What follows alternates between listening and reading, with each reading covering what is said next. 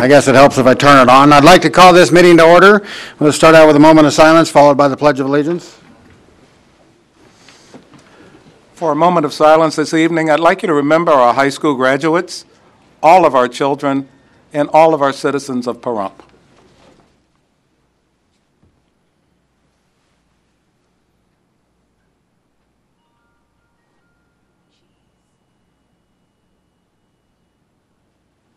Thank you.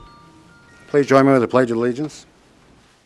I pledge allegiance to the flag of the United States of America and to the republic for which it stands, one nation under God, indivisible, with liberty and justice for all.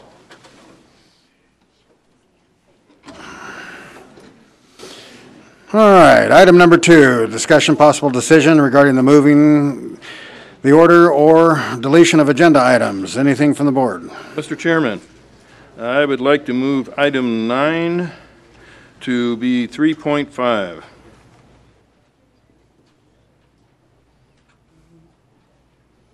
I'll second that.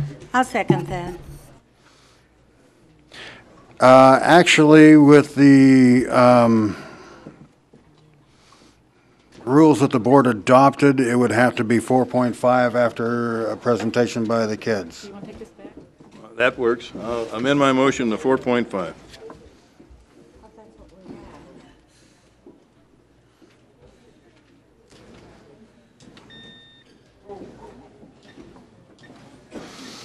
Okay, so item 9 is now 4.5.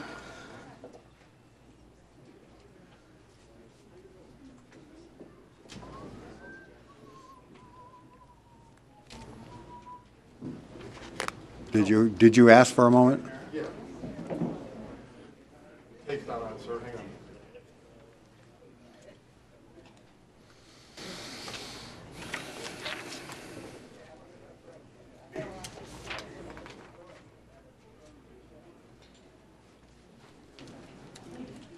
There you go, sir. Thank you. Okay, so item 9 is now 4.5. Any other items to be removed or changed? Okay, so all those in favor signify by saying aye. Aye. Aye. And the motion carries 5-0. Brings us to item number 3, presentation by Mr. O.J. Palmer pertaining to recognition of support certificates for those individuals and organizations, Pahrump Town Board, Pahrump Town Office, Pahrump Buildings and Ground Department, Pahrump Valley Fire Rescue Services, Mr. Matt Lewis, Mr. William Kohlbarger, that assisted in the 2011 Pahrump Valley Community Children's Annual Easter Egg Hunt. Mr. Palmer. O.J. Palmer, Back up a P-A-L-M-E-R. little bit. They're real sensitive. My first time here. Welcome. I just wanted to thank people behind the scenes. It takes quite a little logistics to do my Easter egg hunt, and a lot of people in the town help me do that. Every year that I do it, I come before the town board, and you guys sponsor the park for me, so I got a certificate for you guys. It wasn't you that did it last year, but you'll do for next year's. The town office, they always help a lot with setting up that day for me and everything and reserving it and stuff like that, so I don't have any problems with that, so there's one for them. Buildings and grounds, without them, it's the little things, like they don't mow the grass for 30 days. They don't turn the sprinklers on 3 days before so the grass is all wet. I mean, it's little things like that, turn the power on and stuff for that, so all of them down there. And then I got one from Matt Lewis. I work real close with him. I have since 2000 when I started doing this, and every year he's a big help. I use cones and all kinds of stuff, and I use stuff from the county too. Everybody helps. It's really nice. From 2000 to 2005, the fire department would always show up with their fire truck and hand out teddy bears and stuff that they had, so I have one for them for that amount of time. And then I've been gone from Pahrump for a while, and so when I came back, I got to meet Mr. Kohlberger, and he was really a big help with helping me get everything done here, so I have one for him too. But I'd sure like to thank everybody in the town, and I look forward to doing Easter egg hunt every year. Thank you.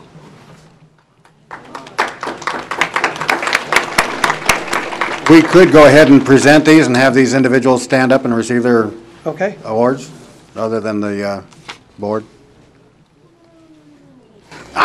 He's going to make us get up anyhow. As he calls for you, would you please come down front, please? All right. First one's town board. Thank you. Thank you very much. Thank you very much for your work. Yeah. Thank you. Thanks a lot.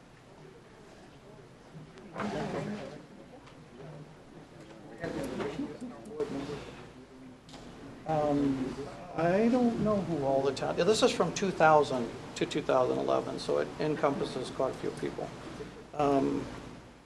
Bill?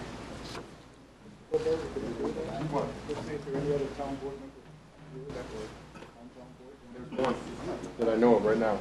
John Russ. There's one. Oh, there's two. Yeah, John Russ and Bill Gold. Rush, yeah. Come on down, Don and Bill.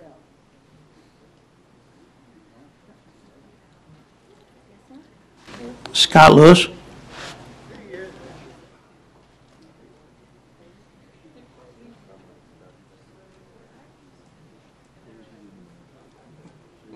Thank you, Odette. Thank you, guys. Thanks, Mike. He's not coming. Matt Lewis? Yay, man.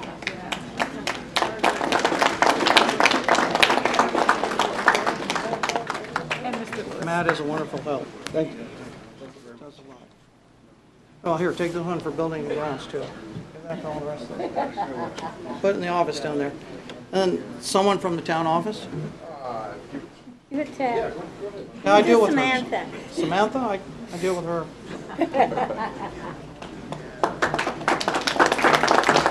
Thank you, Samantha. All right, thanks, everybody. I appreciate it. Thank you.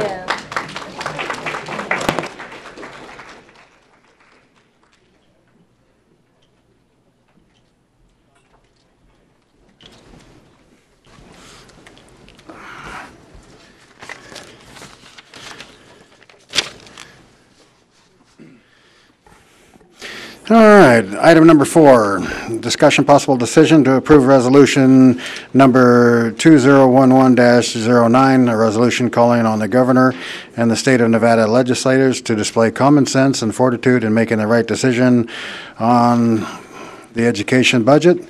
As currently proposed, we, the students, find our educational goals at risk, along with our aspirations of becoming well-educated and productive Nevadans.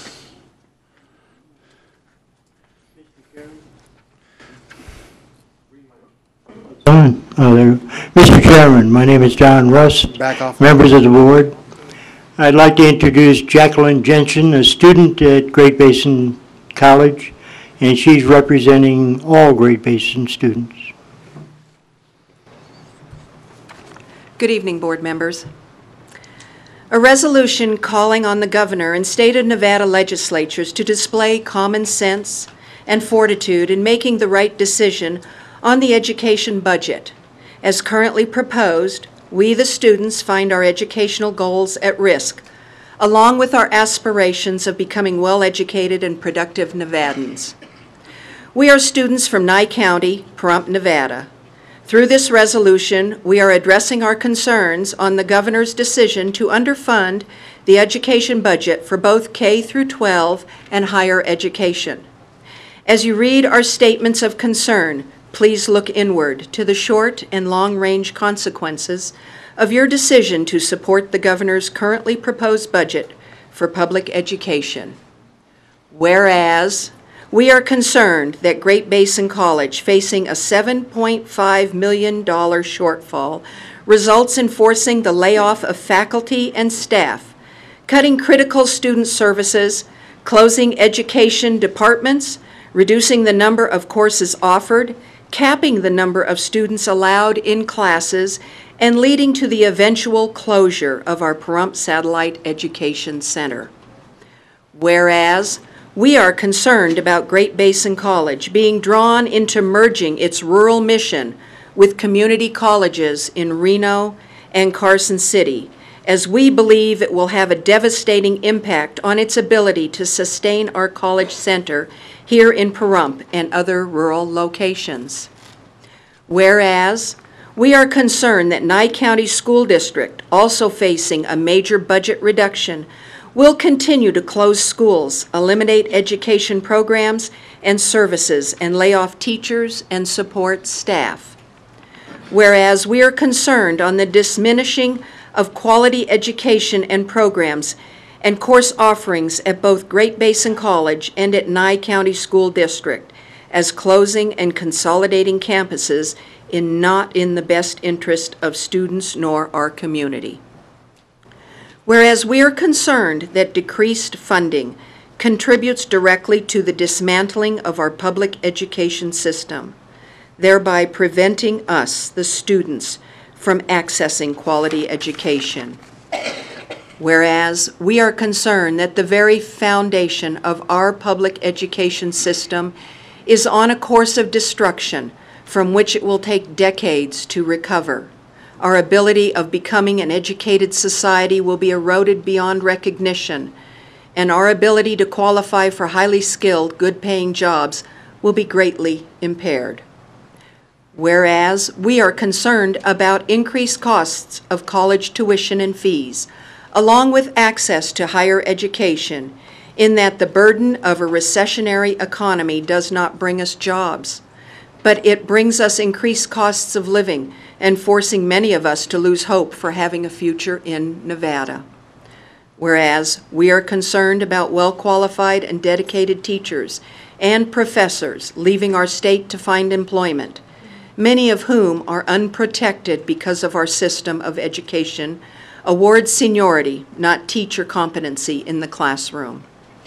Whereas we are concerned about Nevada's plan for economic development, as existing and new businesses contemplating relocation to Nevada will not find a culturally enriched, educated citizenry, nor will they find our public education systems in a position to train and educate us for the skilled jobs they demand.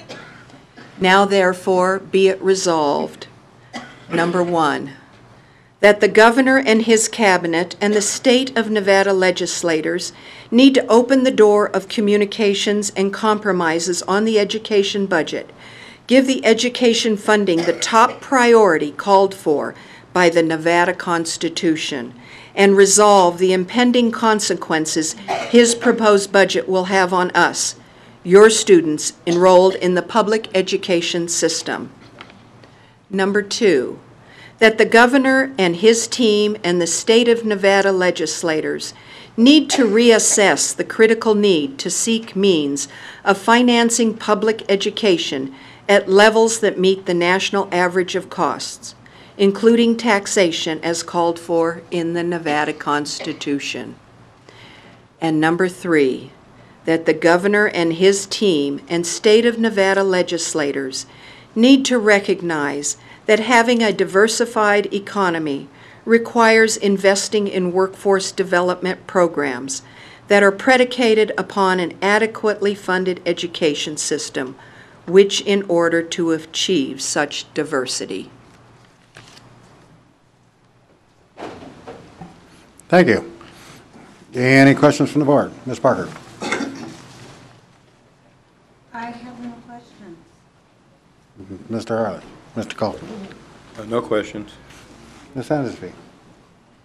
Yes, I do have a comment that I completely support this resolution. It is something that I have seen the people at Great Basin College, whether they're students or staff or administration, struggle and fight for their right to be here in our community, and we really need to get behind those struggles and really support you. So I appreciate the effort to do this. Dr. Waters? Yes, I'd like to correct one thing first, and it's in the minds of many of our people. that Great Basin College is a community college, and it is a college, not a community college. And many people keep saying community college. Just want you to know you can get a bachelor's degree at Great Basin College. And with that said, Mr. Chairman, I'd like to go ahead and move that we approve Resolution 2011-09, a resolution calling on the governor and state of Nevada legislators to display common sense and fortitude in making the right decision on the education budget as currently proposed. Yes, I second. Okay, we have a motion and a second. Any public discussion? Oh, I'm sorry. I did it again, didn't I? You don't love me, I can tell.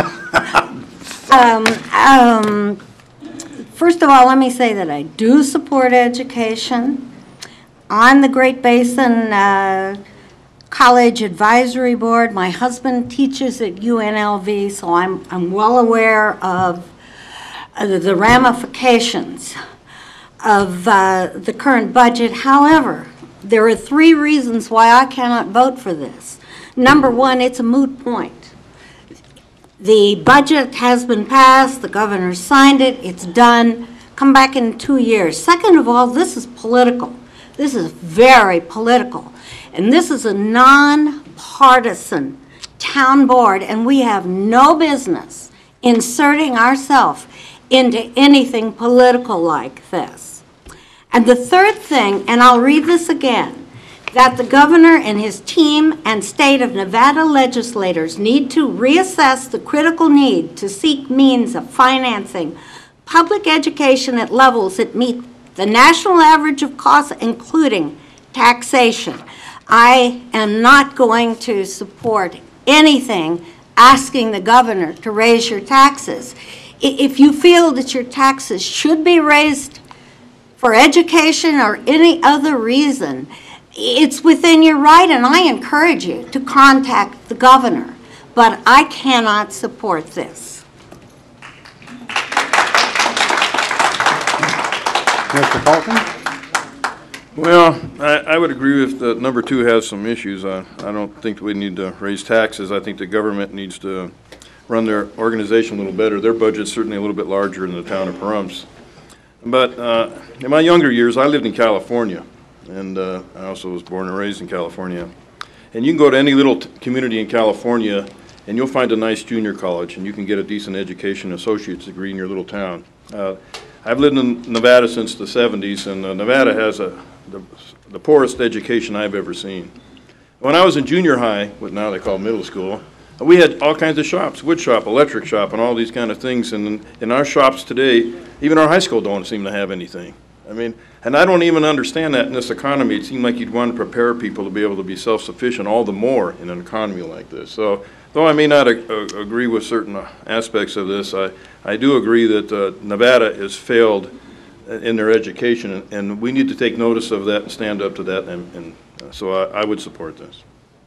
Thank you. I was going to reserve my comments until we got just before a vote, but I would like to go ahead and agree with Ms. Parker on this. I feel that the verbiage in there is quite strong. I think as a board, it would send a negative message as to how the town of Pahrump feels the governor and the legislators are doing their job. And as personally, it goes against my own personal political beliefs that I believe that we need a small government, and government should step aside and get out of the way of the people. So I agree with her. Ms. Endersby. Yes, thank you, Mr. Chairman. Certainly, we are at the end of the legislative session this year, but the challenges for our community, especially our rural community, for our families, and for our seniors. I know the population that attends colleges, whether they're community colleges, are all age ranges. So we have a vested interest in really making sure our governor knows we stand for quality education and adequate education. And if it means that we need to look at ways to fund that, we need to look at ways that we can assure we have an educated workforce and an educated community. Thank you. Dr. Waters. Yes, when we look at the now therefore be it resolved, we're looking at items 1, 2, and 3. And it seems that the biggest problem is with the wording, including taxation, is called for in the Nevada Constitution. But that's exactly what the Nevada Constitution says. And this is all this says, is the same thing. I'd like to read it to you from Article 11, Section 6.3. The legislature shall enact one or more appropriations to provide the money the legislature deems to be sufficient for education. So it's in the Nevada Constitution, and that's all the resolving is saying, in accordance with the Nevada Constitution. I see no problem with this. The Nevada Constitution says it. The legislature have to do their job. That's all it says. And we're asking, the students are asking, that Nevada does what it says it's supposed to do. That's all.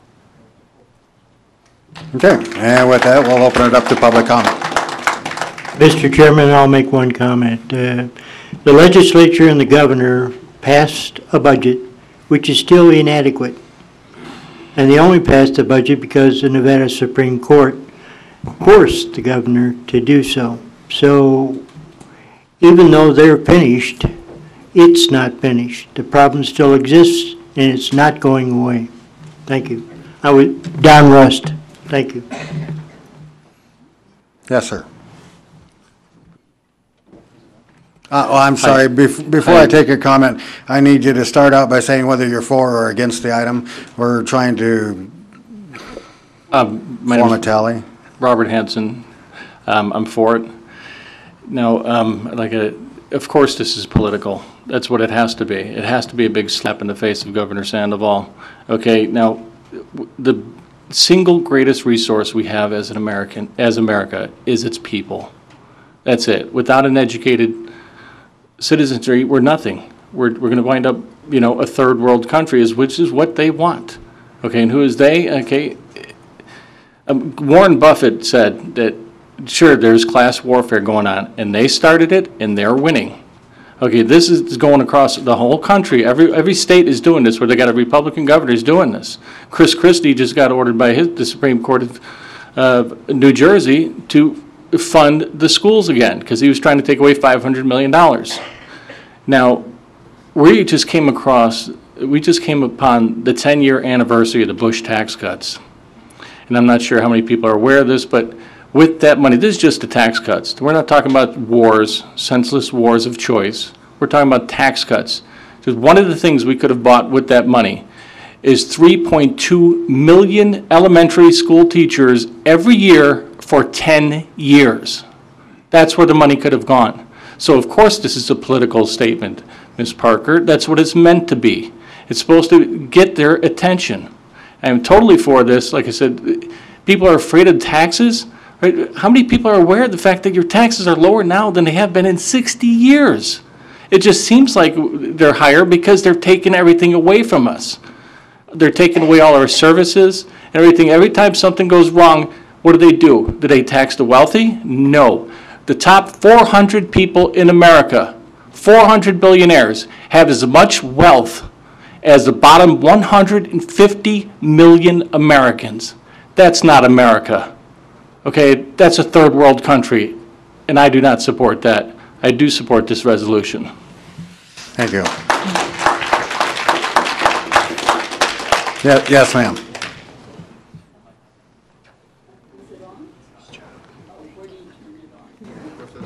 Oh, okay. My name's Isabella Sherwood. I'm a resident of Pahrump, and I am with Ms. Parker on this. It's sad that we are having or suffering a 7.5 million shortfall in our education, but by the same token, we are all in our own homes suffering shortfalls that we have had to tighten our belts. As much as I would like to see a great educational system in this country, we have not had a decent educational system in this country for quite a number of years. We are falling behind all other countries in the world, and we just keep dropping in the quality of education. We keep throwing money at it. That is not an answer. And I just don't see any end to it. We're paying good money out to not educate our children. The dumbing down of America has been going on for a long, long time. And do not feel that adding money to it, what we need is quality, and that has been missing for a long, long time. So I have to agree, though, with Ms. Parker. This is a political thing. This is not the place or the time for it. Thank you very much. Thank you.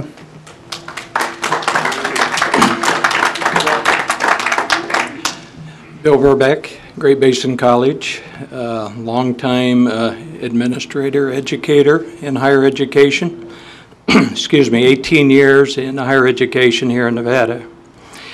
This resolution was brought forward from your students. We have 700 students at this college. We are proud of that. We have grown substantially in 3 years. We're very proud of that too. 50 students came together with myself and faculty to address issues, and this particular one obviously has to do with public education, higher education, K-12 also.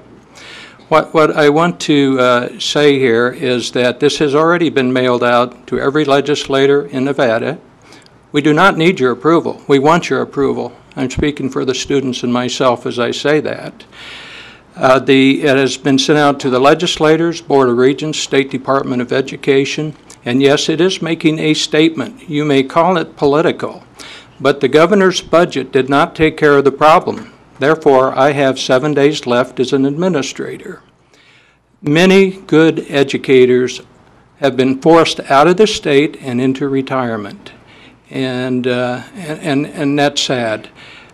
In regards to Ms. Parker, no, the governor has come back every biennium in the middle and drawn back another 15%. No, the good news with the governor's budget in that it is not 29% from the college, it is 17%. The students are still going to have a 13% increase in tuition and fees. That is a given. You can say that it's political, but please trust me, this was brought up by the students, for the students, and it has been submitted to, again, our legislators, Board of Regents, Department of Education, and the presidents of 7 colleges and universities. Thank you. And Jackie, nice job of reading. Thank you. Thank you. Hi, Sandra Darby. It's unfortunate that it went out to the legislatures before it could be proofread. There were several typographical errors in it, including the word educational, which I would think that they would know how to spell. Governor Gibbons had an account a few years ago that people could send money in on their own to support the teachers so that the teachers could get a raise. How many people have sent money into that account to give the teachers a raise? I think he said he only got about $200 in that. That's how important you people, honestly, from your own hearts, think education is important. I spend a lot of time with my granddaughter teaching her. She's going into 4th grade. She'll be learning algebra this summer. That's because I think education is important. When I think back on who taught me education or how to learn school, it was my parents and friends of my parents. It's time people took responsibility for themselves. Everybody's having a hard time right now. And as I read this resolution, are you planning on getting rid of the teachers union? Because it said something about teachers learning on their merits, you know, because it said something about seniority. Are you going to get rid of the ones with seniority that aren't doing a good job? Is that your goal too? Because I'd like to see that happen too. And if you have a union that's defending the ones with seniority rather than working on their merits, that's a good idea. but it seems like the teacher union have been pushing forward the seniority thing. So I believe that it's the parents' responsibility. They need to take time with their children and do it. And I know a lot of people do that. I'm sure Harley has. Mike and I have with our daughter. My parents did with me. That's all I have to say. Thank you. Thank you.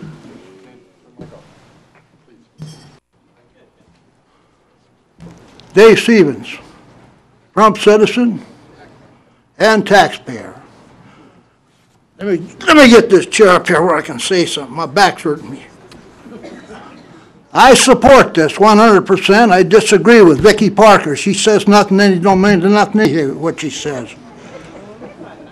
And I went to that college over there one time. I was scared to go there. I snuck in the door. I didn't sneak in. I slid in there. And people treated me real good there. I'd like to see that. How are you going to wake these people up if you don't send them a letter there? You got to send that governor a letter, and Republicans especially waking them up. They never done nothing for a poor man anyway. I was a union man for 60-some years. I'm 82 now, going on 82. And the only way you can wake people up is tell them, wake them up. If I wake anybody up there, no, I don't get kicked out of here. But, geez, you wouldn't want everybody to turn out like me.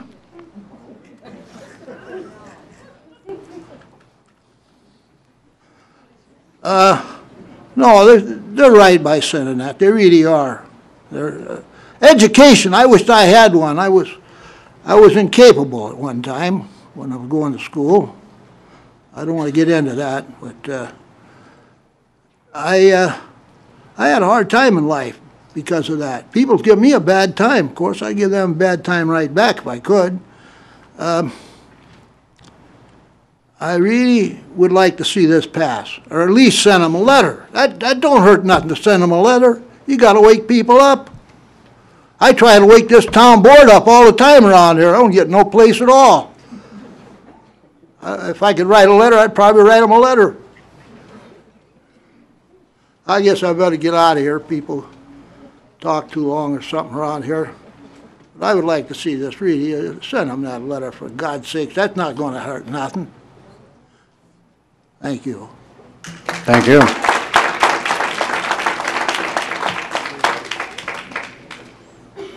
Yes, sir. I'm here tonight with a power of attorney to speak for Joanne Butterwick. Just want to make the board aware of that. I've just turned in my paperwork. I was looking for some words in this resolution they want to send to the governor. And the words I was looking for is, we would like to thank the taxpayers of Nevada for providing the education to us in their tax dollars. I would have thought that would be an appropriate way to start off their resolution. Instead, what I'm hearing is, we don't have enough money, we don't want to innovate, we don't want to do what business normally does, we just want you to raise more taxes. That's the way I see it. And to me, it's the age-old argument about, do we want bigger government or smaller government? At what point does government stop growing? And what they're asking for here is for it to grow by increasing the taxes. Now, I like what the governor had to say. He said that by grade 3 or 4, every student should read and be capable of reading to move on to the next grade level. I teach, at least I used to, as a substitute teacher, and I come from a school board background in New York, and I can tell you that I find students that can't read in high school. I find them being bypassed when you ask students to read as you go down the aisle. This is, to me, I can't imagine how we can be talking about more money when the problem is not money, the problem is organization. And I want to close because I'm not going to take a lot of time with this, but I would say that we did something in New York they've never done here. And we hired a business manager to run the school district. We took a committee of the best teachers in the district to decide how curriculum was going to work, how they were going to organize, and they would actually do a lot. They'd be in on the interviews of the teachers coming to the district, because the good teachers don't want to have to pick up the slack for those who don't perform. And with that, I just couldn't support this resolution, because I think they're just asking for more of what they've been getting, and sometimes you just can't give it to them. And this is one of those times. Thank you. Thank you. Yes, sir.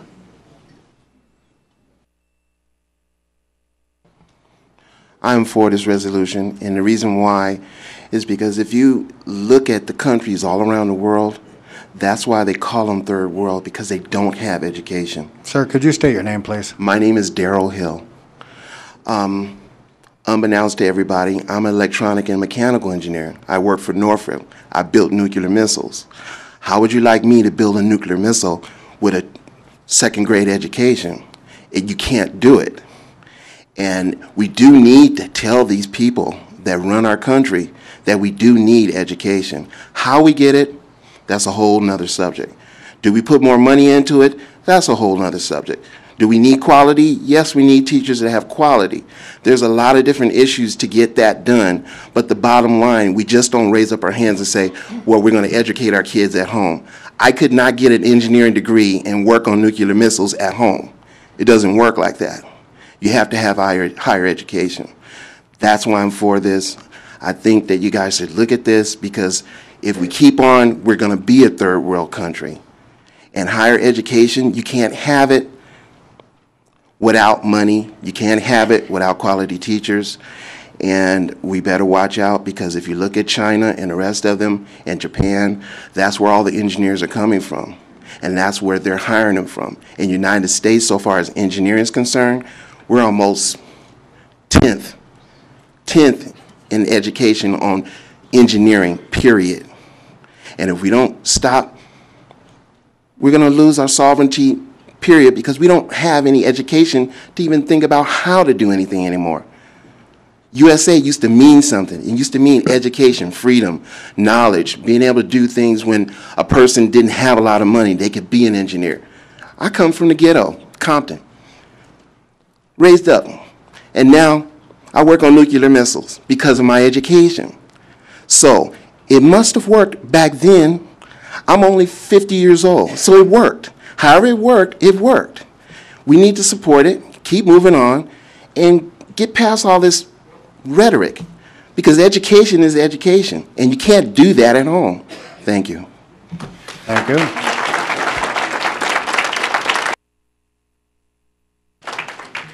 Yes, sir. Board, fellow citizens of Pahrump, my name is John Muntean, M-U-N-T-E-A-N.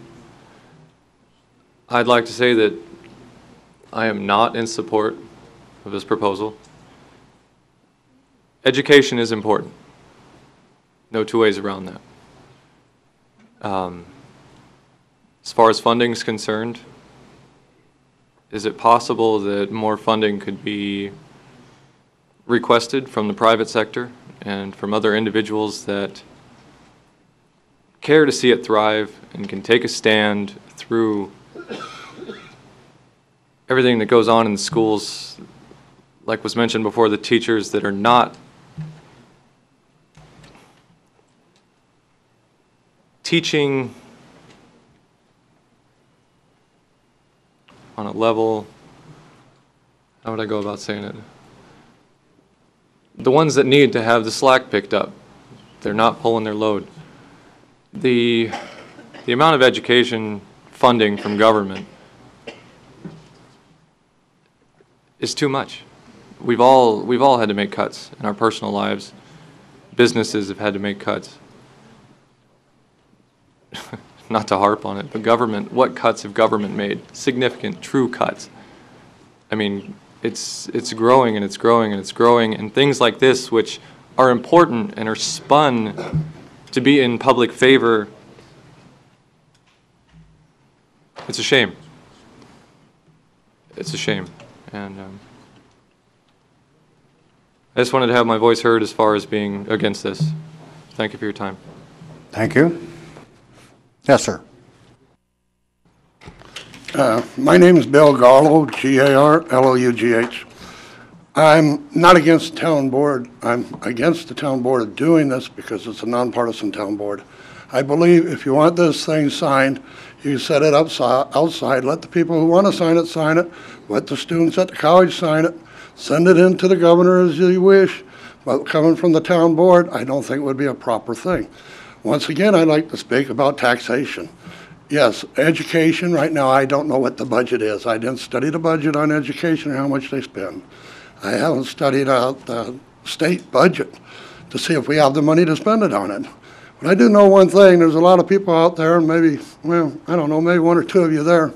When I went to school, the United States was #1 in the world in education.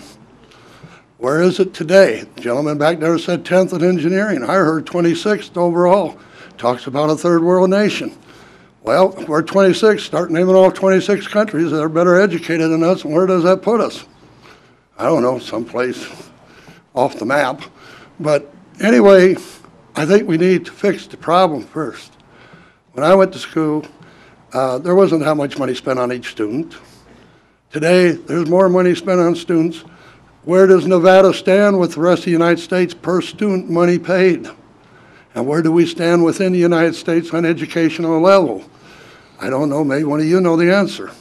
But I think the only proper thing to do would be is put the petition up, let the people from this hearing sign it if they wish. If they don't wish, you know, don't have to sign it. Pass it around the college, mail it in to the governor, and let the governor read it from that point on. If you do it as a town board, it means that you are saying, as a nonpartisan organization, that the town supports this idea, which we really don't know if the town does or not, all the people. So therefore, and by the way, I think I voted for every one of you up there. So I don't have to name what party I'm with, but I do believe that this should be left to the people, not to a town board. Thank you. Thank you. Yes, sir. I'm August Gamir. I am going to be an 8th grade student at RCMS, and I'm a citizen of Pahrump. And I believe the budget should not be cut, well, shouldn't have been cut, because you're depending on these kids to be your future leaders and your future people working for this state and maybe even other states, and you want to depend on these kids.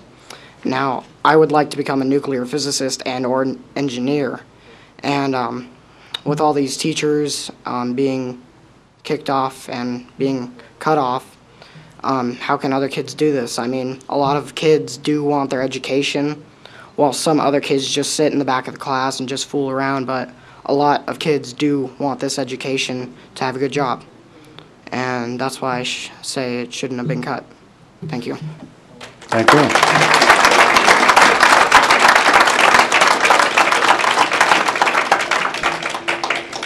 Seeing no one else for public comment, we'll close public comment. Any further comment from the board? Ms. Parker. Yes.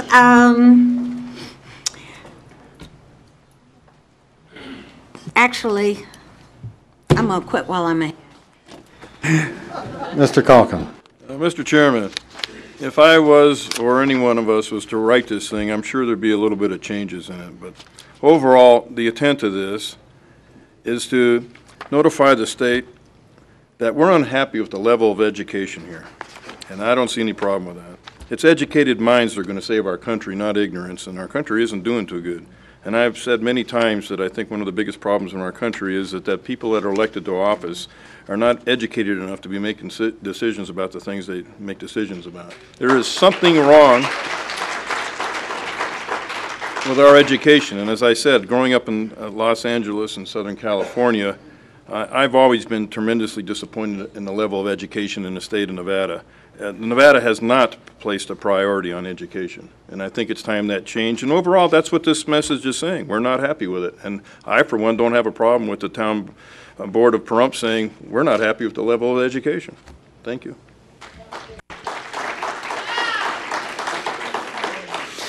When I myself first moved here to Nevada, because of my being so new a resident, it was very difficult for me to find a job in my chosen career as a construction worker, heavy equipment operator.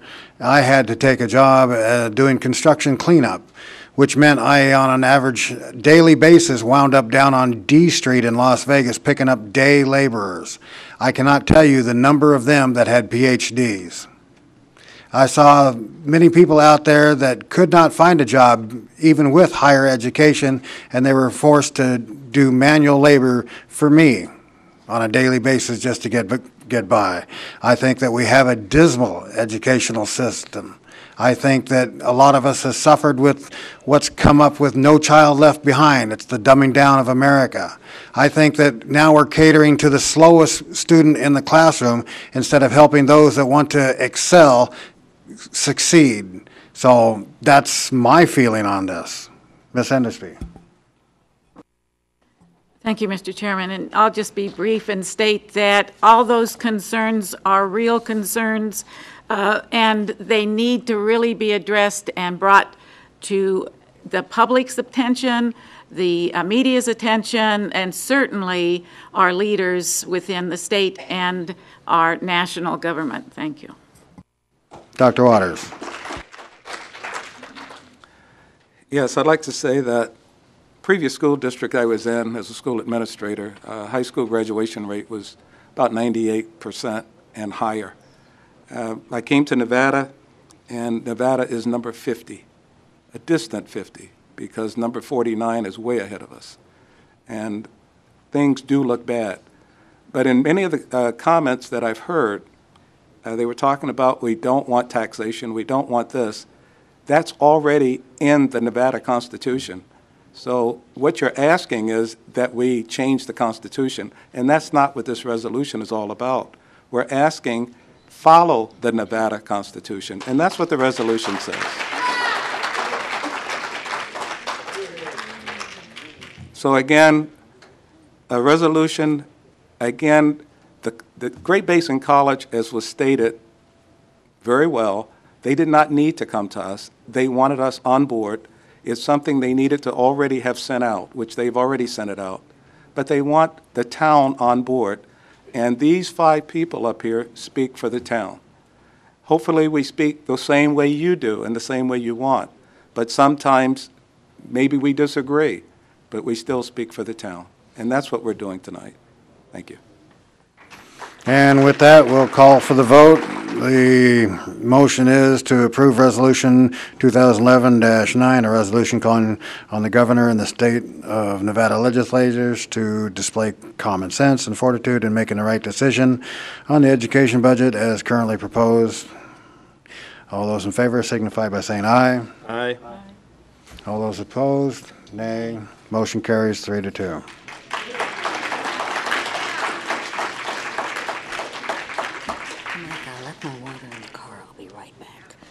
Okay. Ms. Parker just needs to run out to her vehicle for a moment, but the next item on the agenda, is item number 9. Yeah, the word deja vu. Mr. Chairman.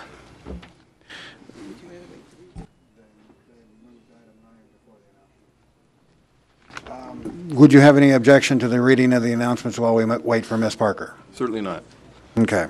So, Ms. Endesby, please, the announcements.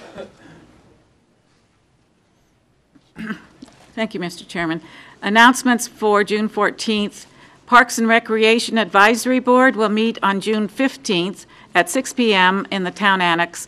Pahrump Veterans Memorial Advisory Board will meet June 16th at 6 p.m. in the Town Annex. Incorporation Advisory Board will meet on June 30th at 6 p.m. in the Town Annex. Pahrump Boundary Line Advisory Board will meet on June 30th at 6:30 p.m. in the Town Conference Room. Pahrump Nuclear Waste and Environmental Advisory Board will meet July 1st at 2 p.m. in the Town Annex. July 8th. July. But we don't know where. Oh, I'm sorry, I'm getting updates here as we speak. July 8th, but the time has not been set yet. Public Lands Advisory Board will meet on July 6th at 7 p.m. in the Town Annex. The Pahrump Tourism Board will meet will be July 7th at 8 a.m. in the Town Annex. The Arena Advisory Board will meet on July 14th at 7 p.m. in the Town Annex. Us Too Prostate Cancer Support Group will meet on June 23rd at 4 p.m. at the Pahrump Library. The Social Security Administration will be at the Town Annex on June 28th at 9 a.m. The League of Women Voters of Pahrump Valley will be hosting the Queen's Tea to honor Pahrump Women of Distinction on June 18th at the Pahrump Nugget Event Center. The event starts at noon. The Nevada Health Centers, Inc. will be offering mammograms to geographically isolated and uninsured women June 29th and 30th, as well as July 1st in the parking lot of the Bob Roode Community Center. Pahrump Movie Night in the Park will start July 2nd and continue each Saturday night through August 20th. Movies will be hosted at Ian Deutsch Memorial Park, with the exception of opening night being at Petrick Park with the film Independence Day. That's July 2nd. The McCullough Arena will be closed to the public from July 2nd to July 5th. However, it is reopened for use excluding these days. The Independence Day fireworks will be held on the 4th of July, starting just after dark at Petrick Park. And one additional announcement that I have is that Nathan Adelson Hospice Blue Butterfly Coffee House is Saturday, July 9th. It's the 7th annual, and it's at 6 o'clock at the Pahrump Nugget Event Center. Thank you. Anything from the board? Ms. Parker? Mr. Colvin? Dr. Waters? Yes. I have three things. It's been announced, I guess, at each town board meeting about the ink cartridges they're collecting to raise money for the powwow. And that you can turn those in, any ink cartridges, printer ink cartridges, turn them into the Chamber of Commerce, and the funds will help the powwow. So anything we can do for the powwow, I say do it. Signs dedicating Highway 160 to all U.S. veterans. You should hear more about that very soon. They've assured us that we should have the signs up by the 4th of July, but somewhere around there, Commissioner Boraski and I will get together with the news media and make sure everybody's aware in case you want to come out and see the signs as they're put up or unveiled. And I received a call from the detention center, and there were several people who told me that many of the people at the detention center did not live in Pahrump, and I found that out of the 233 staff members, 138 live in Pahrump, have lived in Pahrump, and they were hired in Pahrump. So that's 59% of the people. And they said that on the website, www.ccajob.com, if you're looking for a job at the detention center, they said every Tuesday there is usually something on the website, and people are still being hired. They're still being sought. Again, ccajob.com. Every Tuesday, there should be something new on the site. So again, if you're interested in a job there. Thank you. Any announcements from staff? Any public announcements? All right, seeing none, now we'll go to item number 9. Mr. Calkin. Thank you, Mr. Chairman. A few weeks ago, we had this item on our agenda, and it was tabled so that the public could get more involved and certain advisory groups could participate in having their questions answered. And Mr. Holbrook graciously spent a lot of time here. It was a little disappointing that a lot of the people that had negative opinions didn't show up to the meetings and ask questions. You know, I could talk for hours here. You know, but you know, why am I sitting here? Whoop. May I interrupt for a minute, please? I'm sorry? May I interrupt for a minute, please? We have the phone number and the capabilities of getting Mr. Chris Brown from Contour Entertainment on the phone, which will go over the speaker system.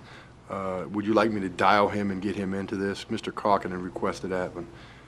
Is that okay with the town board? Any objection from the board? For the public's edification, would you explain to them who Mr. Chris Brown is, please? Mr. Chris Brown is the CEO of Contour Entertainment. He's the gentleman that's going to be overseeing the proposal, if the town board agrees to it. By all means. Thank you. Should I wait till we get them online, or should I just start? Just keep. Okay, I'll hold on for a second.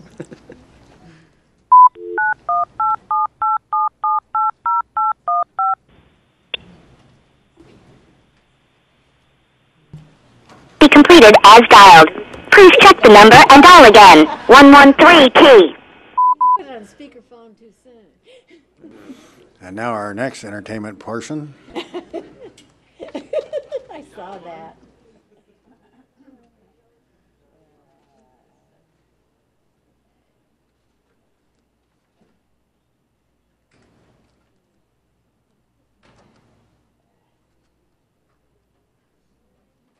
Make sure the number's correct. I may have transposed the number. Okay, I guess I got the number right here. Your dyslexia. That's a good possibility. You did it on purpose.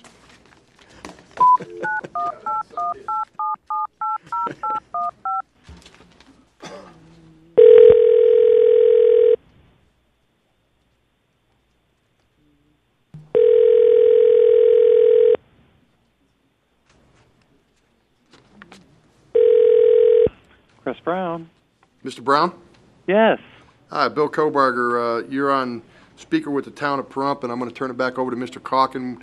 So if there's any questions, will you hold and please listen? Okay, certainly. Thank you. Mr. Calkin, go ahead, please. Actually, it's Mr. Calkin's presentation. Mr. Chairman, as I was saying, why am I sitting here? I think my mission is to make a better Pahrump. Last year, the town of Pahrump made was it a proclamation, or I think they called it, that we are a town in poverty. Resolution. Okay, it was a resolution, so I didn't know which one it was. Proclamation. Okay, whatever it was, that we're a town in poverty. I sure would be proud to be able to sit here one day and then abolish that resolution or proclamation, whatever it was, that we're not in poverty anymore. As I drive around this town and I see all the empty houses and the people on the corners asking for handouts with their little signs and so on, it doesn't look like we've been going in a positive direction. And so I come up with an idea that I believe would bring a lot of financial prosperity to this town, make us a place that we could be proud of living, that we could bring in all the jobs that we needed of all sorts, because a theme park, not like an amusement park, is a city within itself. And it'll take people with all kinds of skills and abilities to manage and operate and run that park. So you would think that people that aren't doing so good and their future doesn't look so good would say, how can we make it happen? That would be their questions. How can we make this happen? But no, it's all this negative stuff. And some of the stuff's pretty amusing. Mr. Holbrook, as an example, was gracious enough to come here and try to answer all the questions, and he gets attacked. And what's so amusing about it is, if you want to get technical, the contract's actually with Contour Entertainment. They subcontract with Mr. Holbrook. A check will be written to Contour Entertainment should we decide to move forward, not Mr. Holbrook. These people just don't even understand how this whole process works. If we're not going to try to do something, then nothing's going to happen. If all we're going to sit here and come up with excuses why we can't do things, that's the easy way out. That really is. In my life, I've tried to do many things in my life, and I never took the easy way out. As an example, when I was in the Navy in the Philippines, I picked up a Harley Davidson. I wanted to make me a chopper. And I thought, well, I'm going to rake the neck. I thought, well, I don't know. I'd have to cut it with a torch and weld it back together, and then I'm riding it down the road, maybe something will happen. But I told myself, well, I could talk myself out of it, but the thing about it is that I'm not going to be happy with that bike when it's done if it doesn't look the way I really want it. So I went ahead and did what I want, and it was okay. When I moved to northern Nevada, I decided I wanted to build my own house. As I said before, I never even put a door on before. But I thought, well, I can learn. I want to build my own house, and I'm just going to have to do what it takes. So I've never talked myself out of stuff, but Pahrump seems to like to talk themselves out of things. I want to put an end to the empty houses here. I want to put an end to the foreclosures. I want to put an end to people moving away because they can't find financial opportunity in our valley. I want to put an end to children having to move away because there is nothing here for them. All 3 of my children had to move away. And unless your idea of a good profession is living off of welfare, you need to move away from Pahrump if you want a decent future. So I don't understand all this negativity. And frankly, I could go on and on. I'm not going to. I'd like to point out a couple things before I make a motion. That we've come up with our own contract in the background. A lot of people are concerned about that we would invest money, and what if they tell us that we're not going to have a theme park? Well, they've always maintained the position that they wouldn't be here if their expertise didn't make them feel that we could move forward. And so to appease all the people that say, I don't want to be off that money, we have in our contract this, and I will read it to you. At the completion of the scope of the work for the initial phase reflected in the proposal, independent contractors shall determine with supporting documentation and calculations if the type of project anticipated by independent contractor in the proposal is a viable project based on reasonable business judgment by independent contractor. If the project is not viable, independent contract shall return the fees of $151,600 to the town entirety. So we're not risking anything. If they come back and say this is not a viable project, we get our money back. Well, they have a right to be protected too. If we're going to ask to get our money back, then they want to be protected. So I'm going to, in my amendment, add this. If the independent contractor finds that the development has a high probability of success, the town must proceed with the second phase of the assessment. If town declines to proceed with the second phase within a reasonable time and under reasonable terms, town agrees to pay independent contractor a cancellation fee to be negotiated by the parties, but not to exceed 1/3 of the contract amount for loss of economic opportunity and profit to offset their investment of time, resources, and know-how with regard to the project. So now both sides are protected. If we're going to engage in a contract with somebody, we should both be serious to move forward. I, for one, don't want to sit here and be part of a board, so to speak, that plays it safe and doesn't want to do anything. If we're going to salvage this town because it's not doing too good and try to do something, then we have to take risk and we have to move forward. And I don't think it's much of a risk. I've done plenty of homework, and if you look up these people that we're looking to engage into a contract to, they're respected all around the world. They're involved in big projects. Many people say, I can appreciate that your thought would be that you can't understand how this could possibly happen in Pahrump. You don't have to. All you have to do is decide for yourself that I want something magnificent for this town. I want a future for this town. There are people you hire to do this. How many people wanted a house? You wanted to have your own custom-built house. You didn't know how, but you hired somebody to do it. That's what we're talking about here. We want something for Pahrump, and we're simply going to hire the right people to make it happen. And I hope that you would all get involved and make this something great for our community. So with that, I'm going to make a motion to engage in a contract with Versitas and Contour Entertainment. And with the included contract, it's in our backup with the addition of, after it says the completion of the scope, that paragraph, to add this. If independent contractor finds that the development has a high probability of success, the town must proceed with the second phase of the assessment. If town declines to proceed with the second phase within a reasonable time and under reasonable terms, town agrees to pay independent contractor a cancellation fee to be negotiated by the parties, but not to exceed 1/3 of the contract amount for loss of economic opportunity and profit to offset their investment of time, resources, and know-how with regard to the project. Also, the other change I want to make is near the bottom of the front page. It also says, upon receipt by the town, invoices submitted by independent contractor are due within 60. I would like to change that to 30 days because that would give us enough time, should they submit an invoice, they go through the procedure that we have to approve, and then they could get paid. They wanted a lesser of a time, but of course that couldn't happen. So. Mr. Culkin, before you ask for a second, or before the chair asks for a second, would you also add by independent contractor at the very end of the first sentence of the second paragraph under subsection 1? So it would read the sentence starting at the completion of the scope of work. That sentence would end with the words by independent contractor. And I think that you had brought that to me as being something you also wanted to include. Okay. Could you go over that again? I'm at that paragraph. The paragraph that reads at the completion, the second line from the bottom ends with reasonable business judgment, and then after that, you're going to add by independent contractor, which should be in red in the document we prepared. I guess it's not on here because I have that one, a copy of that one, so maybe somehow that'd make it. By independent. So you're saying after it says 151,600 to the town in its entirety, it'll say by independent contractor? Mr. Culkin, no, the sentence immediately before that. So right before the sentence that begins, if the project is not. On the screen. See the little hands moving? Yeah, okay. Right there, sir. Judgment.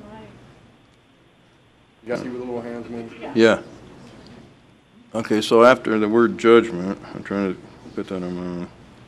You had read that earlier. I'm just restating that we need to make an amendment that reflects what you've stated earlier. Okay, I see what the issue. I'm looking at that copy, and I didn't realize that was changed in the first one. So yes, I want to make that change as well. So it's a business judgment by independent contractor.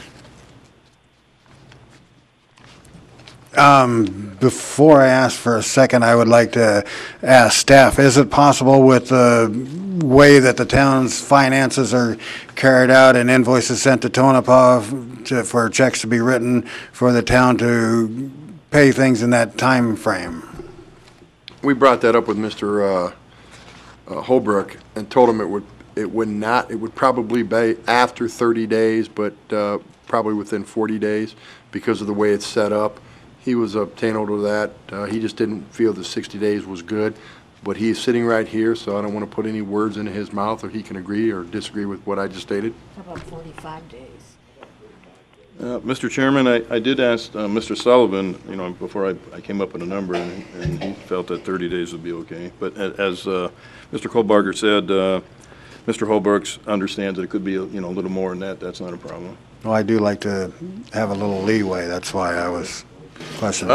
We understand the public process and that there's a procedure that needs to be followed, and it changes a little bit based on when they get submitted and everything. So we just don't want the invoices to reflect that you have 60 days, because then people normally take 60 days. And so we wanted to say that as long as it's reasonable, we're fine. And if it's 35 days, 36 days, 40 days, it's fine. Just make your best effort to stay timely. And you're aware of our unique situation where we don't actually write our own checks? Mr. Kohlbarger explained it to me, yes. Okay. Thank you. Mr. Chairman, I wanted to, before you ask for a second, I wanted to add another part to this motion in regards to the funding of this.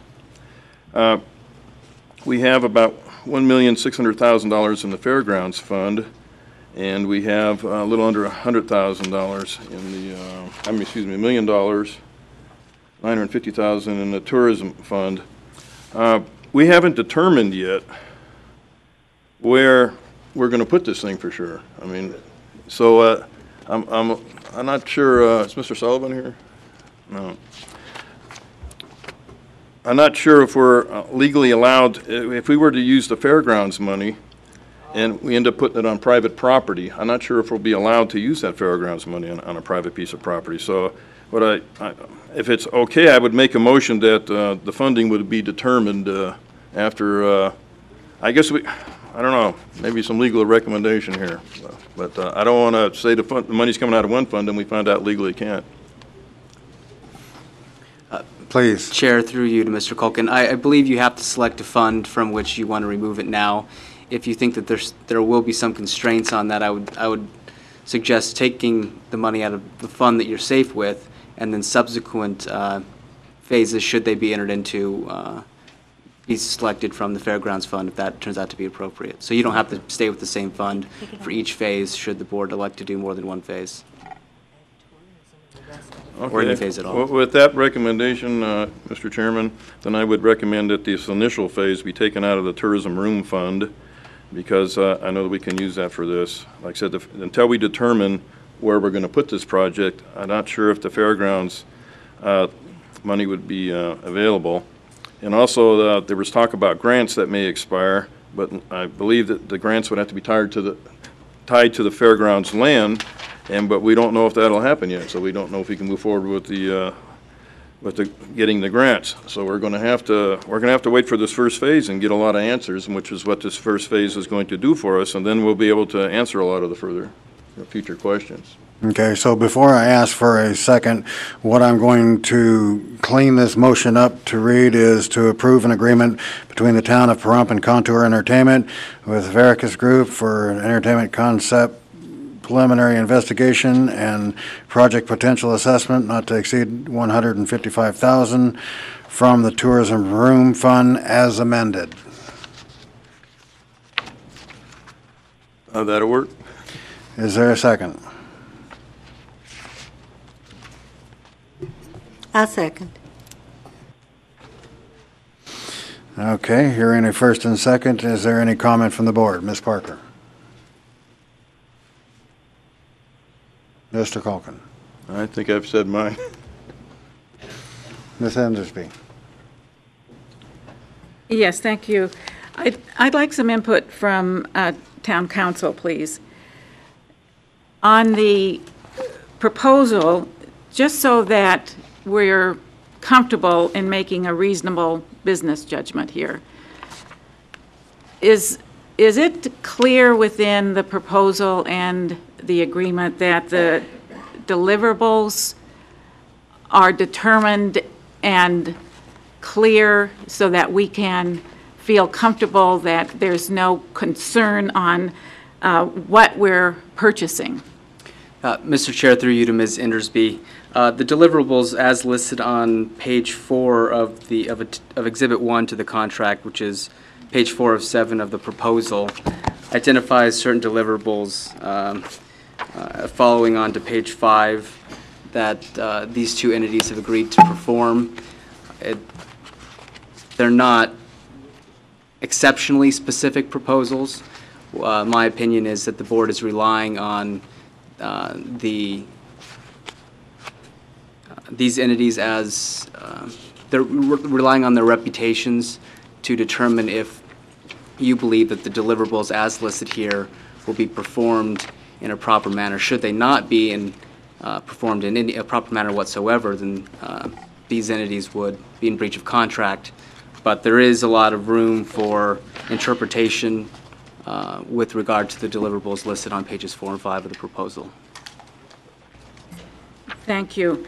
Also, do you feel, I know we were concerned about going to bid and asking for some other offers of services for this, and it was made clear that it's not necessary within the NRSs to do that. But is that something that can be done to go out to bid? Again, Mr. Chairman, through you to Ms. Endersby, it's because these are professional services, it doesn't have to go out to bid, but you're right that if the board so elects, we can put this process out to bid, this contract, this proposal out to bid. Thank you. And just the last question. I understand that the proposal was brought forward from Contour and Mercedes. I always want to call it something else, but with that, the ability to negotiate some of those terms, I think, is very important. Can you just help us understand how that can be accomplished now that it has been presented? Ms. Endersby, can you clarify for me? All right. The terms as far as the cost, what's involved within that, and again, the time frame and the deliverables, can that all be renegotiated at this time, or how can that be accomplished? Again, Mr. Chairman, through you to Ms. Endersby, since the town board has not yet adopted the contract as written in the backup or as proposed by Mr. Culkin with his amendment, you have all the time in the world to renegotiate, if you like, with these two entities. But should you elect to go forward tonight and adopt it, the amendments that you propose to the contract would have to be made tonight. Or you could not vote no or vote to continue this item until the agreement meets with your approval. Thank you. Dr. Waters. Yes. Thank you, Mr. Chairman. One of the things that I did at the last town board meeting was ask that it be tabled. Several citizens approached me and said that I had made a mistake on that. The reason I wanted it tabled was because I wanted a chance to talk to our advisory boards and a chance for our citizens to meet Mr. Holbrook and hear about exactly what's going on. Now, I met Mr. Holbrook at the last town board meeting. I did not know him before that. I did not know Mr. Holbrook. And listening to all the things that were said and all the phone calls that I've received and all the emails that I've responded to, I wanted to do some research and find out who Mr. Holbrook is. So I've gone through the industry and I've contacted some people, and I was looking at a rating of 1 through 5, 1 unsatisfactory, 5 completely satisfactory. And from all the people that I got responses from, and that was everybody I asked, I received a 5. Very highly rated, highly recommended, and on all the other things. He made a statement at one of the meetings, one of the presentations he had, that he knew Mayor Goodman and had advised him on something. I did find out later that he knew Mrs. Goodman better because I guess their children were in school together or something else. But I called Mayor Goodman to find out for sure. I won't say I don't take anybody's word for it, but I wanted to follow up. That's the due diligence that I think you hired me to do. And talking to Mayor Goodman, he said, the man is not a liar. Don is not a liar. Because I said, I want to know if he's telling the truth. He says he's not a liar. If he says he promised to do something, he's going to do it. And he also gave me comments from his wife backing up the same thing. So again, I got a 5 from that. But I wanted to do something else too. There's an economic development person for Las Vegas who should know something about Don Holbrook. So I contacted him, and he too said, you couldn't find a better person if you're going to have a project in Pahrump. Now, I want to add a couple other things because there were quite a few other people in the industry. I'm not familiar with the theme park or amusement park industry. And I did find out in talking that theme park and amusement park are totally different.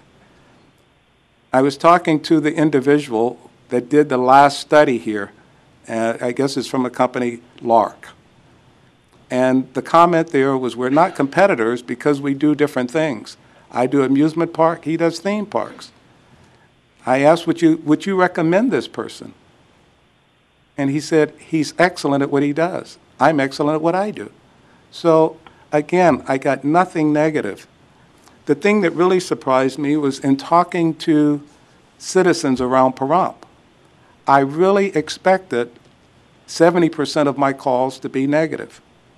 However, 70% were positive. That surprised me. There was one person I received about 8 emails from, the same person. It was all negative. And I counted that in, the 30%, to make it that high. If I'd only counted it as one person, then probably would have been 75% to 25%. And what I'm trying to tell you, it sounds like the public here wants it. And we're here to represent the public.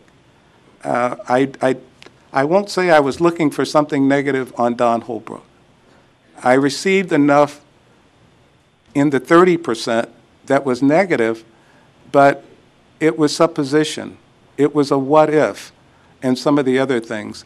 I talked to one lady for 45 minutes yesterday, and she said that instead of using the room tax money for this, we should use it to feed the poor and help them with their mortgages and some of the other things.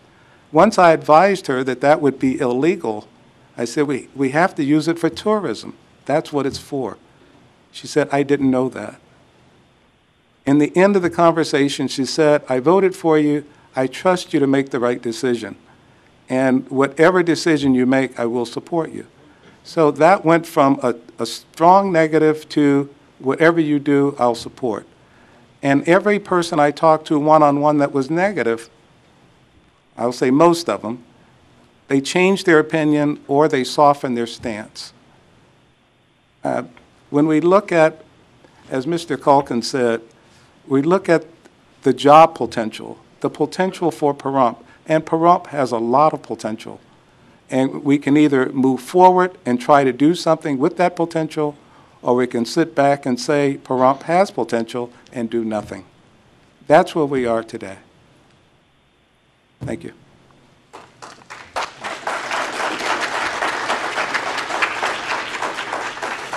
I would have to say that the experience that I've had since this item was tabled is exactly the opposite as Mr. Waters. I've got an 80-20 ratio going with phone calls and emails that 80% of the people are dead set against this, with a mere 20% giving it approval, ranging from the fact that Las Vegas is Sin City, that not that many people will throw their entire family on a plane and say, let's go to Vegas. It's more of an adult playground. The 3% market that we're after is more of an adult market. The few people that I had that were positive are just looking for something to do with their kids during the summer months or whenever they're not working. So it's that was the information that I've gotten in speaking with, in calling up people that provided letters of reference. They are all members of the same board that Mr. Holbrook belongs to. Speaking with a gentleman in Vegas, he says that, yes, he knows Don, but then I asked him, I said, well, what projects do you know of that Don has completed? And strangely, for the amount of time that he's known him, he could not cite any completed projects. And I explained to him that even though the presentation was stunning, everything that I saw was an artist rendition. I didn't see any photos of finished products. To me, the proof is in the pudding. If you can show me something that was completed, that was done, that was started and finished, that means more to me than a pretty picture drawn by an artist. And basically, that's the information that I got over the last 2 to 3 weeks. Mr. Chairman, first of all, understand that we are not going to be shelling out a check for $151,600, it says here right off the bat. The initial thing is 30%, that's $45,480, and that covers the interim review. And by the contract, we are expecting to get supporting documentation and calculations, and obviously it'll be up to our scrutiny to determine if we got our money's worth. At this time, Mr. Chairman, I think it being as we're actually hiring Contour Entertainment and we have Mr. Chris Brown on the phone, I'd like to, if with your indulgence, ask Mr. Brown to talk a little bit about his company and his achievements and what he plans for Pahrump. Should we move forward with this? Any objection from the board? No, that was going to be my recommendation. Mr. Brown. Good evening. It's been interesting listening to everyone speaking, and thank you for the opportunity to call in. I apologize for not being available in person. I am leaving very early in the morning on a flight. At any rate, by way of brief background, Contour is a company that I formed with 4 other executives, ex-Disney executives, a little over 10.5 years ago. I spent about 17 years at Disney in various capacities, culminating in a position where I was responsible as the technical director for all Disney's theme park conceptual development worldwide.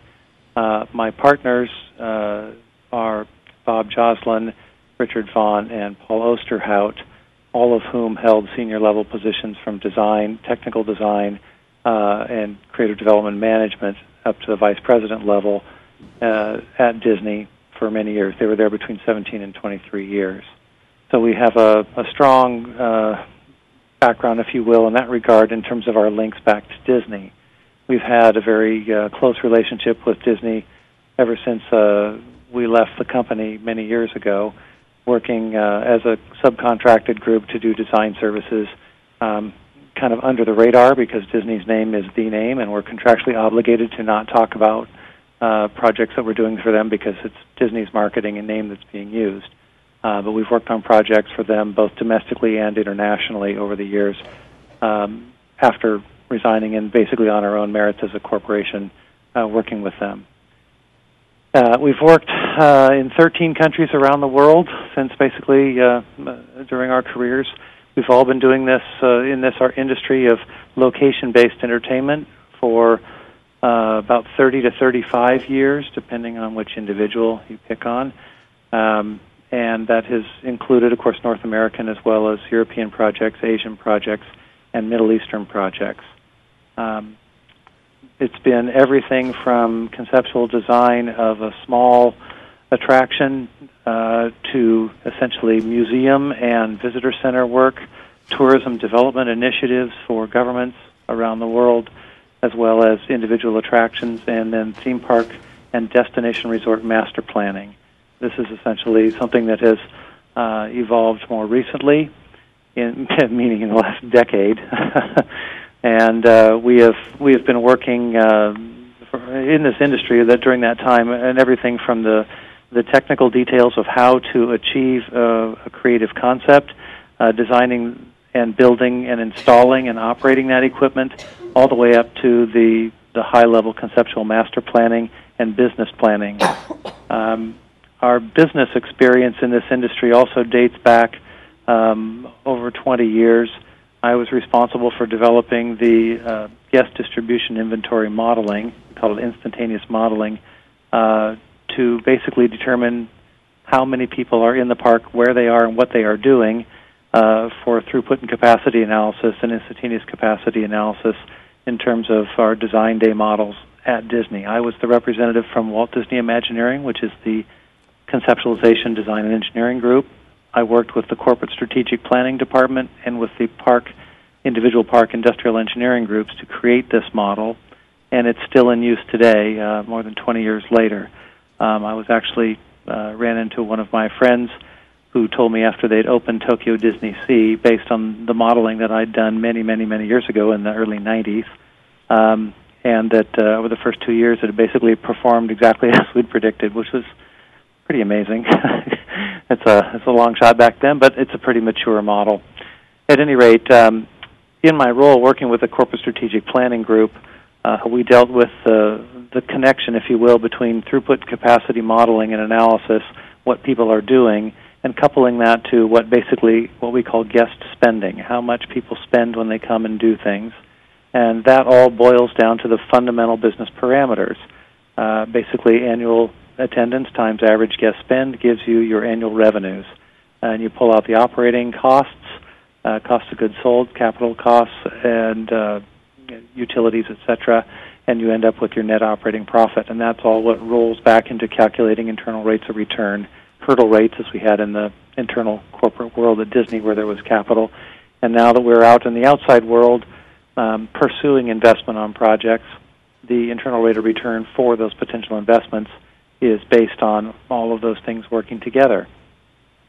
As I know you are aware, we have a relationship with Mr. Holbrook, and that relationship grew out of a project we've been working on for a number of years in Houston, Texas, where we were brought in to basically create the next level of initial design that was done and create the destination resort that it has become today in terms of a conceptual design. Don had created and worked with the local community improvement district along with other entities in the state of Texas to create an incentive program that, to be simple and blunt about it, makes the project financially viable. So it was actually a new introduction to me to the whole arena of public finance. I've worked in the private sector my whole career, basically up to that point, although we had worked for governments directly, dating back to 1997. We were employed by basically the government in Dubai and the United Arab Emirates to conceptualize and design, again, a tourism development initiative, and that project was paid for directly by the government.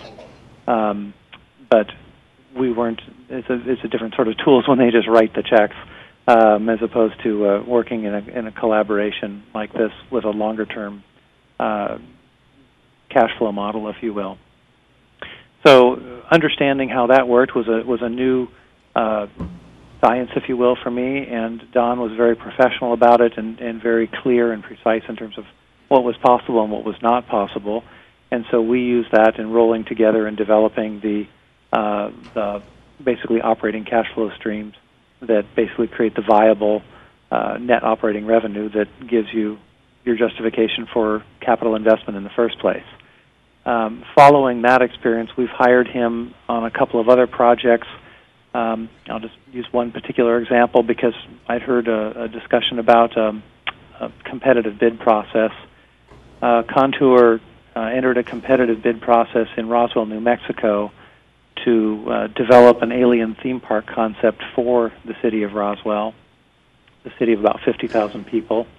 There were some, 27 companies who applied for that. 13 were qualified, including Contour, and we won that competitive bid based on our initial proposal and the financial, aspects that were associated with that.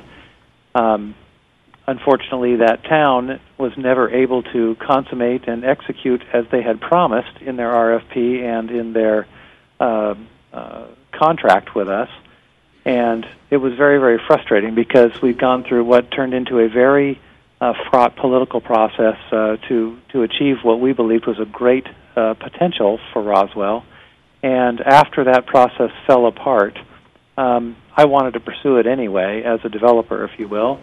So I contracted with Don's group and sent them off to Roswell to try and work with the mayor and the city development director and local citizenry to find out what the opportunities were. I flew out there a couple other times to meet with them to understand, what the potential was. And the bottom line was that the city, although enthusiastic about the idea of us coming out there and investing in their community to help create jobs and build on the internationally recognized identity of the city, wasn't willing to do essentially anything, and that made the project unviable. And he recommended that they weren't going to be able to support it in any way that would help us to make cover the financial hurdles.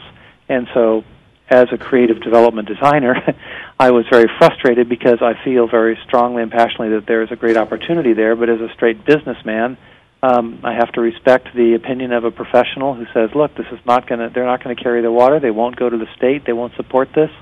They're caught up in their own internal politics." And so, you're going to just waste your time beating your head against the wall trying to get them to do things to make this work. And so I, with some reluctance, pulled out of the project based on his recommendation. And again, I bring that up for a couple reasons, to help you understand that we've been through a public competitive process when it was something that we were enthusiastic about, and we pursued it, and we were the victorious, if you will, bidding company. And I hope that helps to make you feel more comfortable that we understand these things and we are pricing things in a competitive fashion based on what we know they will cost us to develop, because frankly it's basically covering our cost. This is essentially a subsidy that helps attract us to pay attention to and look for the opportunities for development within your community. And our goal out of this is to develop a project that we believe is commercially viable, that we believe we could procure funding for and we could take forward, assuming that we can get the support from the local community. And that both means the public entity in terms of tax abatements and other potential incentives, as well as the enthusiasm of the community. I have always been adamant in all of my dealings with groups that we must have we can't come in as a foreigner, if you will, or an outsider and force people to like what we're doing. We want to tie into the fabric of your community. We're storytellers. We want to ensure that the ideas that we put forth are complementary, that they are mutually beneficial to other existing businesses, and that they build upon the foundation of the background, the history, and the stories of what your community really is all about. So we're not going to come in and try and force you to embrace something.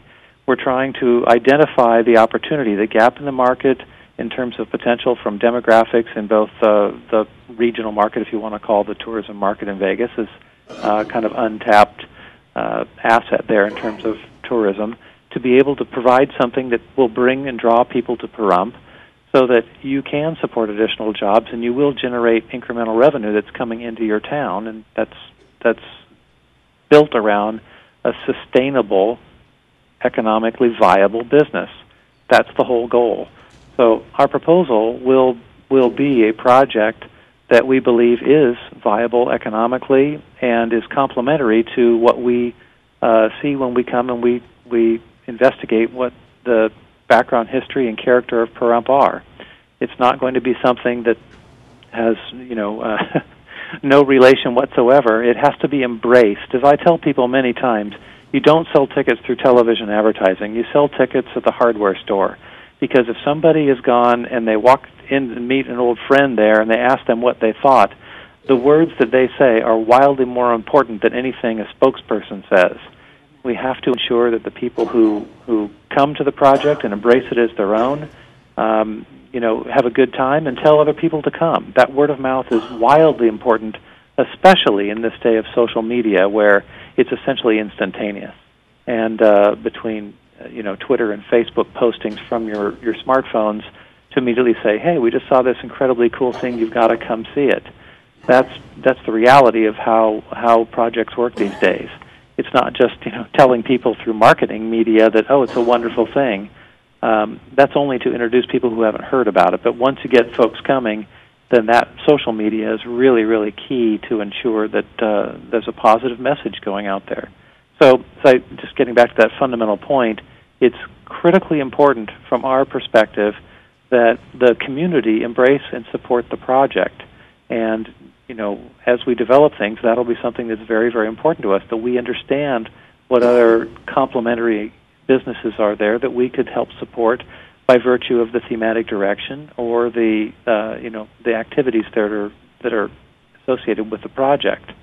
We're all well aware that Las Vegas has, millions and millions of tourists coming, and they have an awful lot of offerings there. We need to understand what is not part of that, what we call competitive landscape of activities, so that we can identify something that has market potential to draw people off the Strip in Vegas to come out to Pahrump. In the prior work that we'd reviewed from Michael Jenkins, Lark's company report, there was a concept provided to them for a Western Heritage Town and a water park, and it was scaled appropriately for basically regional support. It was not developed or necessarily conceived as a tourism development initiative, and we would agree that that's not something that it was really going to do. I would presume that's one reason why it hasn't been pursued. At any rate, I simply want to reassure you that this is a very common assignment for our company to develop, conceptualize a business and an idea that will complement a community and create tourism attraction to a certain extent. We believe there's a strong market to draw from, including the resident and tourist market in Vegas, and we simply need to investigate and identify what isn't being done that would work, and is also complementary to what's going on in Pahrump. We take our assignment as the job of identifying such a concept, and that is what our proposal was, and therefore the idea, we've never had a clause in a contract that states, well, if you don't come back with something, then we want our money back, because the whole job is to develop a concept that we believe is viable and recommend it. I'm not familiar with Pahrump. I'm not familiar with what's going on there and what the realities are. We have to come and see and understand. So as we do that, it will help color and define what the project is, of course, and that will be everything from the scale, the thematic direction, and scale, of course, means not just a physical scale, but also economic scale, and how many people to be employed, etc. So all of those things will be part and result of the investigation to say, hey, here's something that we believe is a great opportunity, and we believe it makes sense, and here's why, not just based on a gut-level reaction, but with parametric evidence to why we believe it makes sense in terms of typical analysis of penetration into existing markets for attendance models and for price point comparisons and all those things. So that's what we will bring forward. And I feel like it's late and I've been talking for a long time, so I don't want to drone on. But please, if you have a specific question, I'll be more than happy to address it. Yeah, we're going to open it up to town board member questions, and then we'll go to public comment. Ms. Parker? Mr. Culkin? Ms. Endersby? Yes, Mr. Brown, I appreciate the fact that you are willing to come and speak with us, and I heard such glowing comments from the team that went to visit you, and in my research I have noted that there is, in my mind, no question of your professionalism, your company, and Mr. Holbrook's. I certainly think that we and really the state and the country are in a place where we have to really be visionary and look at 21st century possibilities and embrace those people that come with the ability to help us do that. So I appreciate that. I do have concerns about the proposal. I think that there are ways that we could work with you on that, and I would certainly like an opportunity to make some changes to it as far as what I see could possibly be more palatable if we were to move ahead. But with that, I think that the general idea to have something that will make a difference in our community is important. What that something is has been entertained by many boards here, many years of looking at what it is that we could do for Pahrump to increase the job market, to help the economy. I just know that I've heard from many people, and not all of them have been positive and feel that we should move ahead with this. But that is oftentimes a reluctance because we can't face those changes in the state of the economy that we're in now. But anyway, I do appreciate your input, so thank you. Certainly. Dr. Waters? Nothing. Thank you. All right, seeing that, we'll open it up to public comment. And please remember to state whether you're for or against this.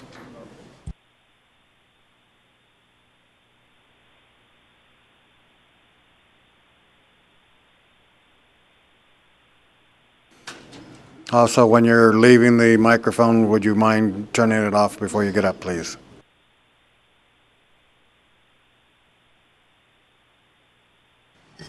It's on now. Good evening. My name is Marcia Goldstein. I've been a resident of Pahrump for 13 years, and to start off, yes, I am for going ahead with this project. I've never come up to public comment before, but I felt tonight it was imperative that I do so. I think this is a turning point for Pahrump. Pahrump has been a certain way for a very long time, and if we continue the way we're going, nothing will change. It will only get worse. When I moved here 13 years ago, it was a boom town. Every time you turned around, there was a business coming in. There were homes being constructed. My favorite thing was seeing a home being framed. It was more people coming. People had smiles on their faces. It was a different time. It's a different time now. I believe that we need to go forward with change. I believe in personal change, otherwise I couldn't do what I do professionally, and I think change and growth in Pahrump is vital at this moment. I believe that we have to do it now. Now is the time. P in Pahrump needs to stand for progress, not procrastination. I want to thank the town manager for putting on the workshops, because my husband and I attended 2 of them. We met Don, we asked questions, I listened. I read the backup. Pahrump does not have to stay the way it is, as I said Buses go back and forth, and they stop at Smith's, and they use the restrooms, and they pick up snacks, and they go. We are situated, I believe, we are sitting on a gold mine. And I think when you get the experts here, and they do what they do, and they are the best, Pahrump can prosper. And everyone, I believe, in Pahrump will prosper in one way or the other. Change is difficult, but there's 3 words that I want people to remember. It's vision. We need vision. Everyone on the board had vision when they ran. They were passionate because they came to meetings, they told people how they wanted to lead Pahrump. And we need to have courage that Pahrump can change and be a wonderful place to live. I truly believe it can be, and I want this project to go forward. Thank you. Thank you.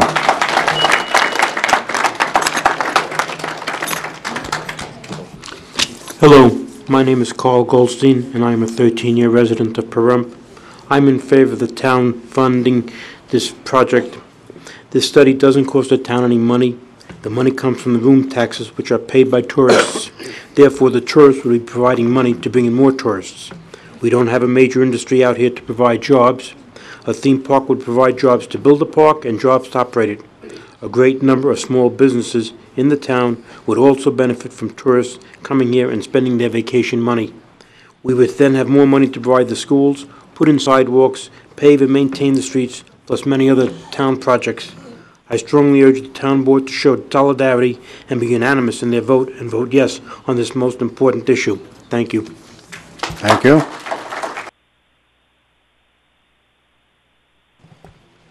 Did I get it? Thank you. My name is Craig Rowland, and I moved to Pahrump. In fact, I was transferred here by request to manage a business here in town, and at the end of February, I retired from that business, and I am now a retired Pahrumpian.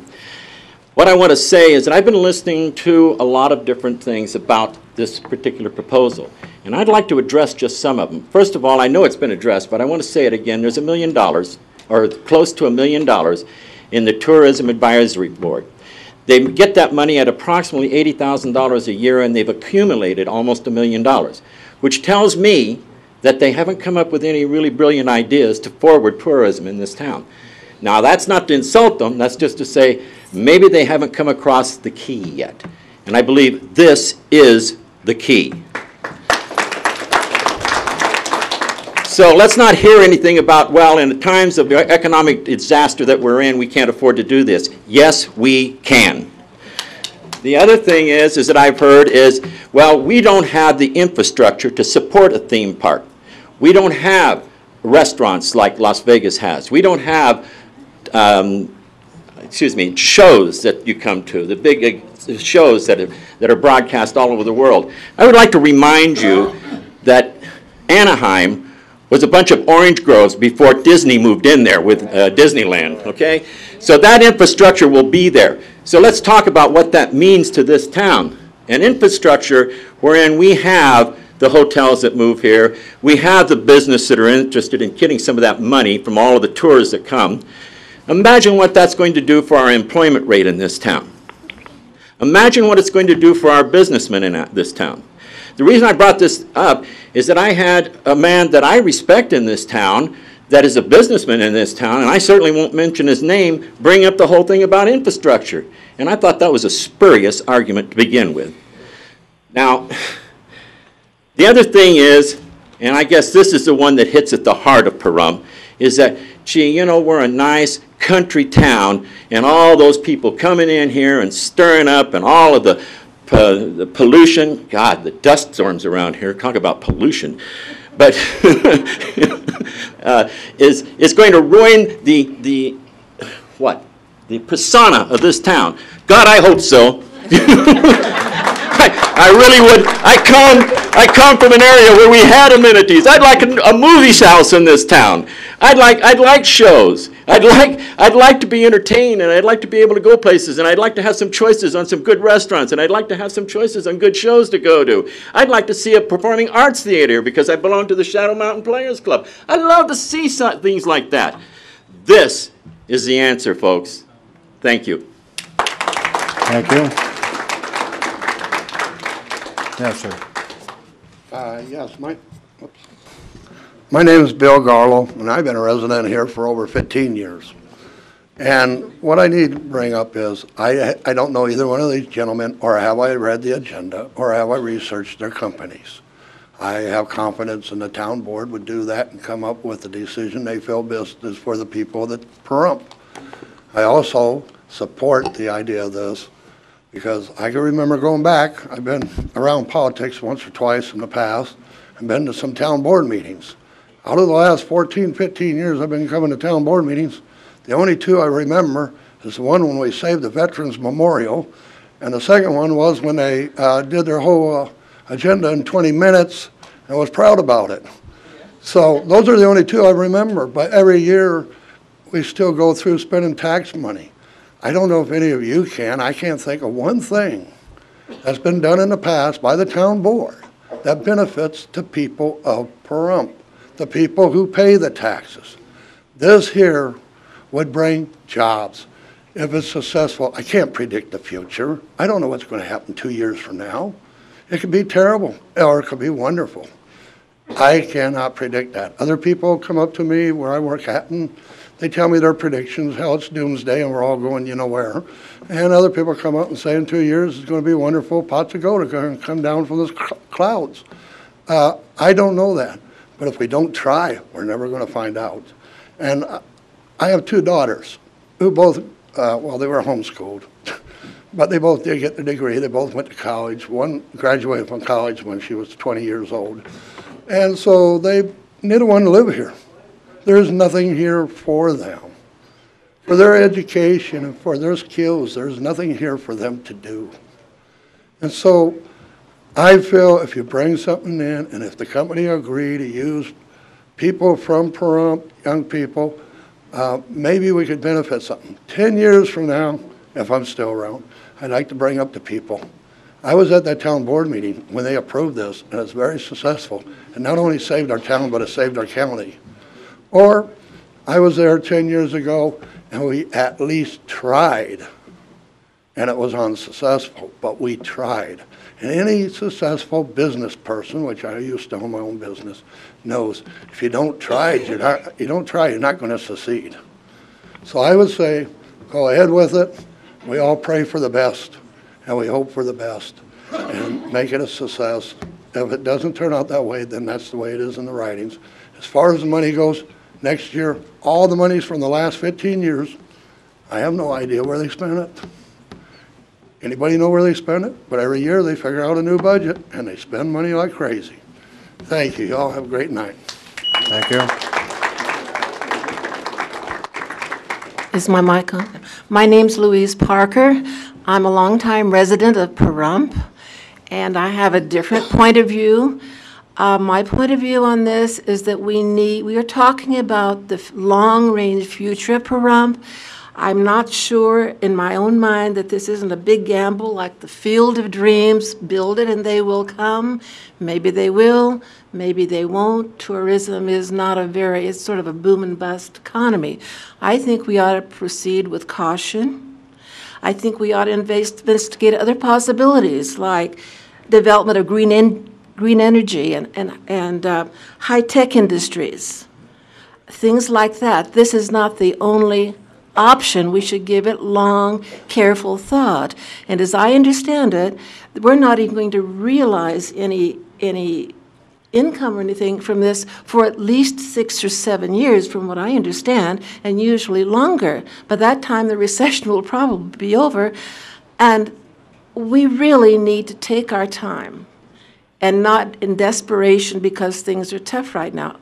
We do need to plan for the future of Pahrump and not let it stagnate. We do need to do that, but I think we ought to consider all the options and not rush into it without a lot of investigation, because it's the future, and it's the image of Pahrump, and we're creating a town that, do we want to live in the town we'll be creating, or do we not want to live in that town?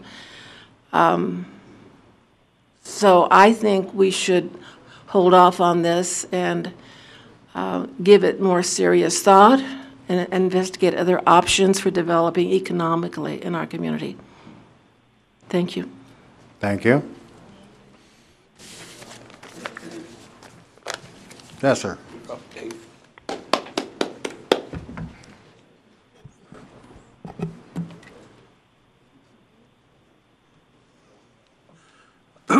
Dave Stevens.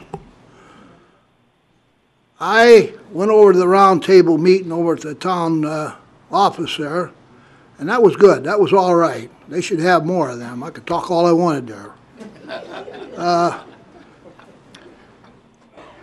I met Mr. Holbrook. I won't say anything good about him. I won't say anything against him. Seemed like a fine man. But I am 100% against this. This is no good. My God, my neighbor just got robbed across the street 3 months ago there. They're going to bring all these thugs from Las Vegas in here and one thing and another. Not only that, this guy, they built a place down in Texas there. I don't know, had $500 million or something. That went gafooey. The one over at Myrtle Beach went gafooey. They sold it to Chinamen over there, Hindus over there for $25 million. They put $500,000 in it. They talk about putting people to work, and that's fine. I'm not against that. But this thing is no good. Believe me, you're going to be sorry if you get it in there. I don't care what you people say. I don't care if the whole town says it, put it in there. They're wrong. You're wrong.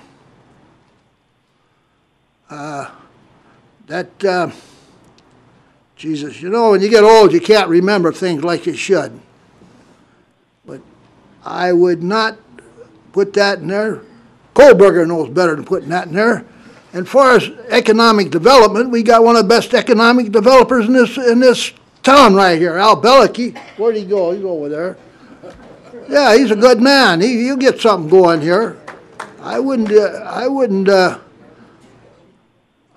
go for what somebody says. There's people up there I trust in this town board, and there's people I don't. I tell them right to their face what I think. I don't fool around and beat around the bush either. There again, I don't know what Mr. Kohlberger's doing with something like that. He just got reinstated. You ought to know better than to put something like that on the board there. Well, I guess I better get out of here. I kind of run out of words, but God, don't do this thing. I'm going to move out of this town anyway. I've been trying to get out of here the last 2 years. I tore my sign down. Now I'm putting it back up there. Thank you. Thank you.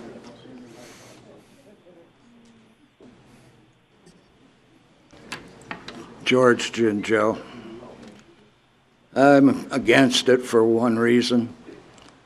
Vegas, they're building one of the biggest Ferris wheels in the world.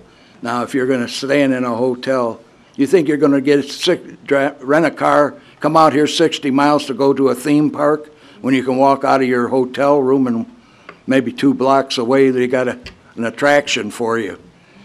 And on the second thing, I listened to this gentleman's thing at the first, when people tabled it.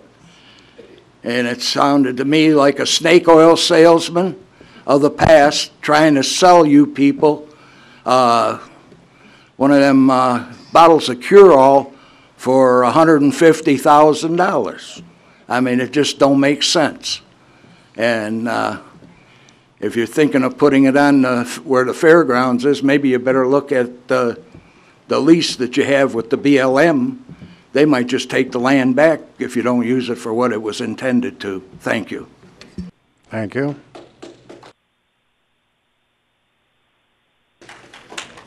Hi, Barb Jorgensen, Pahrump resident.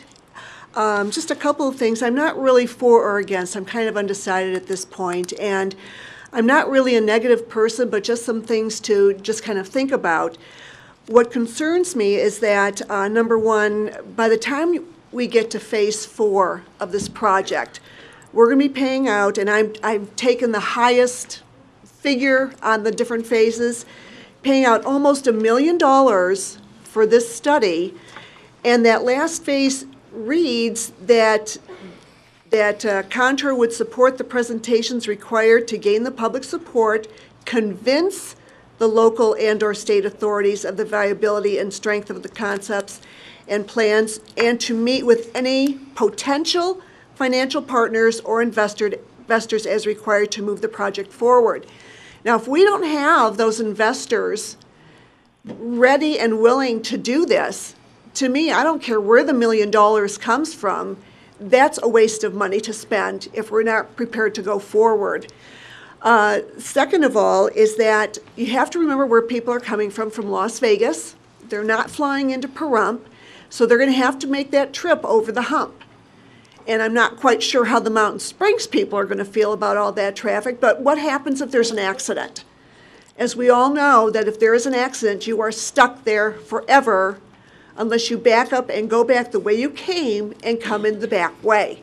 Now all that traffic is coming through town if it's built at the old fairgrounds there on 160.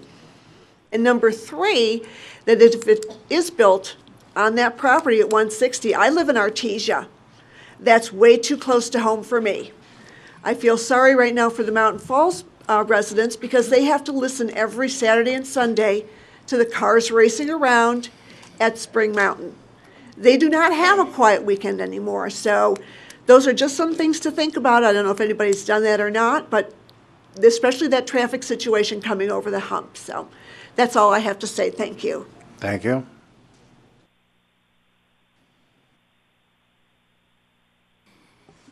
My name is Vince Hedges. I recently retired and my family moved from Los Angeles to Pahrump last November to enjoy the rural environment, the natural beauty, and the charm and uniqueness of Pahrump.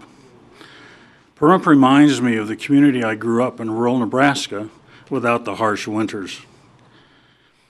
Let me share my background and personal experience as it relates to the topic of the theme park, and I'll try and keep this within 3 minutes, so please bear with me. I was an executive with Arthur Young & Company, a Big Four international accounting and consulting firm.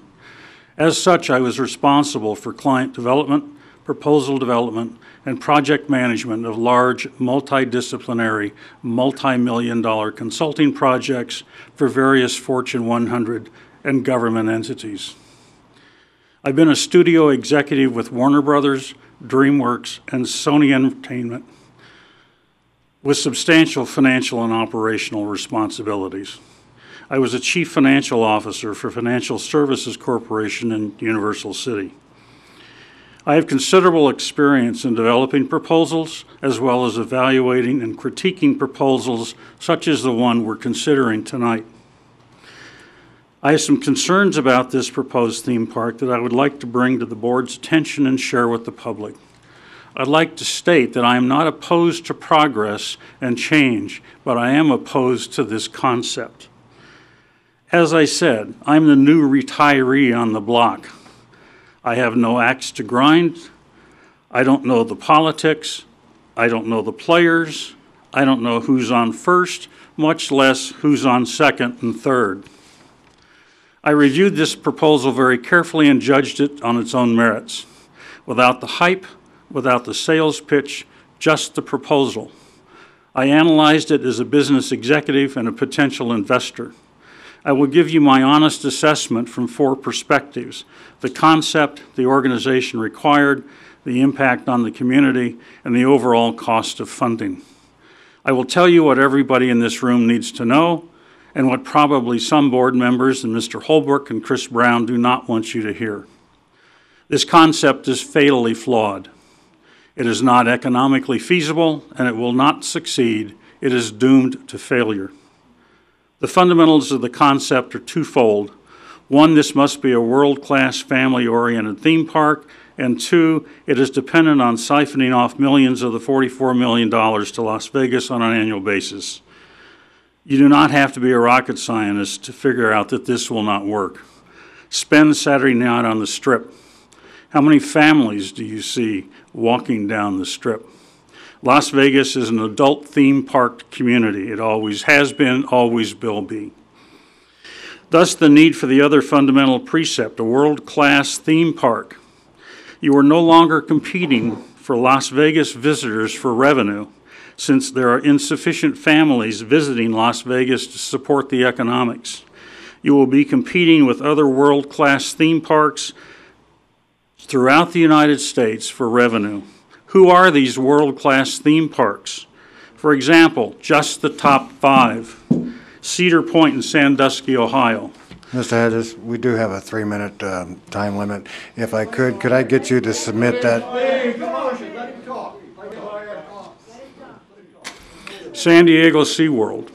Orlando, Florida. I have a point of order I have to address. Thank you, sir. Yeah, Mr. Chairman, I'm interested in what the gentleman has to say. He seems very knowledgeable. I think it would pay us all to listen to him. The 3 minutes can give or die, whatever. 3 minutes is not going to hurt anybody.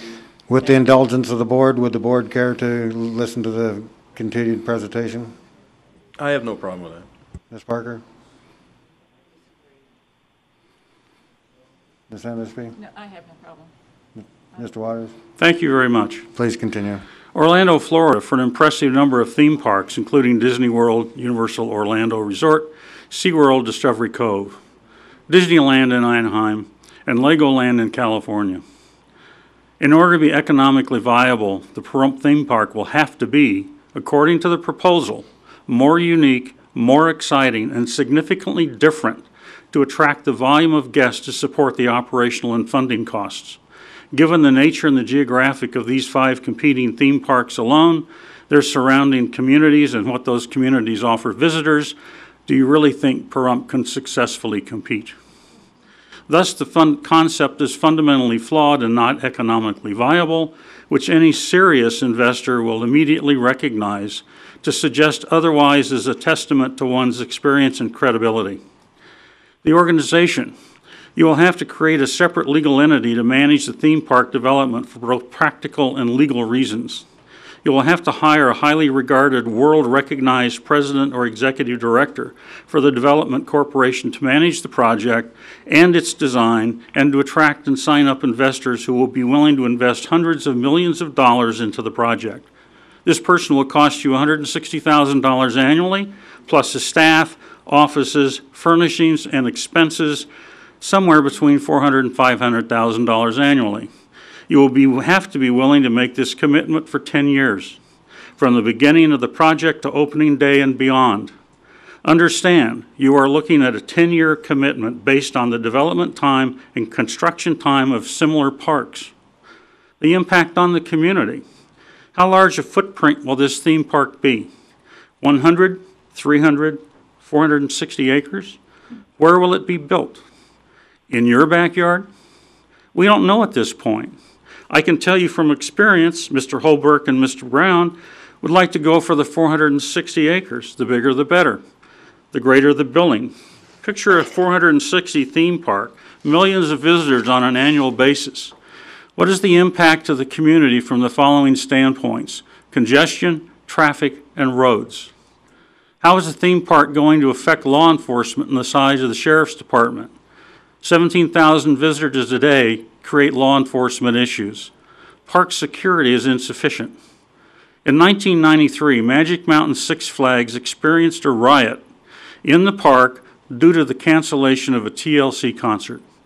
This riot spilled out of the park into the adjoining neighborhood, resulting in the complete destruction of a Wendy's restaurant and windows broken out in 2 adjoining restaurants and hotels. There were sheriff's officers called in from all over Los Angeles County. There were millions of dollars of damage. I know, I was there. I live 2 miles from Valencia Park. How is this park going to impact our fire and emergency medical response? What's the impact on hospital emergency room capacity? These are all town issues and for the most part town costs. What's the impact on the county, and is the county going to require input and approvals for the project? Tonight the board is considering the startup phase of a cost of $156,000. Phase 2, 3, and 4 will bring the total to $981,000, almost $1 million. Believe me, there will be a Phase 2 and 3 and 4. This will not just end with Phase 1. You have the cost of the Development Corporation annually for $10,000 at a cost of $5 million. Total project costs may be more than $1.5 million. At this point, all you have is the concept and potential investors. No groundbreaking, no photo op with shovels at the ready. What are the construction costs in addition to the concept cost? We don't know. It could be as high as $600 to $800 million. Projects of this type are typically funded by a combination of public and private funding. No private investor is going to completely fund this project. Public funding generally comes from bond offerings covering a percentage of the costs, coupled with additional taxes, generally on hotel rooms, and sales taxes on retail shops and restaurants that are part of the park. Pahrump is an unincorporated town within the county. Does the town have the legal authority to conduct a bond offering? Is the town willing to support some tax increases? Private funding comes from private companies who expect to recoup their investment with interest. They are the majority stakeholder, and they will dictate certain design concepts as well as the financial structuring of the park. The investor will insist on retail shops, restaurants, probably hotels as a part of their package, and participation as revenue generators. Based on my assessment of the viability of the concept, I recommend the board reject this proposal. Thank you. Thank you.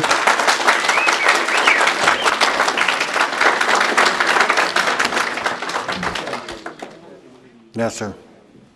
Jeff Bobeck, 10-year resident of Pahrump. The question is not whether Pahrump needs this or not, but whether this firm can deliver it. Contour Entertainment. I attended the last town board meeting where there was a presentation, and there was not one single photograph of any completed project. Everything was an artist's rendition. Contour Entertainment has been in business for 10.5 years. You would think that there would be something completed that you could point to that's open to the public and making some money. Chris Brown spoke tonight for quite a long time, and we still have not heard of one project that is completed and open. I also can't help but noticing that phases 1 through 4, if you add them together, just happens to be almost the exact amount of what is in our tourism fund. I would suggest that if you go forward with this, 10 years from now, that money will no longer be in the tourist fund, and there will not be a theme park. And I'm against this project. Thank you. Thank you.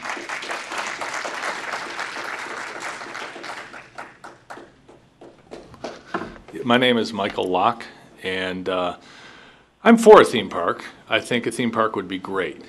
But I think that we really need to look, as the two previous gentlemen said, as to what we're really going to get. If we think that because we're going to draw a pretty picture and do conceptual designs that someone's going to spend $500 million to $1 billion, we're really reaching. If you guys are fine with saying we need to spend $500,000 to $1 million to draw really nice stuff to show to people, to hope that we might raise some money, if that's what you truly think we need to do, then go ahead with it. But if they believe that Pahrump really is a great location and we have a really good chance of doing this, why don't you back end their deal? Give them more percentage on the back end. Tell them, you know what, guys, instead of $1 million, we'll pay you $300,000, but you get a whole nother percent on the back end. So if it's a $500 million project, you guys are going to clean up because you know Pahrump's a really good deal. But if you guys think that what we need is, and, you know, Chris said it, they're storytellers, they're conceptual designers. I lived in Los Angeles for 18 years. Half of my friends work for Spielberg and Michael Bay doing conceptual designs and storytelling stuff.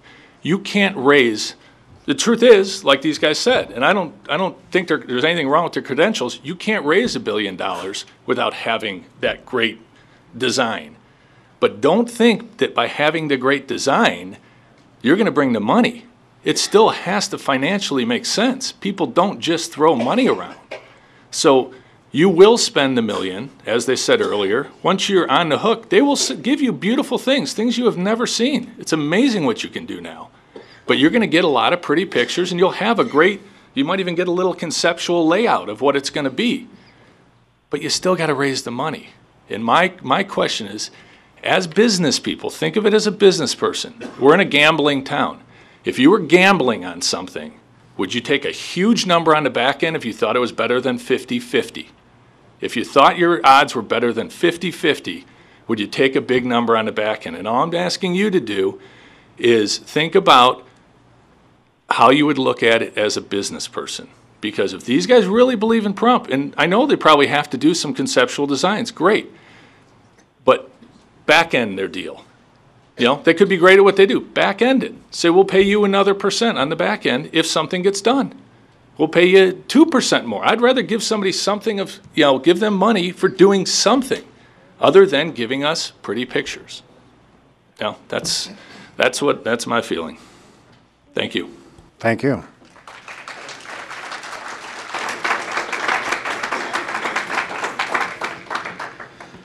This time I'm here as Andy Alberti, citizen, and I sent out an email to a large number of people who live here. And I probably had more responses on that email about the theme park than I've ever had for everything I ever send out. And I brought all the responses with me today. It's 4 pages. I just consolidated it rather than identify who sent them. And I'd like to enter that into the documents tonight, if you would just take that. And, excuse me? That's up to the town board. That's considered supplemental material. Is there any objection to the board to receive this? Ms. Parker? Mr. Calkin? Yeah, I would object to it. It's too late. Well, I can tell you what's in it. Yes, I don't believe I should say no, I don't believe we should accept that. It is too late. We don't have it available for the public. I don't think it should be accepted. Dr. Waters. I'd like to hear what Mr. Alberti has to say. I don't think we need the documents.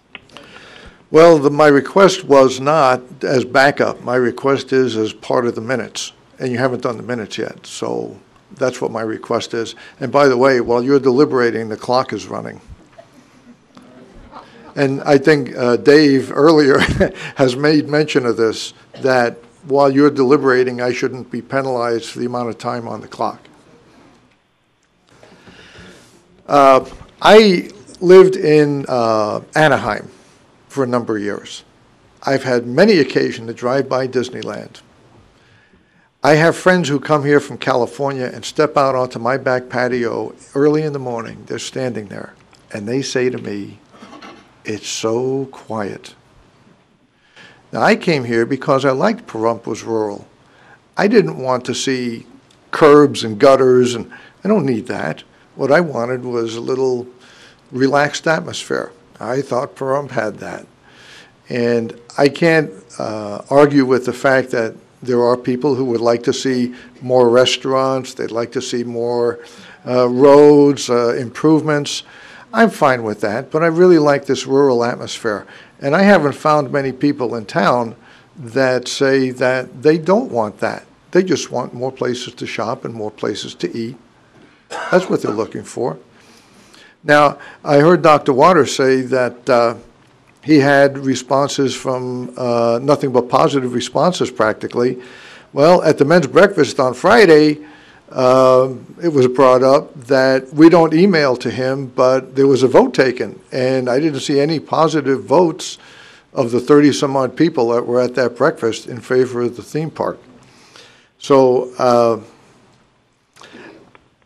I really would like this to stay as a rural community, and I just think bringing in a theme park here, the major industry for theme parks these days is building them, not attending them. It's too late. Thank you.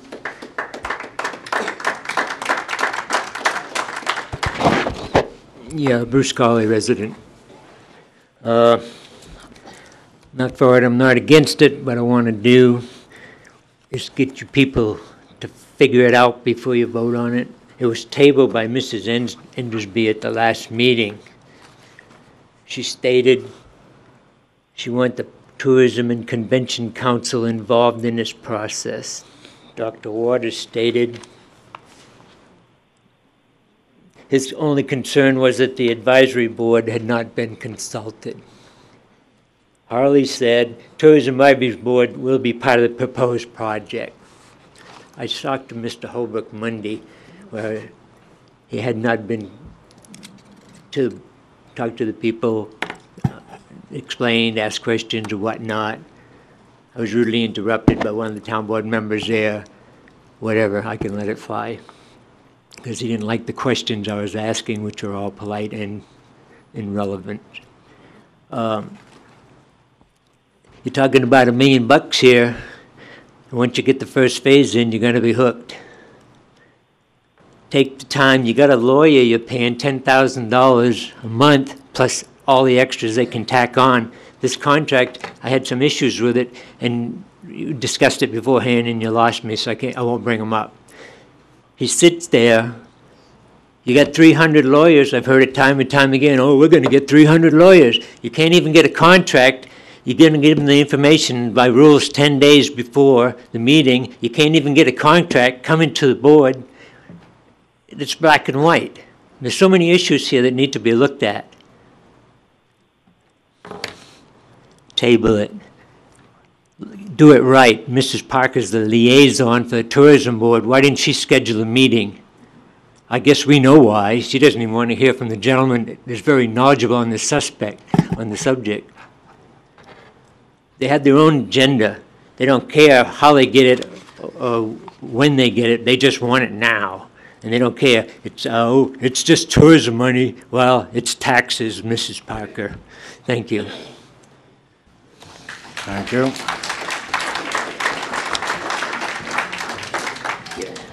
Good evening, Board. Paula Glidden, citizen and realtor here in town. I just want to make mention I was former chair of the Tourism Board. I'm actually on the agenda tonight for resignation, so you'll see that later on. I'm sure you'll accept that. But what I want to say tonight is I had issues with this from the start. You know me. I'm the one who wants the development, who wants the progress, who wants to build Pahrump. So I'm not here to tear down the project, other than the fact that I just want us not running through it and running so fast and unsecured. We don't have a good record with contracts, so please take a look at that, because right away, when we started the meeting, when we started the agenda item, Mr. Culkin, you read in an addendum to the contract, and then you read their addendum in. And if you read their addendum again, I just want you to be sure that you understand that it says that that if it doesn't proceed, and if everything doesn't go as planned, they still get 30% of the contract amount, and it's negotiable. Don't negotiate after the fact. Know those numbers up front. And because that whole contract is nearly $1 million. So you could be giving away a huge amount of money just by not knowing those numbers up front. That's just my recommendation to you. But, you know, again, we've been down this road before. Someone mentioned earlier the LARC contract. I was there for that too. We spent a lot of money on that. Everybody was jumping up and down, and it had all the earmarks of a wonderful project for the fairgrounds. Well, we all know where that went. Nowhere. And for various reasons. The money isn't there. And I can tell you that from a realtor standpoint. I have investors. I have 2 right now that I hope to bring to you someday. And I'm not saying this because of anything other than the fact that if they're real, they're real. I see this, you know, it's their job. They go out and they do the headhunting, the footwork for the company. So they're going to go out and they're going to look for this contract from a town or a county or wherever to get a project started. But again, like the gentleman mentioned earlier, I don't remember his name, but he's been there. He's seen these projects try to begin, but if the money isn't there to begin with and the investors aren't there, they'll come through and change the whole thing. It's their ideas, it's their money. So they're going to spend it the way they want, not the way we tell them to, or the way some other project comes in. I'm sure they have connections, but with the money and the economy today, I don't see all of them jumping in on Pahrump. It's just a thought. Thank you. Thank you.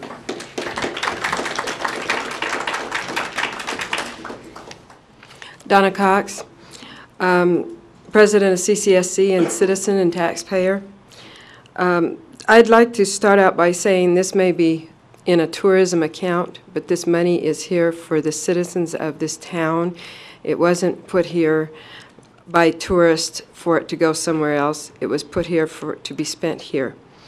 And this is just the first phase. A lot of people have mentioned that, and you really need to take that to heart, because once you start the first phase, you might as well go on to the second and third and fourth, because the final figures, like he said, I thought was 500,000. I'm astounded at 981,000 for a study. Hey, I'm not against the theme park. I just want this done right. Maybe you should take that $981,000 and have Mr. Al Balakwi over here go get some investors, which he's been in the real estate business. I think he probably knows a lot of them, and put that money into starting the project. Why spend it? Why give it to some man to tank out of state or out of town? That's where it's going to go. It's going to go everywhere but here. I've done some checking around. I'm concerned about the water. That's another thing. You know, we're short on water here. This could bring 30,000 people in here that are going to have to move here to become part of this project permanently. Can we support them with water? And that's not even the tourists that come. So if we do draw 1 million tourists a month, there goes more water. We don't have a lake like Lake Mead. We don't have access to the Colorado River. We need to take that to heart. I don't think anybody's addressed that from any view whatsoever, and I don't think that that would be part of this study that's being done, but it needs to be. I understand that there was another study done by a company called Lark, and it was done for $15,000. How did we get in a couple of years from a $15,000 study to this point? I don't know what the outcome of that was, but obviously nothing's being built, so I guess that was the outcome is what we see today. You might consider putting this out to bid. There may be other people out there that would do it cheaper and less expensive. You may get somebody to do it for half of that. People are hungry right now. I was trying to research some things on Mr. Holbrook's company, and I came across a man that he has some association with that apparently he actually, you know, he is one of the people, but then they hire other people. So we're actually paying him plus other people. And maybe you could go straight to this other person. He has 40 years experience. His name is Ross Fornberger. I found him on the internet. So we need to cut all the corners we can to put the money into this project. I have a lot more things to say, but I see I'm running out of time, and I just don't want us to end up with a white elephant. Okay. Thank you.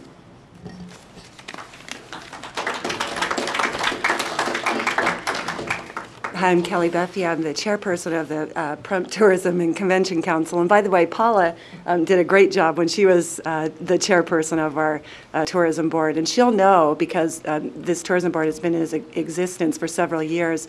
We know, and we've been down the path of getting several studies, having marketing groups, signing into contracts.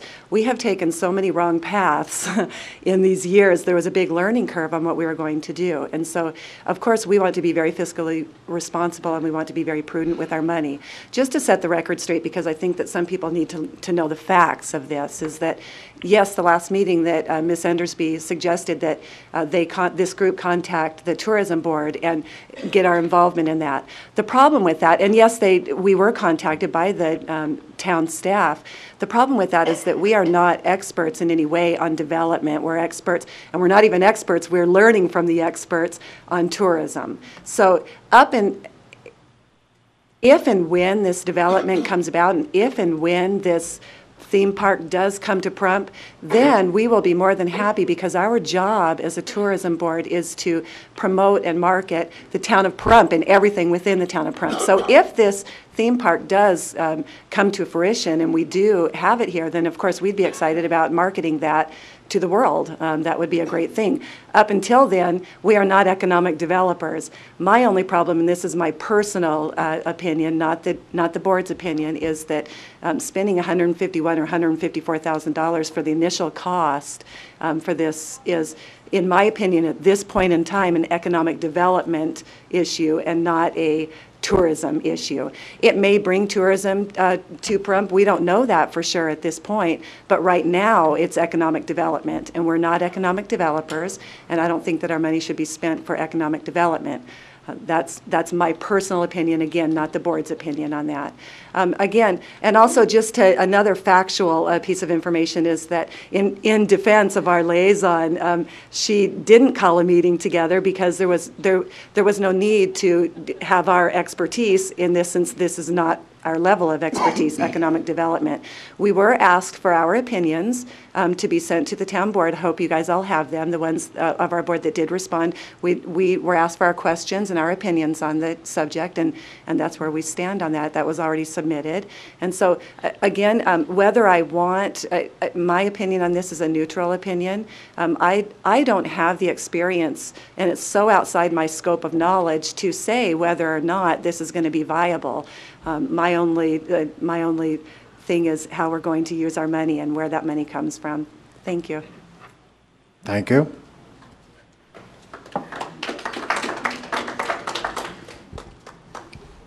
My name is Arthur Jones, resident of Pahrump since 1992.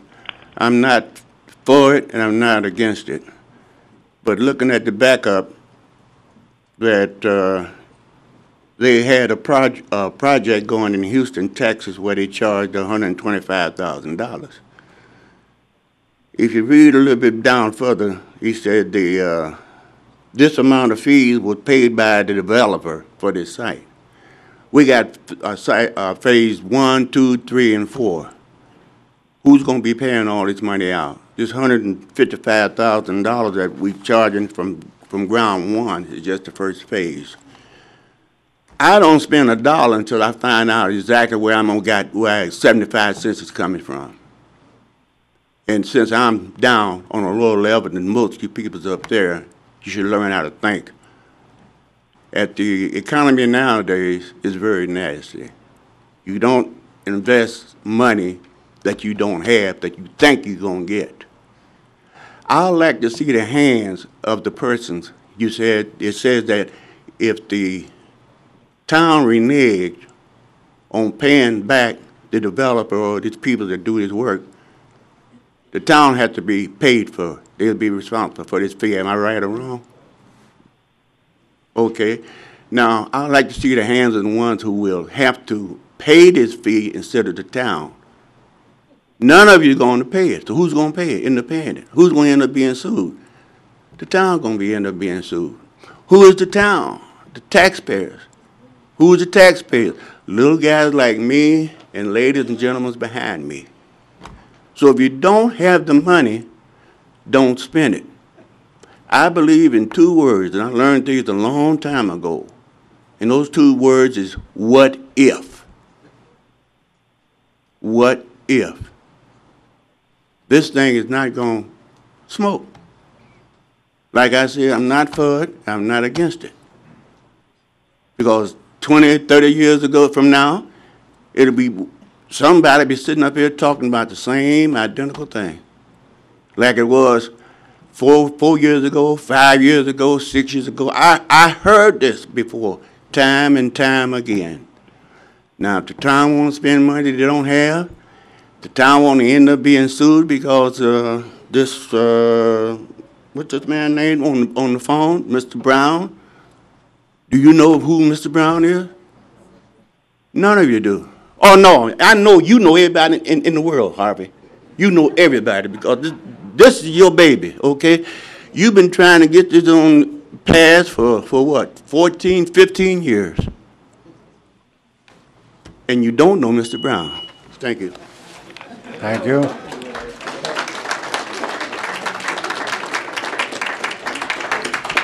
Mr. Chairman, it must have been an imposter I had dinner with in L.A. Yes, sir. You don't know that was Mr. Brown. Yes, sir. Yeah, we paid for dinner. Marvin Carter, resident and taxpayer of Pahrump. I'm part of, I'm not a very good speaker, but I'm part of Mr. Waters' 30%, and he knows that for sure. And just to let you know, you're not ready. You want to spend money, but you're not ready, and you're spending, you know, you love to spend everybody else's money, but your own. That's what you like to do. And I'm just saying that, let's get this right. Let's get it right. Don't jump out there and start writing these checks. You are wrong. And I hope, you know, the only thing I guess that I would spend my money on is if you jump out there and do it, you blow it. I'd spend my money on doing my best to get the ones out of there that I could. That's what I'd try to do. But questions come up. You came up with that number 9, and Harley's up here, he reading it, and next thing you know, he's got to change it over here because the lawyer says it's not right. Why wasn't this, why not go to the lawyer before? You bring it in here and it's wrong. I don't get it. You are not ready. And Miss Parker, she just sits up there and she doesn't, you know, she knows she wants it, I guess, but she won't say a word, not one word. She knows better, you know. She knows better. And you can just tell it just by that. But you're talking about a lot of money. This is the town of Pahrump. I moved here. It's a small town. That's why I moved here. Do I want to see some lady saying about 30,000 people moving in here to do something? Well, no, I don't want it. I talked to one of the board members about, you know, about how we're going to keep our children here because there's no job. Well, that's not how it works. Kids grow up, they get their high school diploma, they move on, they go to college and other places, they get other jobs, and they go and they move. I moved many a times in my life because that's what it was all about, and that's some of the things that you have to do. I'm here because I'm retired. It's all about a retirement community. Think about what a retirement community wants. Do you hear the people talking? It's a retirement community. Do you think they want a theme park out there? No. Absolutely not. It's a retirement community. Work on that theme. Can you work on that theme? Give that a try. Give that a try. Thank you. Thank you.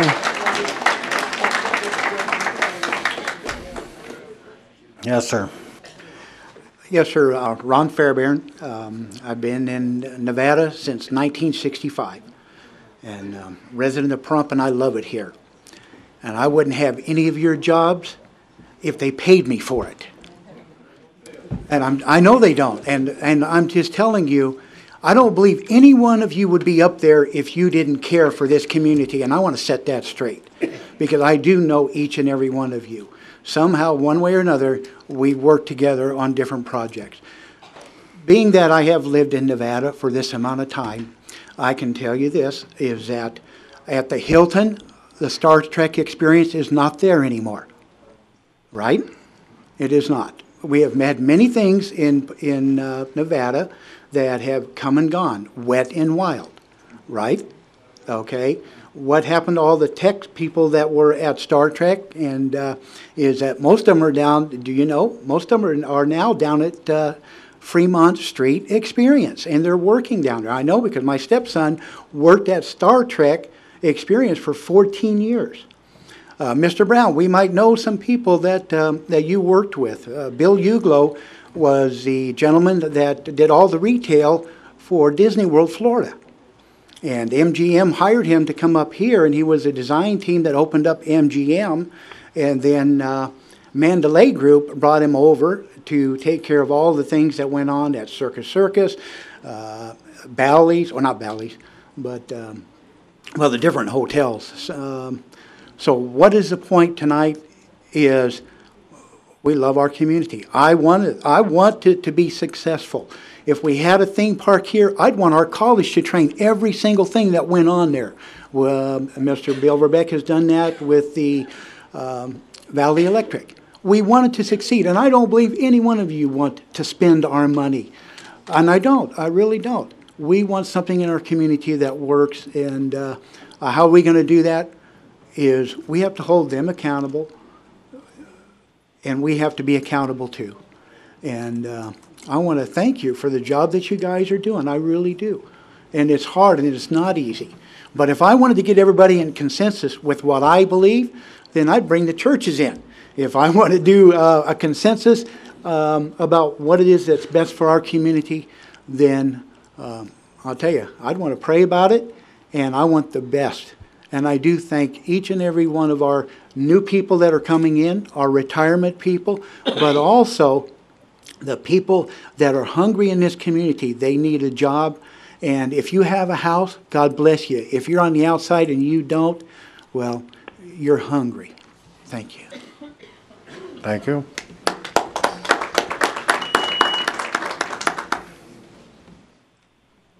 Phil Huff. I remember Harley, in the last 8 years I've been here, stand on this side of the dais and say, no matter what the subject was, that he moved here because this is rural. Now he's changed his mind. Okay, but tonight, he's been up there tonight stating he doesn't know what he wants, so he's going to spend $950,000 to find out maybe what he wants.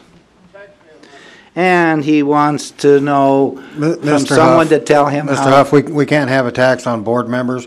We're here just to discuss the agenda item, and I can't allow you to attack Harley. I don't think it's an attack. I know what he said. I'm repeating what he said. And he doesn't know where it's going to be built. He proposed that it could be built in several different places, probably the fairground. And he's proposed that he can rape the finances from the fairground fund, or maybe the bed tax from the tourist advisory fund. But he doesn't know. In fact, he even asked this guy over here, does he know? Of course, he doesn't know. His answer is, I don't know. Well, how's he supposed to know? He gets $10,000 a month. What the hell does he know?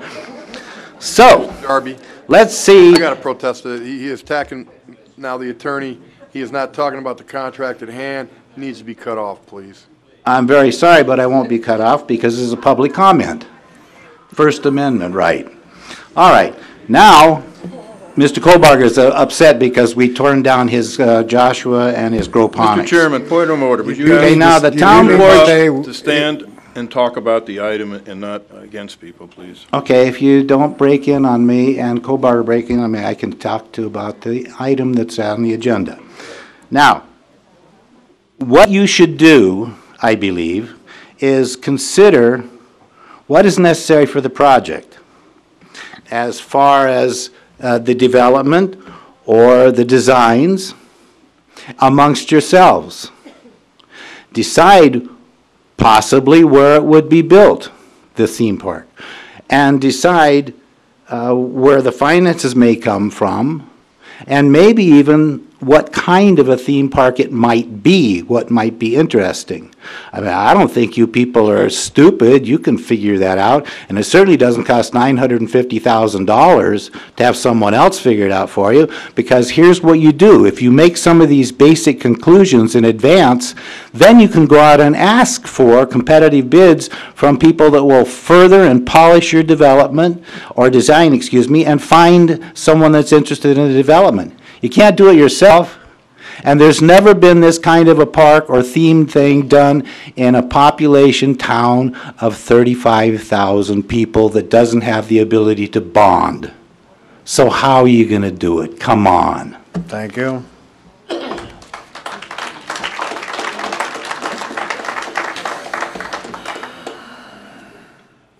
Good evening, town board members. My name is Richard Fenton, F-E-N-T-O-N. I'm a citizen here in Pahrump for 10 years. An activist in Pahrump, have been for quite a while. First of all, I just want to say that our government here in Pahrump is growing in a manner that I'm very pleased with. For the last 10 years, the government of our community, our town, and our county have sometimes been at odds with each other and have not accomplished much. Most people will agree with that. As we have grown, we have done quite a bit in this community. And I applaud you as a board, first of all, for getting together with the county and doing that, and taking on responsibilities like this theme park and holding workshops and getting opinions. Dr. Waters and Mr. Culkin, you've done quite a job getting the people stirred up on this issue, for and against, and some on the line. That's what democracy is all about. That's what our community should be all about. We need to be talking to our neighbors, which we are, about issues that concern this community. I hadn't seen that when I first got here, and now I'm starting to see it. People are getting involved. Look behind me, you'll see it's almost full. I remember coming to town board meeting, you could shoot a cannon off and nobody would get hit. So we're progressing in a way that I think is good. Whether or not this theme park is going to cost whatever it costs, or if it's good for the community, if it's not good for the community, that's why we elected you. The lady up here said three things. One of them was passion, courage, vision. I'd like to add wisdom, because it's wisdom that is going to ultimately solve this challenge. And where do we get our wisdom? We get it from people that have wisdom. We get it from people that know. On the one side, the people that know that are against, and on the other side, the people that know that are for. You're the ones that have to make the decision of whether it's going to be for or against. You're the ones that are going to have the wisdom. So continue to do your job, and I applaud you for that. Thank you. Hello, Darlene Hill. I've been in this community for about 8 years. I'm a business owner. And, you know, I hear everybody saying, no, I don't want it. No, this is a retirement place. Well, I'm sorry, but every place, unless you bring something to it, is going to stagnate and die. You got to do something. You can't just sit around and say, oh, I wish I coulda, shoulda. Okay? And yeah, and I heard them talk about, well, you're the business end of it, and you need to make sure where all this money is going. Yeah, you do have to do that. You do have to do your due diligence. You got to make sure that when you pay for something, that you're getting what you pay for. I agree with that. But I do also agree with, yeah, this is a retirement community, and I'm not knocking the retirees, but retire means you're towards the end of your life, correct? I'm not knocking you. I love retired, but you have to bring something that keeps freshly flowing through a town to make it grow. I have 5 children. Yeah, and they love this town. They didn't like it when we got here first. They couldn't stand this little town. But they all go to college. Well, most of them, I have 2 still left. They go to college, they come back because they love the town. They love this town.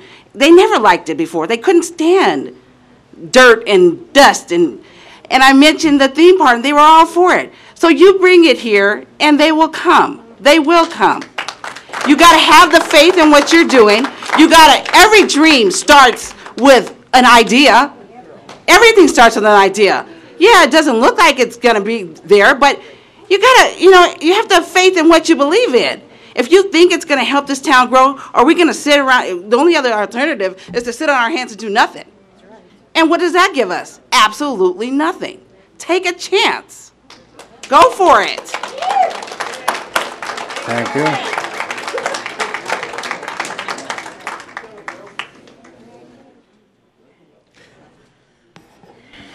My name is Daryl Hill. I'm also a business owner here, and we've moved from Las Vegas to here, and we like this town. I think in the 9 years, well, let's say between 9 and 8 years that I've been here, and I've visited a lot of these meetings on Pahrump doing something or the town doing something. Guys, we have not done anything in 9 years. Nothing. We never agree on anything. And the retirees here, I understand the retirees here, there are also families here. And we have young people that are here. Okay, We just heard that little boy that was right here talking about he wants to be an engineer. He wants to do nuclear stuff. How's this kid going to do this if there's nothing to come back to? I'm pretty sure that kid would love to work here. But we never give it a chance. All we hear from, and I know again, it's the retirees. I want to retire here. I'm 50 years old. I am going to retire here. But I'm also a businessman. I would like the town to grow. I'm not saying to grow to the point to where we got crime all over the place. But I think the issue is here is that crime is everywhere. But the issue is that I'm pretty sure when they opened up Magic Mountain or when they opened up all these other areas, I remember when I used to live in live in L.A., because I was born and raised in L.A., nobody heard about Magic Mountain. It was a dust bowl. We're called a dust bowl to a lot of people. And look how successful that is. And I'm pretty sure they had a board, just like we have a board here, and everybody was like, oh my gosh, I think this is enough. We want to be retired, and then we don't want to. And look at them now. Okay, yes, you do have problems. The gentleman brought up there was a riot there or whatever. Go anywhere in the country and say that you don't have any issues, no problems. When you're developing things, you're going to have problems. But people, if we don't do nothing in another 10 or 15 years, the retirees are going to have to move because they don't have enough money to even live here anymore. So guys, you got to have a give and take to all of this thing. Now, if this man's credentials is not what they're supposed to be, I guess we'll find out. Again, the due diligence is based on you gentlemen and ladies here. Do the due diligence. I agree with that. If we have to back in these guys so everybody to feel comfortable, and that's retirees and families here. But let's do something. That's why we have the millions of dollars in the fund, because we've never done anything for 9 years. And if we don't do something now, the town is going to die, guys. I keep telling you guys that. You don't see it? I mean, come on, guys. Look around. The town is dying. Thank you.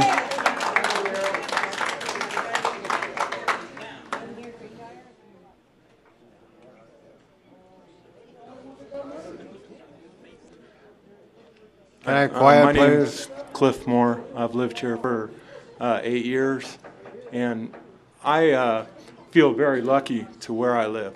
I live close to Channel 41 up there, so I overlook the town of Pahrump. But in my backyard, I got nothing but desert and Mount Charleston. It's beautiful. This town is not going to die.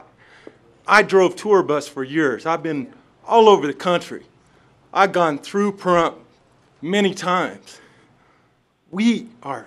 This is a beautiful town. You can't spend billions of dollars to create what we have. You're sitting right at the base of Mount Charleston. Go up Wheeler Pass, 5 miles. Get in your 4-wheel drive. Go to Saida. Get a rental car. I don't care. Take a drive up Wheeler Pass. Go up 5 miles. Turn around and take a look at where you're at. This town is beautiful. There are so many trails up around Wheeler Pass. I have a dream also. I look up at it. By the way, folks, if you go up Charleston Park, go past the auto park, go straight up, you're going to hit an intersection of Higley and Charleston Park. Keep going. Keep going on that rough road. It's going to angle off to the left. Keep going. Keep going till it dead ends. And you got to go right or left. Go left. But just experience that road. Experience where you're at. The photography up there is incredible. The natural beauty is incredible. Like I said, I drove tour bus for years. This is where tourists go. We got it. It's already built. We got to develop it. My dream, and by the way, one more thing. I'm into mountain biking. That's an incredible endurance hill. Wheeler Pass, you may not be able to do it one time, the first time, second time, third time, maybe the fourth time you're going to make it up there to where the Wheeler Passes meet. And then after that, you keep doing that, you're going to get in great shape. It's a great workout. It's a great endurance hill, and it's begging for a race. That is begging for a mountain bike race. Mr. Chairman, I'm 60 years old. I tried that, I'll have a heart attack. Okay, well, I'm 55 years old, and I did that plenty of times, and I got in shape real good. One more thing, I got 11 seconds. Highway 160 now. It's got a bike path all the way to Vegas. That also is begging for a race. We need to get a bike shop right across the street from Saddle West and start promoting the sports industry or the sporting life. We're sitting on a gold mine. This place is incredibly beautiful, and I guarantee you, tourists will make this a destination stop if we got something for them. And you may not think the bicycling community is, you know, it's a beautiful place. And this town is not going to die. It's got a great future. Thank you. And I say no, I'm sorry. Please, more time to study. Thank you. Thank you, sir. Julie Erickson. I'm freshly new here, 3 years in Pahrump. We moved here to retire. I am for it. I think it's great. Crime is everywhere. I came from Salt Lake, drove over the mountain here to my husband. I said, we're moving where? To retire to do what? What are we retiring to do? We have a pool in our backyard, a golf course in our backyard. Okay, so I'm not active. Amusement, but awesome, awesome. We're construction workers. He leaves the state of Nevada to work and brings the money back to Pahrump. Bring the people. They will come. I have family that comes all the time. What do we do, Grandma? We all have grandchildren, and I'm going to die sometime. I'm going to get old. But until then, bring it on. Let us have something new. It's awesome.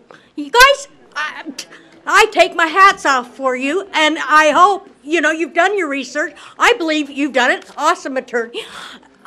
I bow down to you guys. Are awesomely. Bring it on. Thank you. John Muntean, M-U-N-T-E-A-N. Hello, citizens.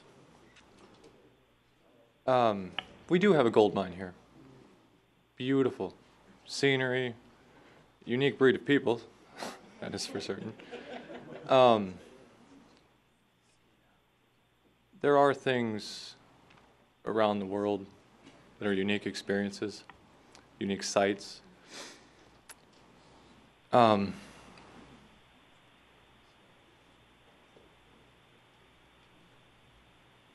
When you go somewhere going camping, I try to live by the idea, leave nothing but footprints, take nothing but memories. We have options as individuals. I understand that income, money readily available may not always be there, but we don't have to bring that kind of thing here.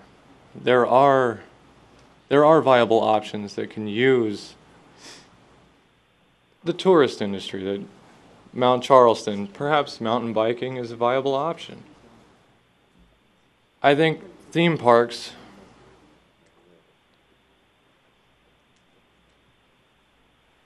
if we were to go to another community to experience that, we could support them. We can find something here that is unique to us, that will draw people, that does not take such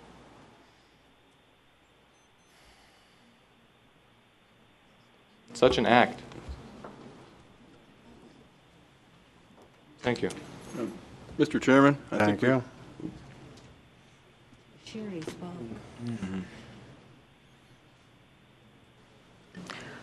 Marsha Goldstein, 13-year resident. I opened public comment, and I think maybe it's fitting that I close the public. Actually, ma'am, you're only allowed to speak once during public comment. Really? That gentleman before me spoke twice. Yes, he did. Mundane, and there was another gentleman who spoke twice. So check it there. Yeah, Different issue? He spoke on the item before. not, not this item, but on the previous item. Oh, well, And- then I apologize, but I just wanted to ask, how long does public comment, is it going to go? When I cut it off, which I believe When will you be- cut it off? Which I believe will be right after this gentleman sitting next to you. Gotcha, thank you. Okay, yeah, Al, I'm sorry, you're cut off. Now, please, speak your piece. Mr. Chairman, before Mr. Balakwi speaks, I wanted to ask that after he's finished, which you already said you're going to close public comment, if Mr. Brown is still on the phone, if you can invite him to address the comments that he heard, and then take some board comments, and then I'm asking for the vote. Mr. Balakwi.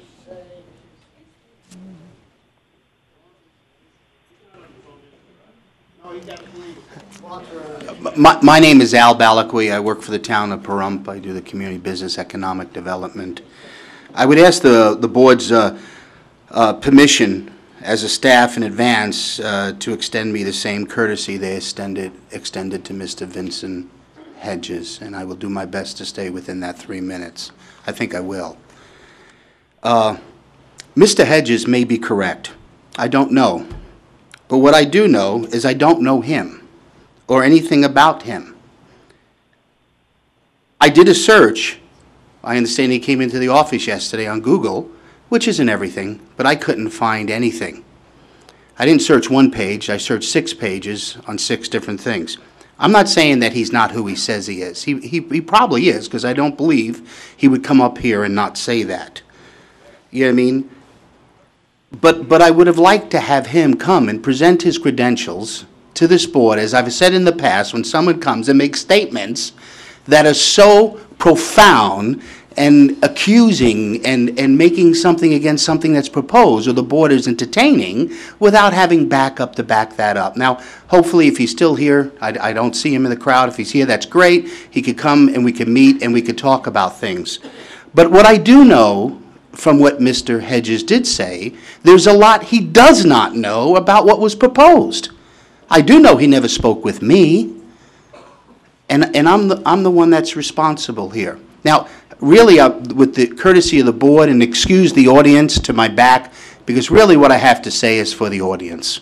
Because in the majority of you all, except for one of you, I haven't had the chance really to talk. And talk is to discuss what's going on and exchange information. That's what it's about. So what I do want to say is again, let me tell you what I do know, and I do know economic development. This did not start out as a theme park. This started out as a destination resort. The intention of this study, the intention of bringing Mr. Holbrook and Mr. Chris Brown, was to see how we can improve the economic condition of Pahrump. That's what our intention was, not to build a theme park, and it got somehow going in that direction, and that's okay, so I'm here to clarify that. Let me tell you what I do know, and we all know. We know that 40 million people each year, even in this recession or depression that Nevada is in, fly into Las Vegas, and 10 to 15 million in addition to that, meaning up to maybe on the conservative side, 50 million people come to Las Vegas, the #1, and if not the #2 destination resort in the United States, if not the world. We do know that Las Vegas attempted to diversify its branding to go to family. And we do know that it didn't work. But what people don't tell us is why did it not work when Vegas attempted to go from just sex, sin, and satisfaction?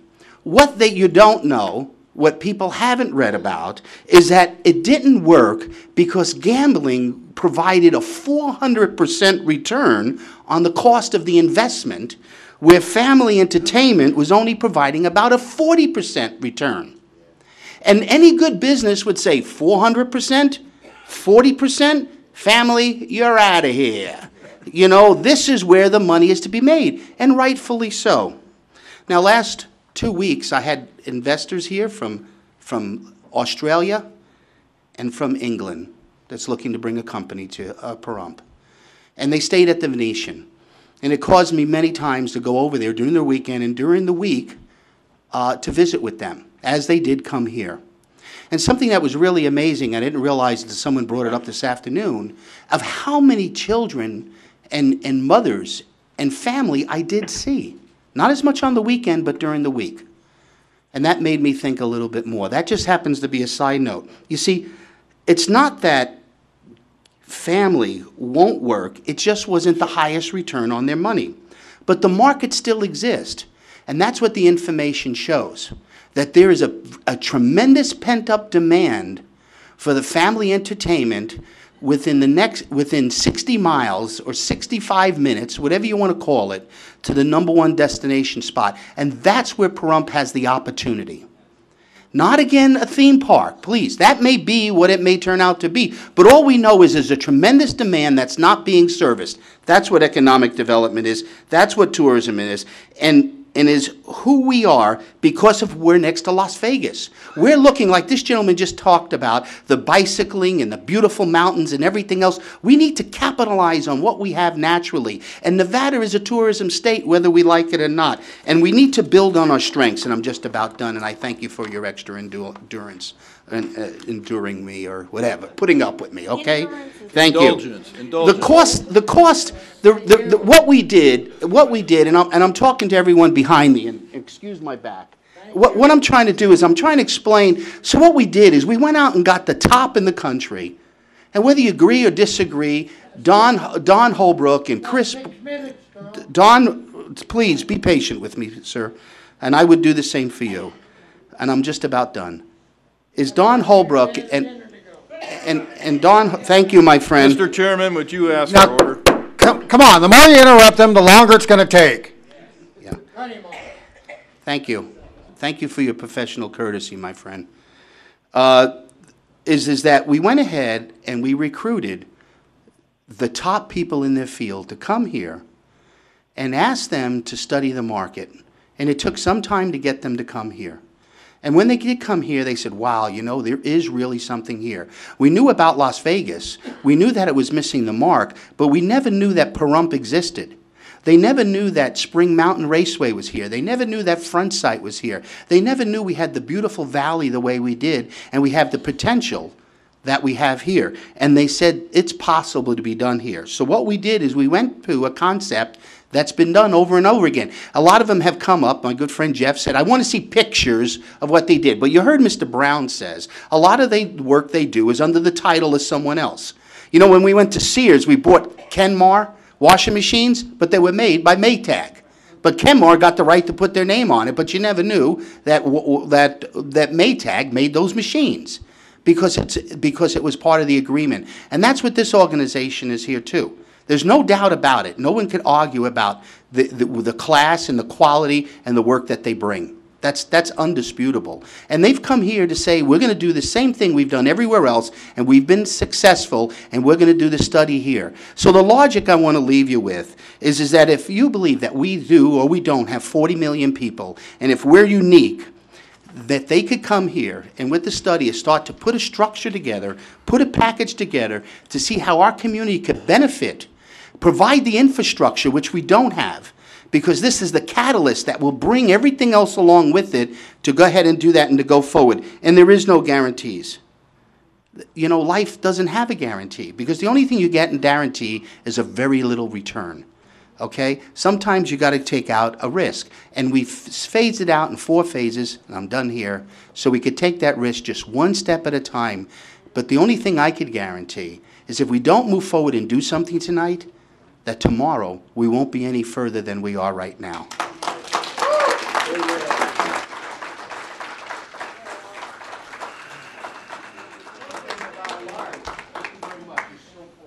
I sit in the room and I listen to all this, and I hear both sides. Vern Van Winkle, KPVM TV president, CEO. When I first came out here, they laughed at me. They laughed at me and said a TV station in Pahrump, right? They said next he'll be doing helicopter reports, even traffic reports down Highway 160. The day I leave, I guarantee you I'll do that, just because the Pahrump Valley Times said that. But on my door at my work, it says visionary. And I am a visionary. If it wasn't for me bringing that TV station, I don't think that a lot of the meetings, a lot of the history of Pahrump would have been broadcast, the news, information on a daily basis. It has truly affected this community. The idea Harley has, I think, is excellent. I think the concept has to be worked out as far as what you guys are trying to work on as far as who does it and how much money you spend. This is my idea on something like this, a Wild West park that could be very small. It's a history of the Paiute tribes. It's a history of the gold and the past of Nevada and what Nevada has to offer, because that is an asset that we have. We have all these tourists that come through here. If we had a destination that showed how gold was processed in the past and how it's being processed in Nevada now, how silver is being mined, how gypsum is being mined, that would be a great amusement park that you could put rides on, you could put attractions in, you could put shows in, kind of half museum, kind of a half convention area as well. The fire, some of the stuff that they're talking about, I honestly believe success breeds success. So as success continues to grow, you'll see a better fire department, you'll see a better police department, because they'll be funded by this. People will come in, they'll spend the money. I do believe the money will follow, and it doesn't have to be big at the inception, just the imagination needs to be big. I think this would be a very good idea for you guys to do. Keep it under control, keep your costs under control, make sure your contract is proper. This is a very good idea, regardless of what anybody else has said.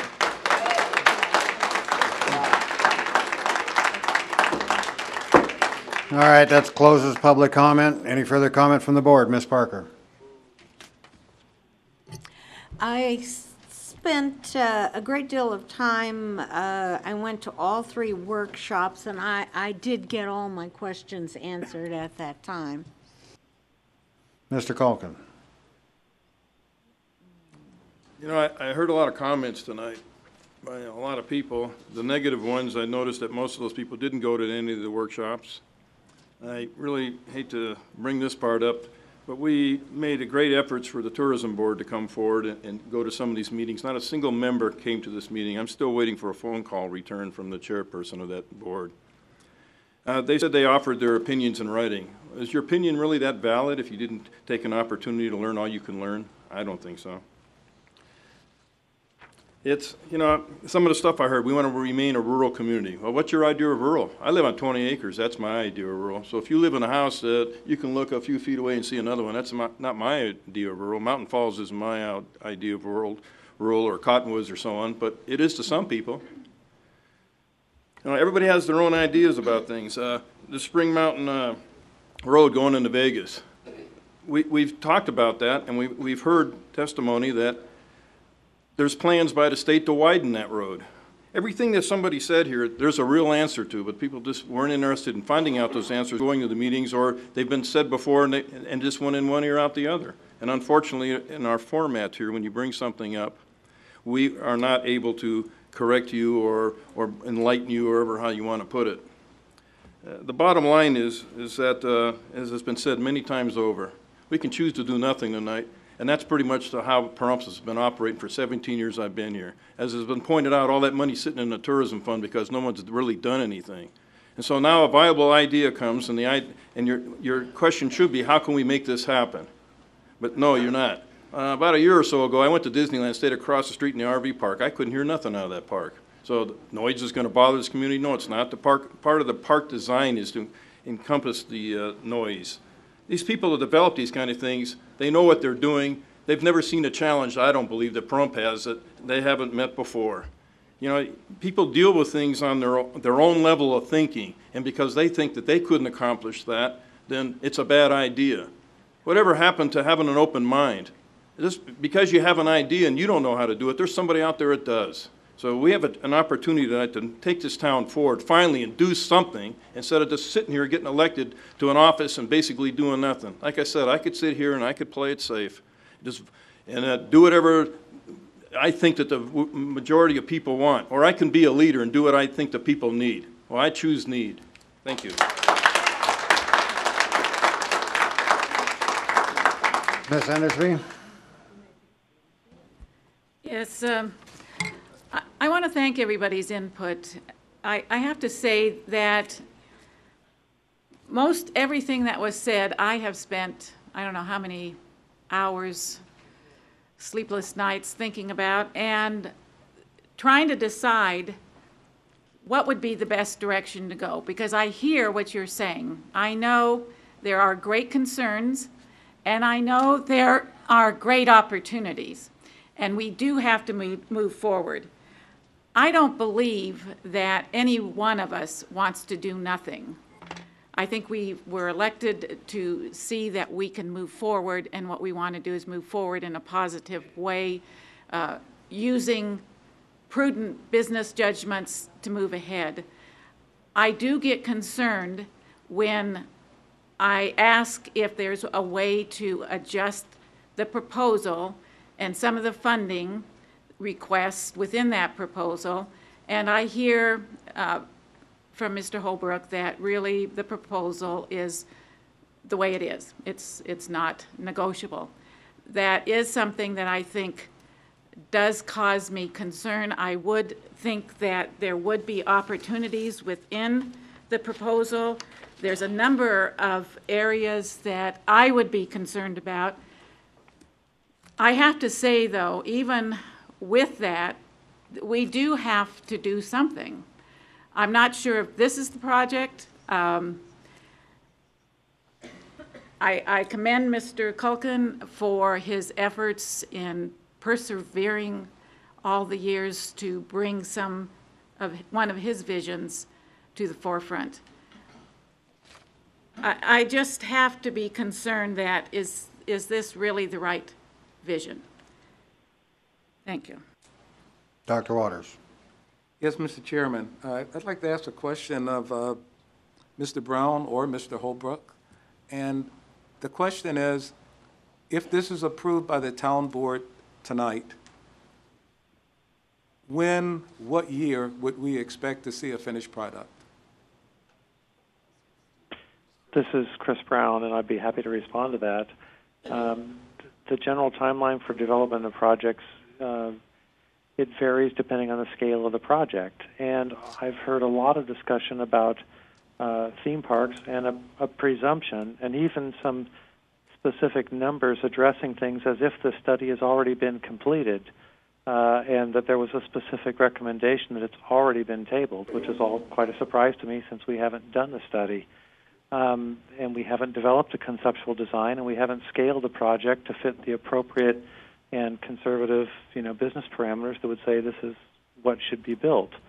So I will say that, a theme park scale project is an endeavor that's typically after the conclusion of the project. There's a fundraising phase, meaning the initial development conceptually, and then the fundamental business parameters that go along with that, which form the basis of a investor solicitation package.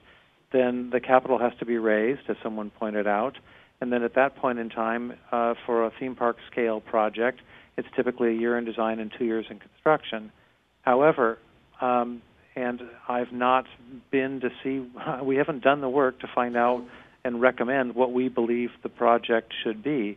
I will say that as consistent with the deliverables that we've offered, that we will supply a timeline for the project development as part of those deliverables, so that you will know when we've done the study what the project is conceptually, what it is from a business perspective, why, in terms of justification, we feel that it's financially viable, and what the development timeline is.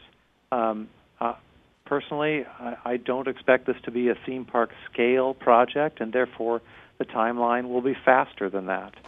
So there still will be a fundraising phase based on the investor solicitation package developed at the end of this development phase. And then once that is capitalized, then it could be, 18 to 20 months, depending on the scale of the project. It doesn't have to take 3 years. So I hope that it's a positive reaction, that we don't know the answer to that at this point in time, because we haven't done the work to find out. And hope that that's understood as the appropriate response. Thank you. 'Certainly. There was one other thing, too. I guess after the last town board meeting, several people approached me about having something and just put it on the shelf.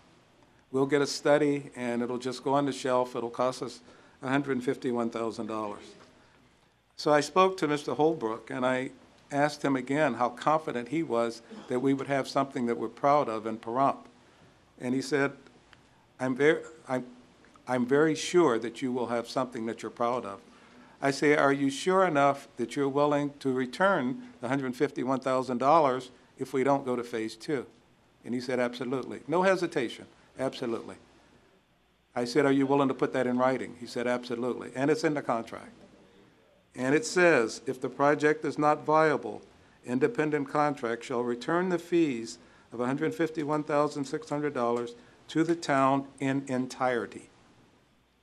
That was a guarantee he gave. And that and talking to quite a few other people let me know that, yes, we could have something here in Pahrump. I heard on the news today that Las Vegas expects an 11% increase in tourism. Thinking about Pahrump, if we do nothing, we can expect 0% increase in tourism. Thank you.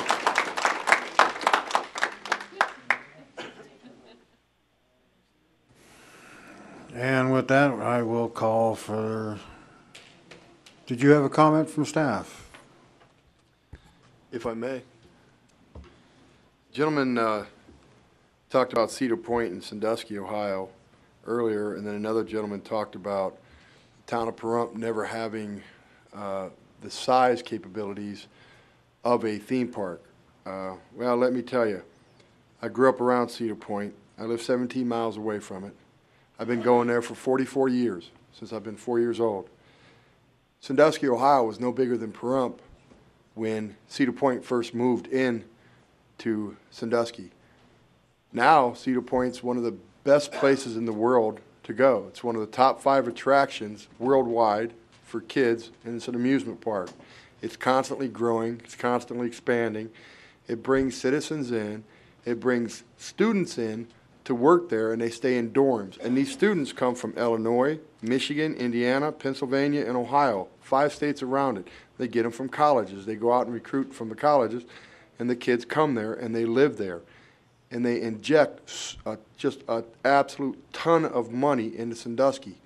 And in the 17 years that I lived there, and the 2 years I worked there, I saw Sandusky grow yearly. New hotels, new restaurants, new other attractions that continued to prosper, all because of Cedar Point. It can happen if you give it an opportunity, and if you want to look at a very positive area, very positive, successful park, then look at Cedar Point. Because I'm sure 50 plus years ago, a lot of people in Sandusky, Ohio said, we're too small too. Thank you.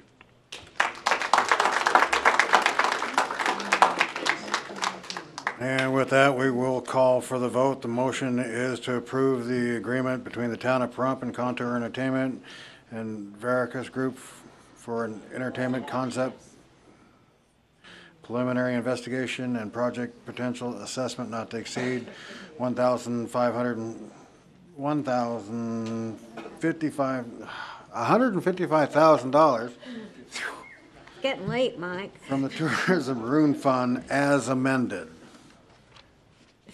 All those in favor signify by saying aye. Aye. All opposed? Nay. Motion carries 4-1.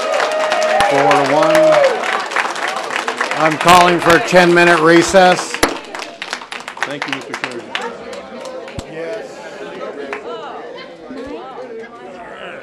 I have a suggestion. I know, in fact, I'd like to call this meeting back to order because of the time that has transpired and the fact that we do have a speaker from out of Pahrump. We're going to move to item number 10, discussion possible decision on acceptance of the renewal proposal from the Nevada Public Agency Insurance Pool, and approve for payment from the fiscal year 2011-2012, funds not to exceed $178,000 from the general fund and all matters properly related thereto. Excuse me. Mr. Kohlbarger. If the board may, please, I'd like to turn this over to Mr. Wayne Carlson, Executive Director of Pool and Pact. Thank you.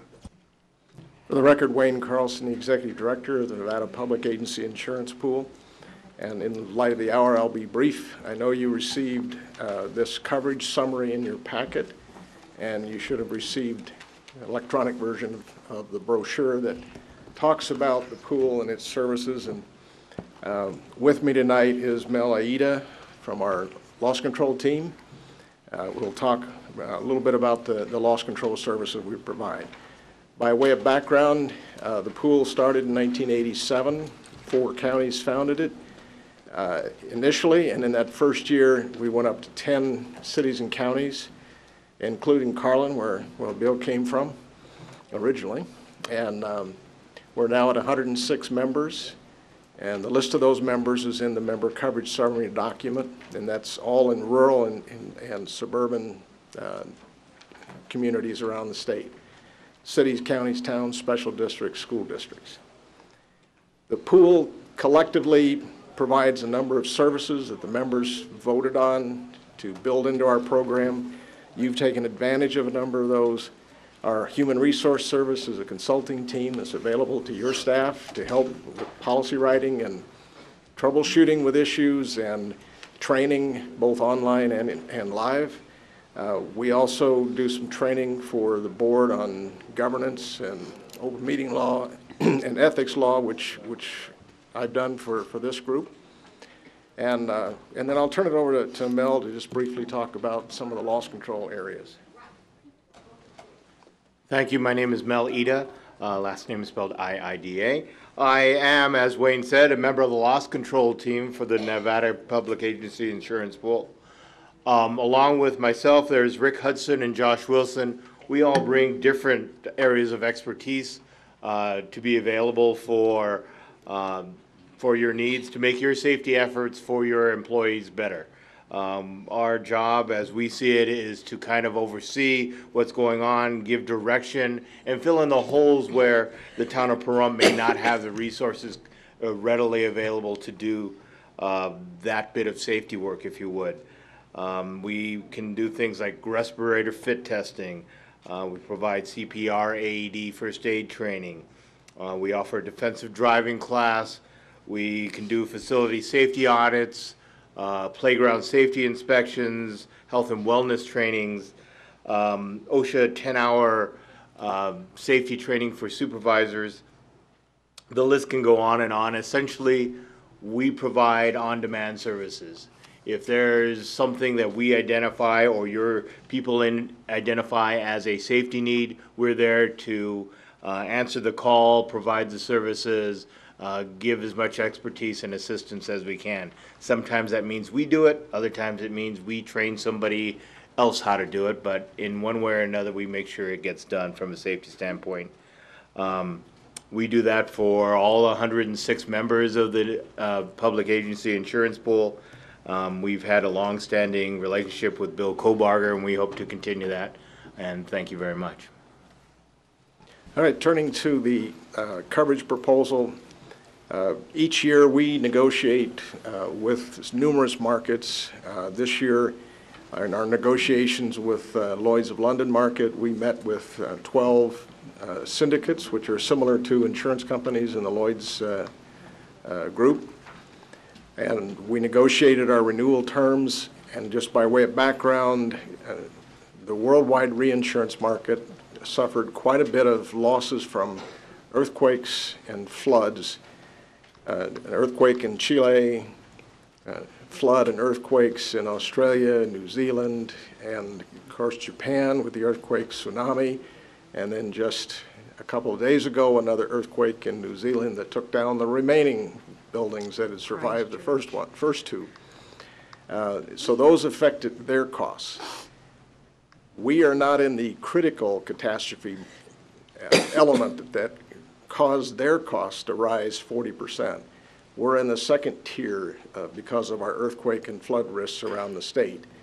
And so we experienced a rate increase, but because we'd been there in the market for about 8 years, and including them paying for a $5 million earthquake we had up in Wells a couple of years back, they gave us a 5% rate increase on our membership base. And so that is what basically drove your costs up by about 5% of just that rate.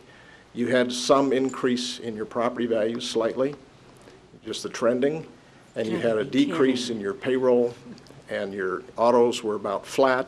So all of those together left you essentially flat except for that property rate increase that occurred.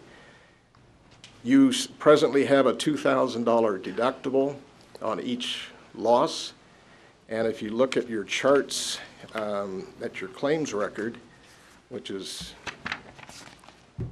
on the last page of the member coverage summary, you can see that in 06 and 07 you had a spike in claims, and it's been coming down in 08 and 09 significantly. And so that also helped keep your costs down.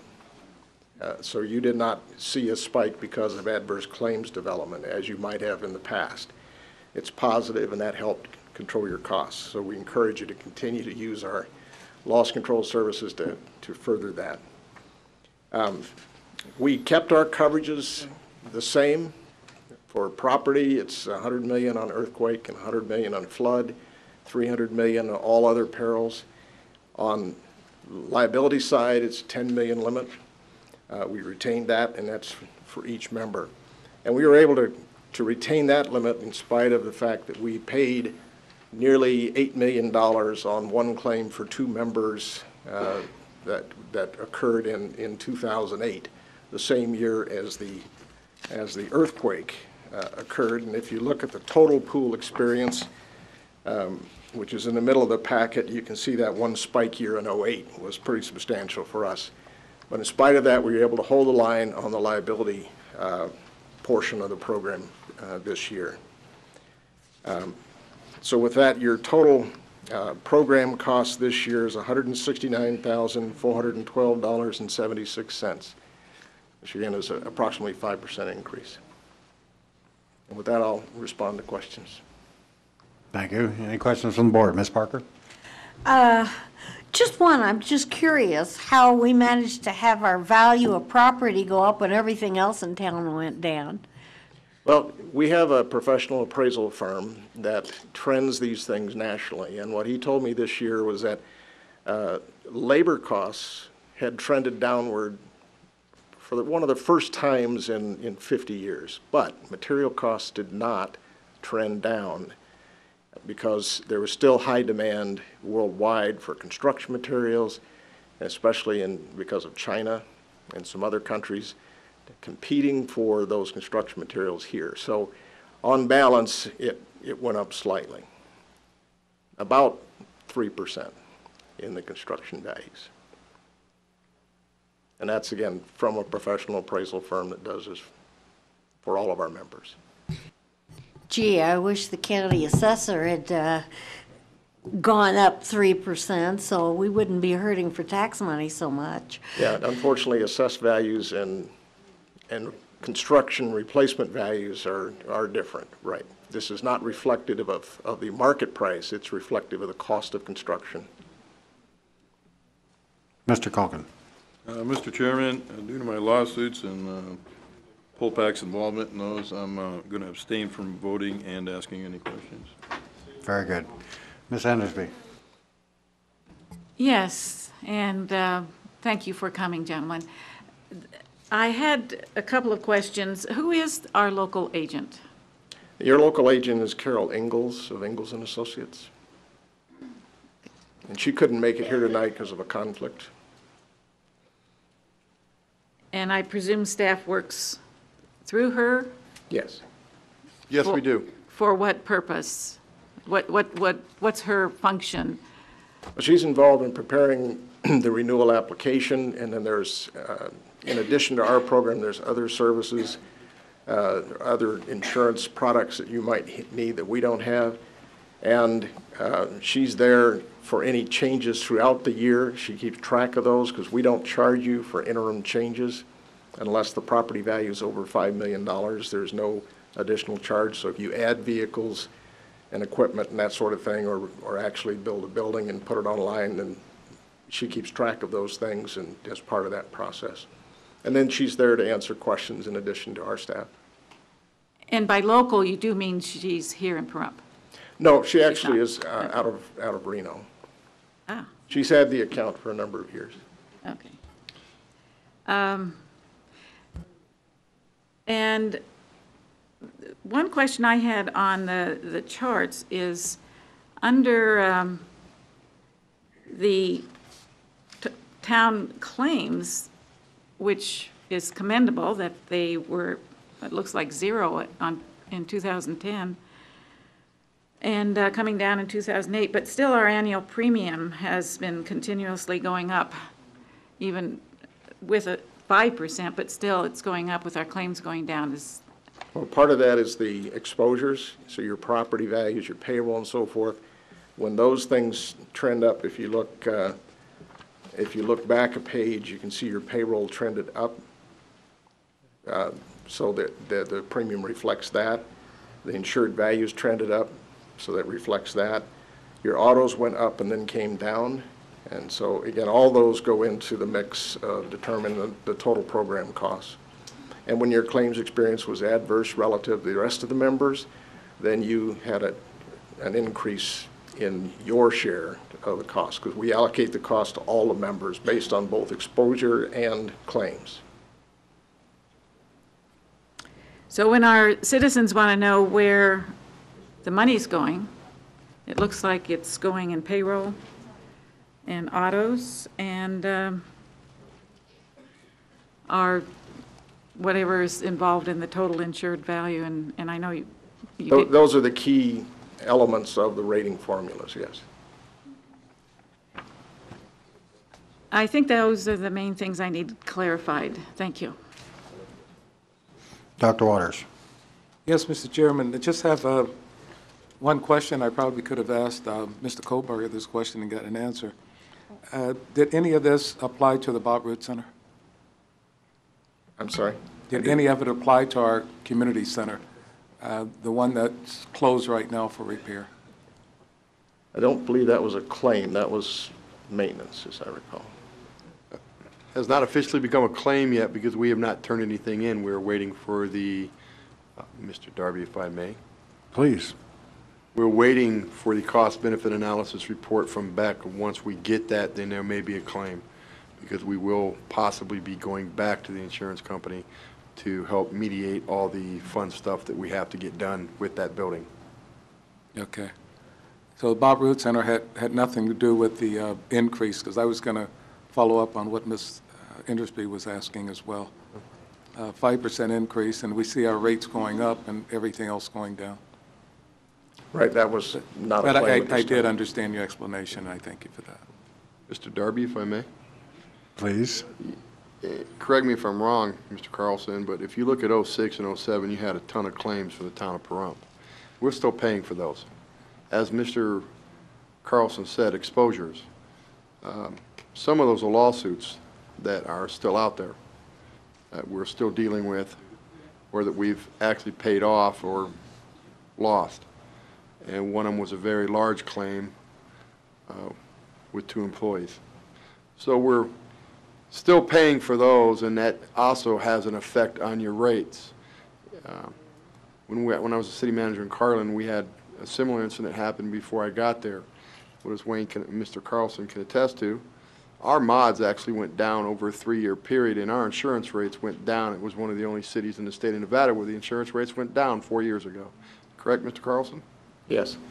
And again, we look at 5-year cycles on the claims experience, so you're having a couple of really good years that are working into the system, and a couple of these bad years are going to be dropping off, and that looks good, and if it stays that way, then that'll help mitigate any future increase and perhaps a decrease. And that's one, yes, Mr. Darby, if I may. That's one of the things I bring to the table, that I have a real good rapport with the Pool and Pact, and we listen to what they say. We incorporate the programs that they want done and it helps to bring down our mods and our claims. And again, past experience in the city of Carlin, it went down for 3 years, and our insurance rate actually dropped. And that's what we're shooting for in the city of in the town of Pahrump. As you can see, 08 was a little high, took over half the year. 09 was very low. 10 was, as I think it was Mrs. Innersby or Dr. Waters said, it was 0. So our claims are dropping. We keep this trend up for the next 2 or 3 years, our insurance rates will drop. Something we got to look at. Staff's doing a better job of doing stuff. Fire department's doing a better stuff of working with Pool Impact, and again, we're incorporating their ideas into what we're doing down here. I'll be glad to answer any questions. That answers my questions. Any further comments from the board? Ms. Parker? Mr. Calkins abstaining? Ms. Enderby? Yes, I'm sorry, I did forget one. Would you give me some clarity on what pollution legal liability is? I'll speak to that. Oh, thank you. I thought. The pollution legal liability is a separate policy from this, and that covers incidents that might arise out of a site from a water utility or a sewer utility, depending on which of the options in the matrix you've selected. So we have some members who have only wanted the coverage for their sewer plant or only for their water plant. Others want it for both. Some want it for hazardous material spills, and so it pays for that hazardous material cleanup should that happen. Again, that's caused by your entity or your vehicles or your facility. Could you give me an example of how that would apply to Pahrump and what it would cover for here? Is it the fire department's the pool dealing with that, or? Well, yeah, go ahead. Mr. Darby, if I may. Please, I'm curious on this one myself. One of the major pollution legal liability issues is the chemicals in the pool. That's one of the big ones. I believe that was 4,000 of the 8,000, and we had 2 smaller things. Top of my head, I can't remember the other 2, but the pool chemicals and the pool issues were one. That was one of the big ones, and I can get the other 2. I can email it to the town board as a whole tomorrow morning. I just got to call Carol. She had given me that information, and the other 2 just aren't circulating off the rocks. I'm sorry. It does say here that it's hazardous cleanup, weed spraying, storage location. Okay, that's right, it's in there. Swimming pool, hazardous cleanup, and Yes. weed spraying storage location. The weed spraying storage locations, we have a lot of chemicals. That's what it was, not the pool chemicals, but it's a weed spraying storage location. We have a lot of chemicals that we keep around for spraying of the weeds on town-owned property, hazardous cleanup. This hazardous cleanup, the fire department takes care of. And then swimming pools, additional 878. I was mistaken, I switched those numbers. And that's on the invoice from Carol Ingalls. It's a premium due to pollution liability description. I'm not sure what page that's on. Page 81 of your handout, but probably page, yeah, 81. It's the page right before the Pool Impact Resources Your Own. The brochure they handed out via email. All right, with no further comments from the board, I will entertain a motion. After a motion. Nobody's going to make a motion? I'll move that, Mr. Chairman, that we accept the renewal proposal from Nevada Public Agency Insurance Pool and approve for payment from the fiscal year 2011-2012 funds not to exceed $178,000 from the general fund in all matters properly related thereto. I second that motion. Okay, we have a motion and a second. We'll open this up to public comment.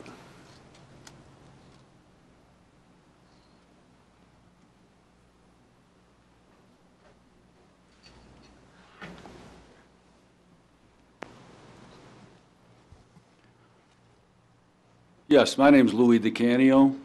And I've commented on this once before, that I feel that things should be done more locally than having all of our money and everything being going up to Reno, Nevada. Even when there's a civil lawsuit, you're always trying to deal with a lawyer that's 450 miles away. Things get dragged out. Nothing gets accomplished. Things should be done more in-house.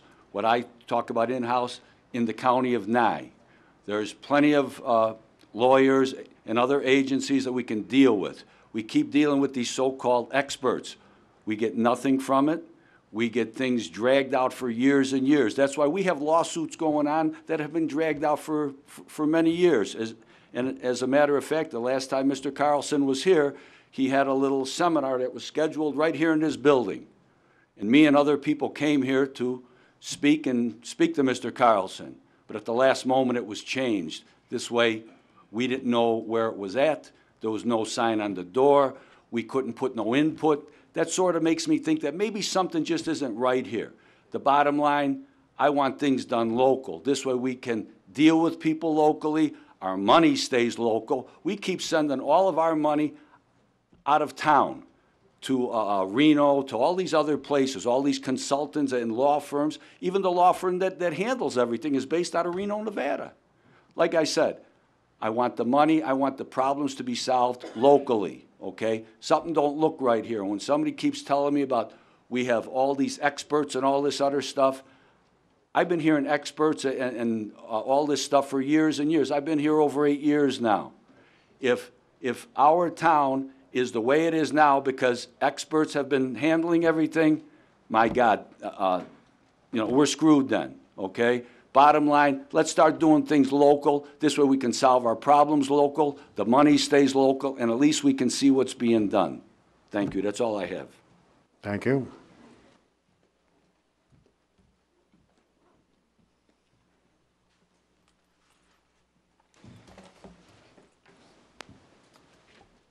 Donna Cox, CCSC, and I'm one of those malcontents that Mr. Carlton referred to at that meeting that he went to that we couldn't find. I think it's time you people went shopping. I have to do that when I buy insurance. Every 3 or 4 years, if I go shopping, I find I get a much better deal because if you stay with somebody too long, they start going up and up and up and up.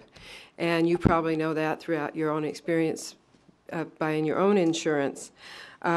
Last year, it says 98% of our owners renewed their commitment to one another. That means some people are backing out of this. There's 2% may not be a very big number, but I don't know what their numbers are this year. They may be larger. I don't understand, and I know what they say, but I don't believe that the fact that all the claims have went down, that we should have to pay more insurance and that the premiums should go up. I cannot even visualize them settling a claim for $8 million in this town. I've never heard of that. That needs to be looked into and investigated. It was not in this town, excuse me. Well, then why are we paying for it? If it wasn't in this town, why are we paying for this? They stated that there had been an $8 million claim a few years ago, and therefore we're still paying for that, okay? Somebody should explain that to you. As far as when I'm looking at these figures, it's been going down for 3 years. Something peaked in 2007. To start with, do a few things. Lower the deductibles a little bit. Lower your the amount of your insurance from $3 million a claim to $1 million a claim. I just can't even visualize anything costing that much in this town. You have attorneys. We have access now to 300 attorneys to hear them talk. We're paying for those 300 attorneys. Let them represent you when there's a claim. We're already paying for them. Save a bunch of money. And I agree thoroughly with what Louis said. We need to go to insurance agents in this town. They're hungry. They need work. They need money. They'll give you good deals. Shop around. That's all I've got to say. Please. Thank you. Thank you. Anybody else for public comment? Any further comments from the board? Ms. Parker? Ms. Endersby? Well, I do know under the list of the pool membership, it's practically all of Nevada that are members of the pool. So that tells me that you are the resource that is favored throughout the communities, and it's for the reason that I feel you have given professional service, and I appreciate that.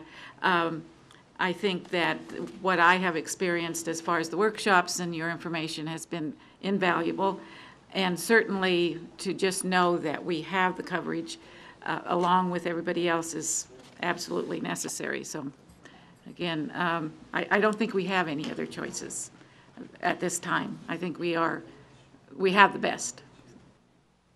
Dr. Waters?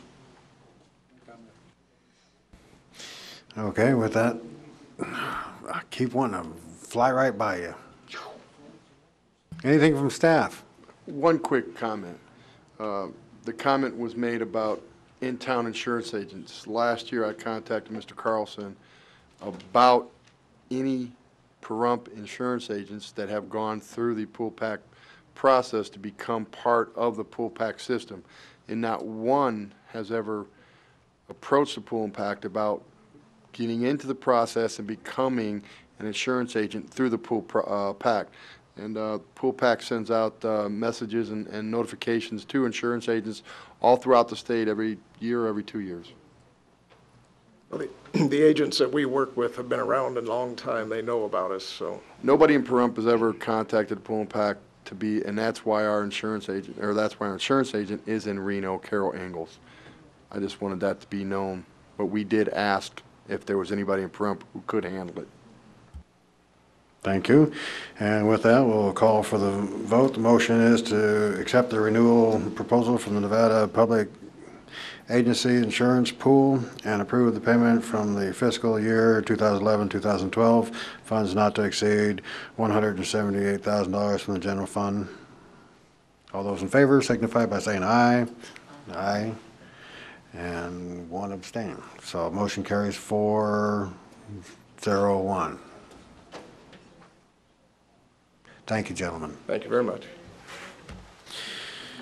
Okay, bouncing around on our agenda tonight, that brings us to item number 6, public comment. Oh, how about the advisory board?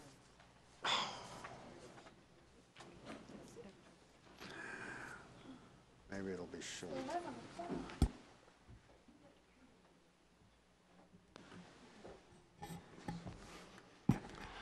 Andre Harper, resident. Last year, a seed was planted at Indoit Memorial Park, miles across Pahrump. And I was told it was successful. 100 children signed up. I was just told tonight that there might be another 100. Rodney Camacho was the one that told me. I'm looking for other people that want to donate. I bought 3 of these Razor scooters. They cost $100 a piece. I purchased them for $49. I'm also going to go to Walmart. They're going to work with me. I'll buy 20 bicycles. I've already sold 11. Rodney can tell you about his children. And another special thing, I hope if it works out, I think it'll be sort of special on that day. But Rodney can tell you about his organization. Rodney Camacho. I'm with the Pahrump Valley Youth Activities. Butch actually hijacked me tonight, but our summer program starts Monday, and we have well over 100 kids that signed up and a waiting list. I saw the flyer today. As a matter of fact, we're doing our program schedule tomorrow, and we've already been working out of Mance Elementary School. But besides that, I'm trying to promote our program on you. We have well over 100 kids, and I'm going to see if we can get that scheduled in so we could bring them to Smiles Across Pahrump. We have kids in the age range from 6 to 12. Our program hours are 7:30 to 5:30. So it'll be perfect. I think if we get the kids there after we feed them, unless we go there all day long. I'll find out tomorrow what our program director, Lance England, thinks about it first, and then we'll go from there. I don't see any problem why we can't bring the kids out there, because we're still looking for things to schedule for the kids for our summer program. Hint, hint, we're still looking for things to schedule for the kids. Well, I'm also brothering in with Food for Thought that help feed the homeless children in town. The fire department supposedly has 3 55-gallon drums. I hope they bring them up, and we're going to try to fill them up. You know, just bring non-perishables. I have Lorraine Harper from Symphony Animal Rescue. She wants to put up a booth. There is no vendors, by the way. So this is a community event. The families come, bring their barbecues, they bring their hamburgers, hot dogs, and if they can afford steak and pork chops, invite me, because I need that too. But anyway, I put the money up front. I'm not going to ask anybody to do anything if I won't do it. So I'm buying the bicycles. If anybody wants to donate one, I've sold 11 already. I got 3 of these bikes, $49. 2, I can mention people in this town right now. A lady come to my house that's here tonight, wanted to give me $60. I said, I won't take the money. I'll put the money up. I'll give you a receipt for the $60. Another man tonight who is a business owner, 2 bicycles. So everything's coming along, and hopefully the seed was planted last year. I want to see to get it, you know, grow to a mighty oak. So the Darrell will be there, fire department. Because of the newspapers and television stations, I got the advertisement out last year. They're willing to do it again this year. But if anybody's willing to donate anything, you can reach me at 751-1257. I still have a few bikes to sell, and I'll even buy 20 more if I have to. And I put up the money. I already paid for the insurance. That comes out of my own pocket. So I'm not asking for much. Just everybody come together, shake each other's hands, leave your differences at home, and just make a community get-together, a big picnic. And hopefully everybody remembers it's for the children, though. That's what it's all about. Thank you. Well, thank you. Thank you.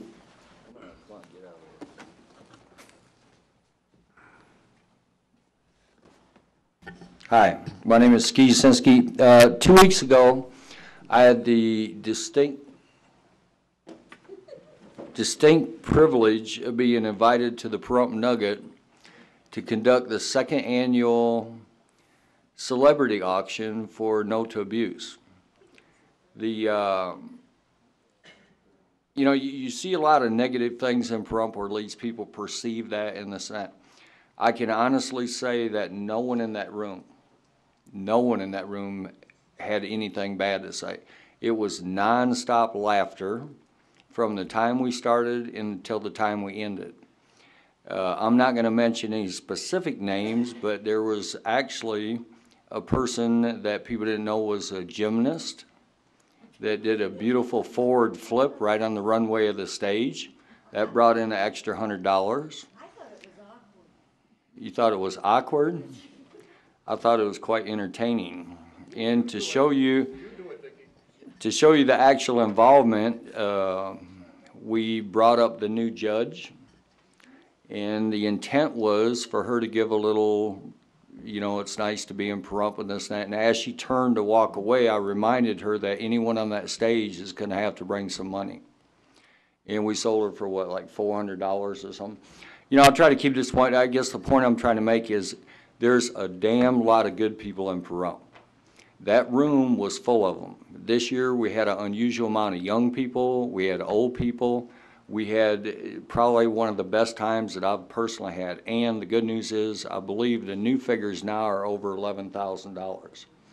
You know, I would challenge all the talent board for next year to come up on the runway. I mean, I'm very easy to get along with. I don't embarrass anyone up there or, well, but it was just great. And I appreciate you folks that were there. And that was probably one of the best examples of what I look as quality, is people working together to achieve perfection. And in my book, that was a perfect night. Thank you. Thank you. Anybody else for public comment? Okay. I'm sorry it took so long, but please, advisory board reports, and I'm going to jump right away from the chair or the town board because we have a chairperson from the Nuclear Waste Board that's been waiting patiently. And tourism, too. And what? And tourism, too. And tourism. Yes. I'm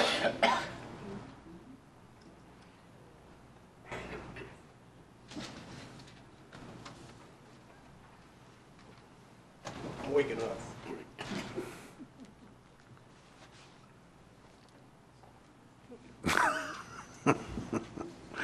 Wake up, John. We took advantage of the fact that you guys were looking at a theme park to kind of make the town nuclear waste and environmental board a little more meaningful. And what we did was we spent quite a bit of time amongst ourselves, and we defined questions that we think no matter what you do, if you theme park, whatever, you needed to have asked. I thought it was important that we not bring them up before while you guys were still deciding what you were going to do, because these questions need to be asked in a non-political fashion. And I divided them into four different sections. We had a meeting and we established what the questions were, but we wanted to see what they would, how they would be able to be presented. And we looked at them in the form of resource utilization, construction and operations logistics, climactic conditions, and general open-ended questions. And this was strictly for the environmental impact of anything that you guys produce. And I think that what you can use now, from now on, we're going to work on these. You can use these for any one of your new proposals. And we're looking at, for example, acreage for park and customer parking, potable water usage, fire water usage, sewage treatment, and electrical use. These are under resource utilization. Under climactic conditions, the fact that we have different kinds of hot summers, freezing winters, wind all the time, and an occasional flooding. But these are the kinds of things that if we look at them now and we present them, and we give them to Holbrook, now that that's the project that you're going to be using, if he can look at them now and he sees what we're asking, you see what we're asking, we can get NDEP involved. NDEP was interested in what we were going to do and how they were going to work with us on looking at the sewage treatment. NDEP is responsible for fresh water, but they're also responsible for looking at the way sewage water is treated and things like that. So I've had some talks with them. When EPA and NDEP are involved, they are eventually going to require environmental impact reports and environmental impact statements. But what excuse me, what I found out is that the way that that's done is the project contractors that you'll use for whatever you're building will, as a part of their bid, put in their environmental impact response costs that you'll see up front. Now, one of the things that you can look at is you have the expertise here in this town to help develop those impact reports and impact statements, and you don't have to pay tens of thousands and in some cases millions of dollars for these reports when you can actually be developed here in the town. One of the things that we do need to look at is what happens if air pollution, water pollution, or water use exemptions aren't granted. Now, you know, everybody in town is concerned about water. Well, there's a lot of water available, and in some cases, even when it's not available, it can still be authorized to be used, but they have to provide exemptions. And these exemptions may or may not be approved either by the state NDEP or by the EPA. These are things that it's good to look at on the front end, okay, so you can, you can be aware of the problems and the possible situations that you may get into. You know, you may want to use 300 acre feet and they say you can use 165. Well, that's okay. You can engineer your way around that. And I think that what we're looking for is we're looking to be able to provide you with answers to those types of questions. As a result of that, we set up a special meeting. We want a special meeting on the 24th. We didn't get that to you, and another one on the 8th. Okay, and we'll put the agendas together to do that. Because for the second thing that we're taking a look at is we're looking at Yucca Mountain startup, and we want to look at having our recommendations to you to see, do we want as a board to present to you a yes or no suggestion for going to the Yucca Mountain people, the county, the state, the energy department, everybody to say, yes, we're in favor of Yucca Mountain, or no, we're not in favor of Yucca Mountain. If you listen on any given day, there is a politician from Nevada saying that everybody's in favor of Yucca Mountain, no one's in favor of Yucca Mountain. Nobody's asked. Nobody has really asked or done any research or done anything to determine whether or not Yucca Mountain is a safe project. And we're going to be working on that for those 2 meetings also. So that's my report. Questions? Thank you very much. Any questions from the board? I would just like to thank you for your looking into the theme park and the questions and so on. The reason for that is, as we have heard, unlike what some people have said, they seem to think that what the studies are going to cost is a fixed amount, but they're a variable amount, and people like yourself and your group willing to participate are going to help keep the costs down. And I would hope that, and Mr. Holbrook talked about this, about getting the community to work together and do things.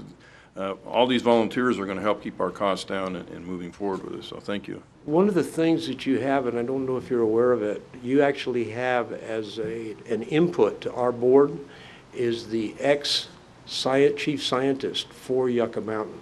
And he's one of the people that works with Congress and with the Energy Department and with us at our boards since Dr. Hechinova is no longer around. So we do have some real top-notch expertise here. So, Yep. Thank you. Ms. Parker? Yeah, but be sure and let me know when you're having the Yucca Mountain, both meetings. On both meetings. We haven't got it scheduled yet. There seems to be a little bit of concern as to whether or not we can use the annex, but we're looking at the 24th and the 8th. On the 24th, we'll be outlining the questions we're going to put together, and on the 8th, hopefully, we'll have some research papers and things like that put together that we can start looking at and start working on our presentation. Well, I assume that the whole board is interested. I definitely would like you to email the dates to me. Why don't you just shoot it to the entire board once you have it set up? Okay. Thank you, and I appreciate your work on this. Okay. Ms. Henderson? I presume you mean June 24th and July 8th? Yes, ma'am. And you're thinking of the town annex in the evenings? Yes, and we haven't talked to Mr. Kohlberger yet to arrange that and get that straightened out, because we've got our dates a little confused. Okay, thank you. I know, but I know who to talk to get it done. Dr. Waters? Yes, again, on my calendar, I have June 24th, 1400, 2 o'clock, but I don't have a location yet. And I know we're working on a location, and I've already advised them that instead of the 1st, we're meeting on the 8th. Yes. And again, we don't have a location. Correct. So as soon as Samantha works it out for us, we'll have a location for those meetings. 24th. Any comments? 24th and the 8th, Sam. Okay. 2 o'clock. 2 o'clock. And they will get the agenda items to you. Yes. Any comments from staff? Thank you, gentlemen. Thank you. And do we have a report from the Tourism and Convention Council?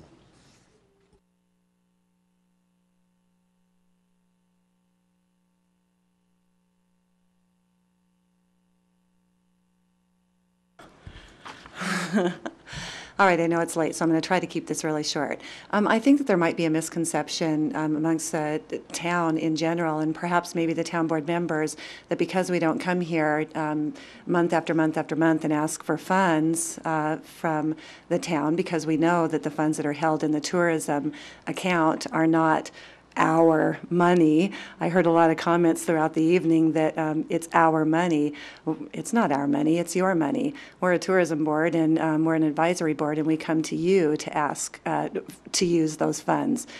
So I thought that there might be some misconceptions that because we don't ask for money that we're not doing anything out there. So just to clarify what we're doing and what we have been doing, we didn't have a meeting in the month of June just because there were some scheduling issues. But still, things are moving forward. Even though we didn't have a meeting in the month of June, we did have representatives that were meeting with properties in town, still making those contacts with the properties in town. We've given them opportunities to have free advertising, and they've loved it, and they've taken advantage of that. That's one of the things that we're doing. Still ongoing is we're working with the Nevada Commission on Tourism, very close partnership with them that has taken, quite honestly, a couple of years to build. It's taken quite a bit of time to build those relationships, and the end result, what we're looking for in building those relationships, is to have those tour buses that have been mentioned a couple times tonight that are passing through Pahrump and stopping at Smith's and Albertsons and buying their goodies and then taking off. Our end result on that is to have those buses have a stop in Pahrump and stay in Pahrump overnight on their way to Death Valley. Hopefully, if you guys get this theme park up and rolling, then that would be another thing those tour buses would come here and do, and bring those tourists here to stay heads and beds in our own town. So those are some of the things that we're working on. We were recently told we had 7 grant requests that were approved through Nevada Commission on Tourism. And we were the only town in Nevada, in rural Nevada, that had all of our grant requests that we submitted actually approved. And I do want to give kudos to Arlette Ledbetter at the town staff that works with us, because she put a lot of time and hours and energy into talking to the right people and learning what exactly it is that they're looking for and how to present it so that we do have a better chance of getting those grants. The reason I'm bringing that up is because all of those grants are matching grants. So in the very near future, we will be coming to you to ask for, when we get that information together, to ask for funds to match those grants that we've been given. We're going to be approaching Albertsons, Walmart, Smith's, all those places to ask if we can put tourism kiosks in their entrances, in their foyers. I think that that's important for people that are getting on those buses and getting off those buses to pick up information about Pahrump. One of the big things, well, actually, a couple of the big things that we're really looking for that we got the grant request approval for, one of the big ones is to set up a tourism website. We learned through Nevada Commission on Tourism that we need to have our own separate website to direct people to what here is in Pahrump, and then also tell them about the day trips that they can take from the town of Pahrump using the facilities in Pahrump. We are definitely putting together, and we'll be asking for funds in a very near future, putting together collateral brochures to take to all the trade shows that we've been visiting. And by the way, those trade shows are very, very, very important because we're focusing on people that are already planning on traveling this way. We just need to let them know about Pahrump so that they can stop here. That collateral is going to be very important. Also, that was presented to you, or that was told to you, I guess, in our last town board meeting, was about all the RFPs that were put through for our video productions so that we can use those videos in looping at our trade shows and also use them on social networking sites. That's another thing that we'll be using our funds for in the very near future. Excuse me. I guess my voice is asleep. One of the things also that was kind of exciting that we've done recently is we made a visit to the AAA office in Las Vegas. The first trip was, we thought was, nothing came of that, but then after that trip was, after we met with them, the supervisor of that office called and said, we need you back here to visit with us. They have a lot of inquiries in that office about people asking what they can do for day trips from Las Vegas, tourists that come to Vegas, which kind of goes hand in hand with what you guys have been discussing tonight. So we went back and we took them collateral, information from the Chamber of Commerce and information about Pahrump in general so that they could give the people that are visiting their office. They were very, very, very excited about that. That's a big step forward. We've been working again with Nevada Commission on Tourism to have those folks come out to Pahrump and visit our locations here, which is one of those stepping stones that we need to build that relationship to have the tour buses come here. So they've come to Pahrump several times now. They've visited several locations. They're quite impressed. Now what they'll do is they'll go back and they'll talk to their tour operator, go to the what am I saying? The marketing areas, and they'll talk to their tour operators to get them to come to Pahrump and stop in Pahrump. So those are kind of some of the things that we're working on, continuing to work on. Very, very big relationship with the Nevada Commission on Tourism. They've been great with us, so we appreciate that. And anyway, our next meeting is on July 7th at 8 o'clock in the annex, if anyone would like to come. Harley, I'd like to extend a personal invitation to you to come to our Tourism Board meeting on 8 o'clock on July 7th. Anybody have any questions? Ms. Parker? I just wanted to say that this is an unusually busy board as far as accomplishing things. You can see the relationship that they have developed with the Nevada Commission on Tourism. It's first name basis with virtually everybody that works there. And it's paying off. So it's good to have a board that's accomplishing something. Mr. Calkin? It sounds like you're working on some pretty good ideas and things. I'd like you to see the board maybe get a little more aggressive. As an example, you mentioned all the buses that come through. And I don't think telling them to stop and gamble or whatever is going to get too many buses to stop. But as an example, let's say you went to Front Site and talked to them, and if they were willing to participate in something, and talk to the bus companies, maybe getting the bus to go out there and people shoot a little guns or do something. I think it needs to be a little more aggressive. Like when we went to Quartzsite, as an example, the reason why people went there, the reason why I went there was because there were so many things that I could walk around and see that I couldn't see somewhere else. So possibly, I know we don't have big fields or whatever you want to call it to put zillions of RVs in there, but we do have an awful lot of RV parks here and everything. And maybe planning some sort of activities where people can come and do something that they don't normally come, like get vendors to come or whatever, I think would probably get more success, you know. Because talk to those bus companies and ask them, you know, what would it take you to do more in Pahrump other than stopping to get, you know, munchies and refreshments and whatever before you head out to Death Valley. Maybe they could help you develop some ideas or whatever. Could I comment on that? Certainly. Okay. This is something that's been in the works for quite a long time, and I'm sorry that you're not aware of that.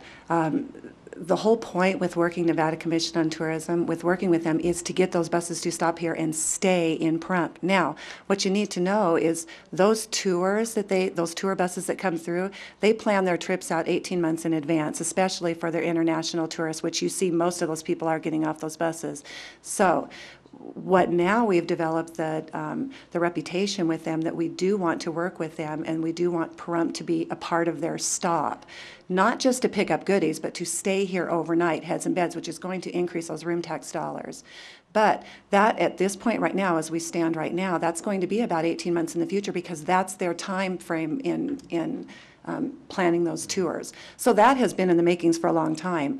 As far as planning events for Pahrump, we're not event planners. We market the town of Pahrump. But what we do is work very closely with the RV parks and find out, because those are those individual locations are marketing their own property. So when they're getting their big jamborees and their big groups in, we're working very closely with them to make sure that we're represented there, to make sure that they get everything they need before these people ever even arrive in Pahrump, so that they will find the need to come into the town of Pahrump and spend their money here. Well, I'm just thinking that tourism is maybe planning things, you know, to help get anything. So you're saying that you also have talked to the bus people?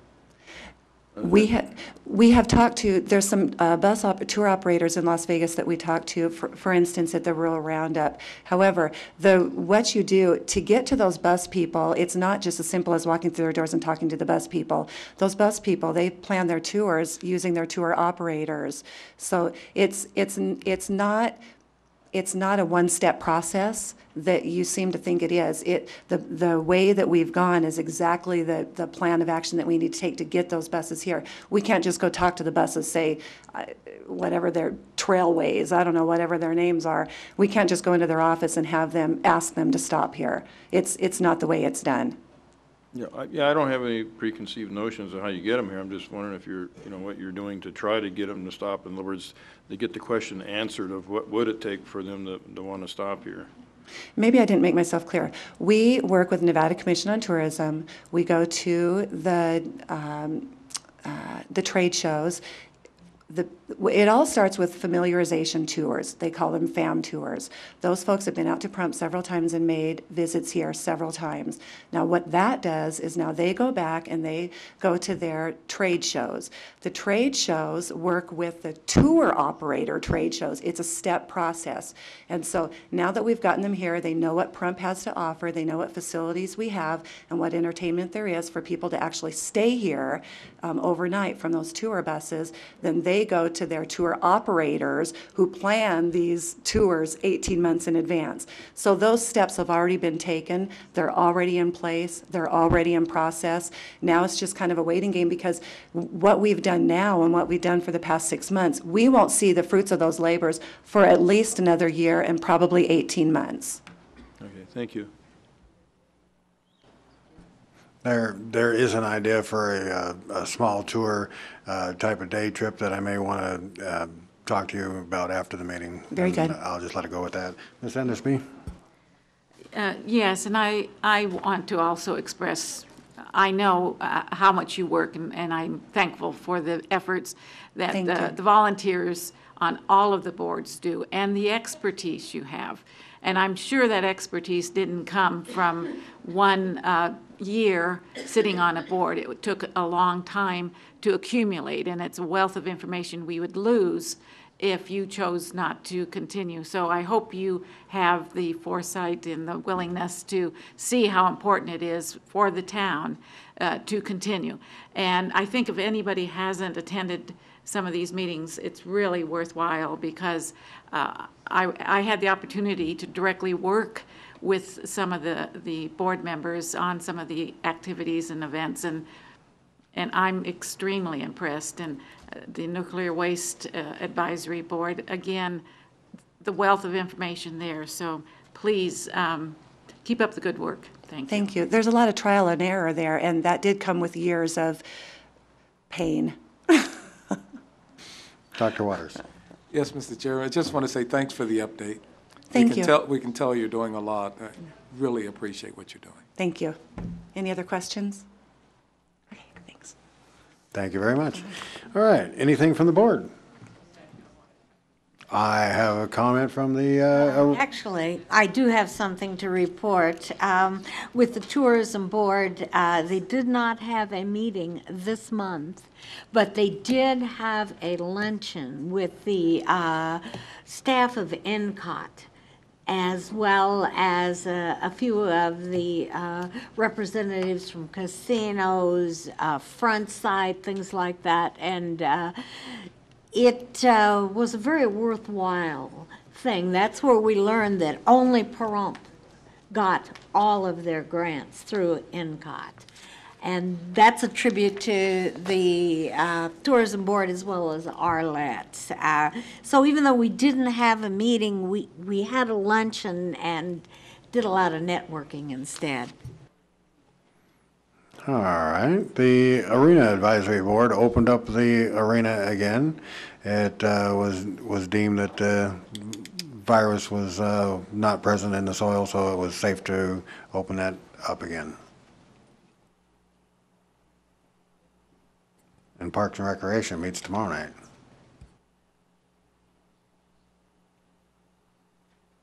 Ms. Endersby? Thank you. And in my travels, by the way, I found that arenas throughout the country are being closed. It's a virus that's very, very pervasive and difficult to deal with. So I'm glad that we had the knowledge and closed the arena here. But the Incorporation Advisory Board, I do have to apologize for public record. I have to announce the June 30th meeting is canceled. I neglected to do that. So we have conflict with the Boundary Line Advisory Board as far as scheduling because we have several of our board members that sit on that board and they can't be at the same at two meetings at the same time, and they scheduled their meeting on the same time we had ours. So at any rate, Samantha, we do have to get that squared away so we can get that rescheduled on a temporary basis and then on a permanent basis. But the June 30th is canceled, sorry. Dr. Waters? Well, we heard from the Nuclear Waste Advisory Board, a very good report. The Veterans Advisory Board, Veterans Memorial Advisory Board, they'll be meeting again later in the month. The F-4 airplane and the howitzers are still on track. In fact, the people at Wright-Patterson Air Force Base, they've got the requests for the F-4, and they'll be pushing the paperwork through. The wing commander out at Nellis Air Force Base is working with us, and I got an email from him yesterday saying at least things are moving. So you'll hear more and more about some of the things that are happening out at the cemetery. That's all I have. Thank you. Thank you very much. Anything from staff? If I may, Mr. Darby, I'd like to know how the Youth Advisory Board's doing. I haven't heard anything on it lately. Yes, thank you. I was sitting here shaking my head and saying, I forgot to mention the Youth Advisory Board. There was a meeting the other night. Was it last night? At this hour, I'm not sure where we're at, but was it last night? Thank you. We had a workshop, a pre-planning workshop. So it wasn't an actual meeting, and the planning was centered on planning for the real workshops that will be conducted on June 27th, 28th, 29th, and 30th from 1 to 4 o'clock at the town annex. Those workshops are set to help our youth learn some skills, learn some information about not only conducting meetings, doing planning, goal setting, various things. Lucy Ivans from Project 5,000 Kids helped last night with some information. Dr. Waters will be presenting at one of the workshops, as well as Samantha and Kelsey are going to help out, and Lorraine Murray. So we have some great presenters. Lucy's going to come back, and we invite anybody to come. We have 7 members and 2 alternates now, so we're full. Appreciate that. Thank you. Thank you for asking. All right, is that it for advisory board reports? That will bring us to item number 8, Town of Pahrump Economic Development Report. Mr. Kohlberger. Any questions from the town board? Any questions? Ms. Parker. You know, since he isn't here, I'd like to say that I appreciate the effort that Mr. Balapoy puts in his report, but it makes absolutely no sense.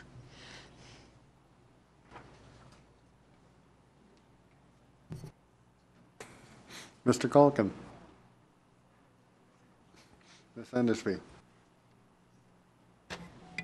I understand that we've been holding business license workshops, and if we could have some written reports on that and at some point in the backup, I would appreciate that when they're concluded. Dr. Waters. Yes, Mr. Chairman, on the first 2 items, the first one is, says VEA is reconsidering. And the question I have, is it possible VEA will reduce the impact fee? Is that what we're looking for? We're asking questions, seeing where we can take it. Okay. And for the second one, any idea when that's going to be removed from hold?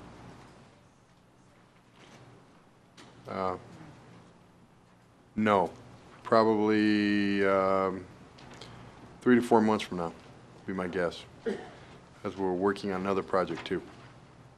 Okay. And the question is, I've heard rumors, I'd like to know if it's true, that one company wanted to come here and decided to move to Henderson because they've read about negativity in Pahrump and how negative the people are? I haven't heard that. Okay. Can you ask our economic development person and see if that's a valid statement? Sure. Okay. I've heard it's true. I'd just like to know for sure. One of the things I wanted to say on that is, a lot of times we'll have people that'll demonize the people or events and ideas, and once they do that, they can't support them. It's very hard to support something that you've demonized. And I'd just like to encourage everybody in Pahrump to keep an open mind, and let's really try to work together. Because moving together, if that was true about one company not coming here, if they would read that Pahrumpians are working together for the betterment of our community, I think more people would be more interested in really coming here. Just wanted to add that in. Thank you. I do got one statement, Mr. Darby, if you may. I'm sorry, what? Got one statement, if I may. Please. The business licensing workshops are going extremely well. Dr. Waters, Mr. Koch, and Mrs. Parker have attended at least one each. I know Mr. Darby, what? I have attended 2 of the first ones. Oh, I'm sorry, Mr. Darby, too. Did I mention you? I forgot. I skipped over you. I apologize. Let me say that again. Mr. Darby, can I just make a comment? Please. Dr. Waters, Mr. Darby, Mr. Cocken, and Mrs. Parker have at least attended one each. And as far as bringing information back to the board, it will be compiled as the ordinance. We have been making progress. We have been getting a lot of good feedback from the business community. So that will be coming back. It probably won't be the last meeting in June like you requested. It'll probably be the first or second meeting in July because we got a little bit of writing to do. And one at night. Right, and we're trying to set up one at night so that we can get some other businesses there. But they have been being attended. Mr. Chairman, I understand there's one coming up Thursday, right, at noon? Yes, ma'am. Yes, and I do plan to be there at that one. I was out of town. Any further comments from the board? No. Okay, we'll move on to item number 11, discussion possible decision to approve adopting a dispute resolution policy. Mr. Galkin. Mr. Chairman, I just wanted to establish a policy where employees and volunteers and so on, in regards to the town of Pahrump, would know that there's an established procedure should they have some issues that aren't working out wherever they happen to be working or volunteering. So in your backup is a resolution deal. I just wanted to make a change to it at be the second page, 1.4.2, where it says step 2. The change that I want to make is in regards to this. If the issue is with the town manager, then there is a procedure to go to the town board. But if a person has a dispute, let's say at a lower level, and then gets to the town manager, but they're still not happy, I want to make it where they can then go to the town board, because I feel that's the ultimate authority. So what I wanted to add was 1, 2, 3, 4, 5 sentences down on where it says 1.4.2. It says step 2, formal written notice. If you move over to where it says, if step 1 involves the town manager, I would like to interject at that point, or at step 2, employee does not feel town manager has resolved dispute, I'd like to add that in there and then have it move on. And then where you go down a little further, it says, the employee shall file 1 copy with the town manager or town board chairman if step 1, I simply want to interject there, or step 2 involves the town manager. Because if you went to the town manager because you had a problem at a lower level and you didn't feel that the town manager resolved your issue, this allowed you to then go to the town board, which I consider the ultimate authority to resolve your issue. So I just wanted to add that to that. And then on the last page, number 3, it says the town manager or town board is step 1. Again, we just add or 2. So that's all. So that way, if if somebody has a problem in their working environment, they can eventually bring their problem to the town board. It has nothing to do with discipline or anything like that. It's just a matter if there's some issues they want to deal with. So with that, I would make a motion to approve the dispute resolution policy that's in the backup with the changes that I noted.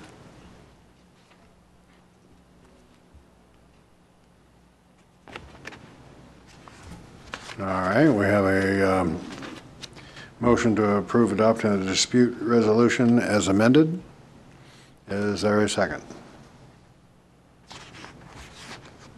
Doesn't sound like it.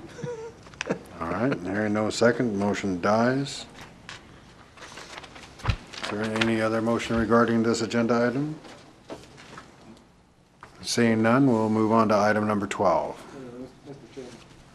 Yes, Dr. Waters. Did you ask for comments on that item? If there had been a second. Motion died, and I didn't hear what you said after that. After that, I asked if there was any other motion on this agenda item. I had a question on the agenda item that I wanted to ask before maybe possibly seconding the motion, but I wanted to make a comment first and get a question answered. And the question was, is this going to become part of a town board policy, or is it going to be something that would stand alone? It would become town policy.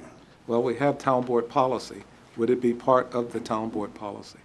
Or would it be additional policy? Perhaps Mr. Chairman, Kohlberger could. As the fact that this did die for lack of a second, what we can do, or what you could do, is at a later date get together with Mr. Culkin to revise it and possibly bring it back.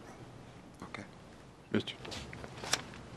So to answer that question, if I may, it goes in the personnel policy manual, not the town board policy. This is for the personnel policy manual to deal with employees, not the town board policy. That's what I thought I said, town policy. Personnel. Personnel, town. Anyhow, moving on to item number 12, discussion possible decision to provide town board recommendations to Nye County Board of County Commissioners, BOCC, to assist in the BOCC in rewriting Nye County Code Chapter 8.04 fireworks at the request of county staff. All right. I have been talked about this extensively by one of the owners of a fireworks business, and he has a problem with the fact that the number of licenses are limited, and second of all, he would like to have a shooter site, perhaps in one of the gravel pits or someplace safe. And right now, the county doesn't allow a shooter site, but at the RPC meeting, it was mentioned that it could be, under the county code, allowed should the town of Pahrump okay it. And I really would like to see if we can work with Chief Lewis and find a way to set up a site so that you can buy your fireworks and actually legally shoot them off. See, and that's the interesting thing, because two of the county commissioners have been talking to me about this, and that's exactly what they want to do. I know, They they've wanna been create after a me. shooter site in a gravel pit.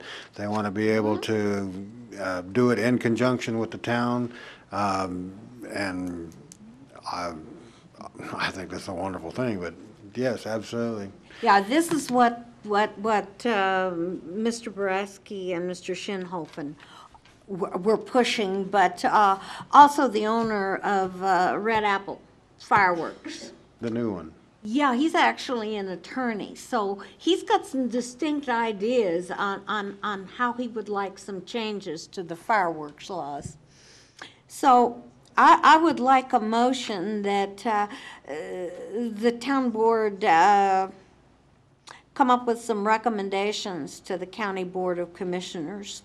Or maybe, actually, let me just hold off and hear what the rest of you have to say, because we could actually send a recommendation that we be allowed a shooter site and not have to bring this back. So I want to hear what the other board members have to say. I see that staff is anxious to make a comment. Yes. You're talking about a shooter's park. This is not going to be a town of Pahrump shooter's park. No. Sponsored by the town of Pahrump, correct? Because that's one major liability. No. I wish Wayne Carlson wouldn't have left, but I bet he would be like going, absolutely not. Actually, what the two county commissioners were talking to me about was possibly the county's gravel pit. That's fine with me, because that's the county's liability, not the town. Yeah, And basically what they're talking about is having the town give their input onto how to rewrite their ordinance. So as it stands right now, you can buy these fireworks in Nye County, but you have 24 hours to get them out of the county. It's illegal to let off fireworks in Nye County. I understand that, but again, my only concern about that whole thing is that we're not sponsoring a shooter's park. That's No. correct. We That's- are not that's- sponsoring. Thank you. Yes, We're and input to rewriting their code. And I would like very much to get Chief Lewis, come on down, involved in this. He's actually against it. Are we having a board discussion, or are we, I'm kind of lost here. We're, I have a motion on the table. we don't have a motion. This is a presenter. Thank you, Scott Lewis, Fire Chief. I've also been approached, but it's my understanding it's a little different. Nye County Code does permit towns to have their own shooter sites, and Amargosa is a perfect example. They do have a current location in Lathrop Wells area. We would also be responsible for providing the service and the protection for such shooter site. So I think the town would be much more involved in the early stages in the development and whether we create such language to allow it to occur in the town. Yes. Ms. Endesby? Mr. Chair, may I? There is an additional ordinance that was added to the Chapter 804 fireworks, and I don't believe it was in the backup. It's 8.04.140, or 150, which is shooter sites. So the county does have a complete description of what they deem as shooter sites, and that was part of the consideration that I understood we were to address also. So they do have some verbiage about shooter sites in unincorporated towns within Nye County. And so because that's not in the backup, and it is late, can we table this, or is this something that needs to be forwarded? The email that I got said they wanted an answer by June 1st, but my concern was the email, the whole thing was passed on May 16th. They sent it out on May 18th, and they wanted a response by June 1st in their request letter, so I'm not sure. Mr. Darby? Actually, I would like to ask, is this something that we can respond to by just saying, yes, we are interested in helping you rewrite your code? You can do that. I talked to Mr. Osborne about that, and I had pointed it out that we couldn't put it on our agenda until the 14th, and he said, yeah, well, we're not really gung-ho getting it rewritten right now, so please take your time and make sure town board has input. So if you want to table it, you can, or if you want to say, as a board, we would love to help you rewrite it. You're going to have a workshop, whatever the, flavor Absolutely. of the... That's what I was trying to suggest, but as the late hour goes, so is my mind. Mr. Chairman? Mr. Culkin? If I may, I think we all got an email asking for our suggestions, and then I emailed back thinking that it should be a board decision, and plus we heard public comment and so on. So I think this would be, and also I got page 1 and 2 of 10, and that's it. And I don't know, and Mr. Kohlbarger said the county didn't furnish the rest of it. So I would agree that this is a time to table something. Well, Mr. Chair, there is no sense of urgency in this because they were originally, the county, this is the impression that I got because this came before the RPC board and we voted on it. And the impression I got is that they wanted to set something up for this year, but I think they quickly realized that they couldn't get the pieces together for this 4th of July. So you're looking at 2012. So you could feel very confident in tabling this And also, Mr. Chair? I just look at the spirit of fostering the communications that we've started with the county, and by making the simple statement of, yes, we are interested in helping you rewrite your ordinance or your code, and leave it at that, and then request workshops, then request further meetings, then request more. But Okay. in the spirit of cooperation, say, sure, we'd love to help you. Mr. Chair, I'd like to make a motion. Before you do, if I could say something. No, it's my turn. Go Well, then you ahead. can make your motion. See, my mind's winding down. My mind's winding down. I can't even talk straight. I wanted to also say that when I sent that email and got the response, I thought that's, the way that the county and the town should work together. And also, I wanted to thank Mr. Osborne and he also said, take all the time you need. So go ahead. Yeah, I'd like to make a motion that we send a letter to the Board of County Commissioners saying that we would welcome the opportunity to assist them in rewriting the Nye County Code, Chapter 8.04, fireworks. I'll second it. Any further comments from the board? See, now we neglected you too? I would support that.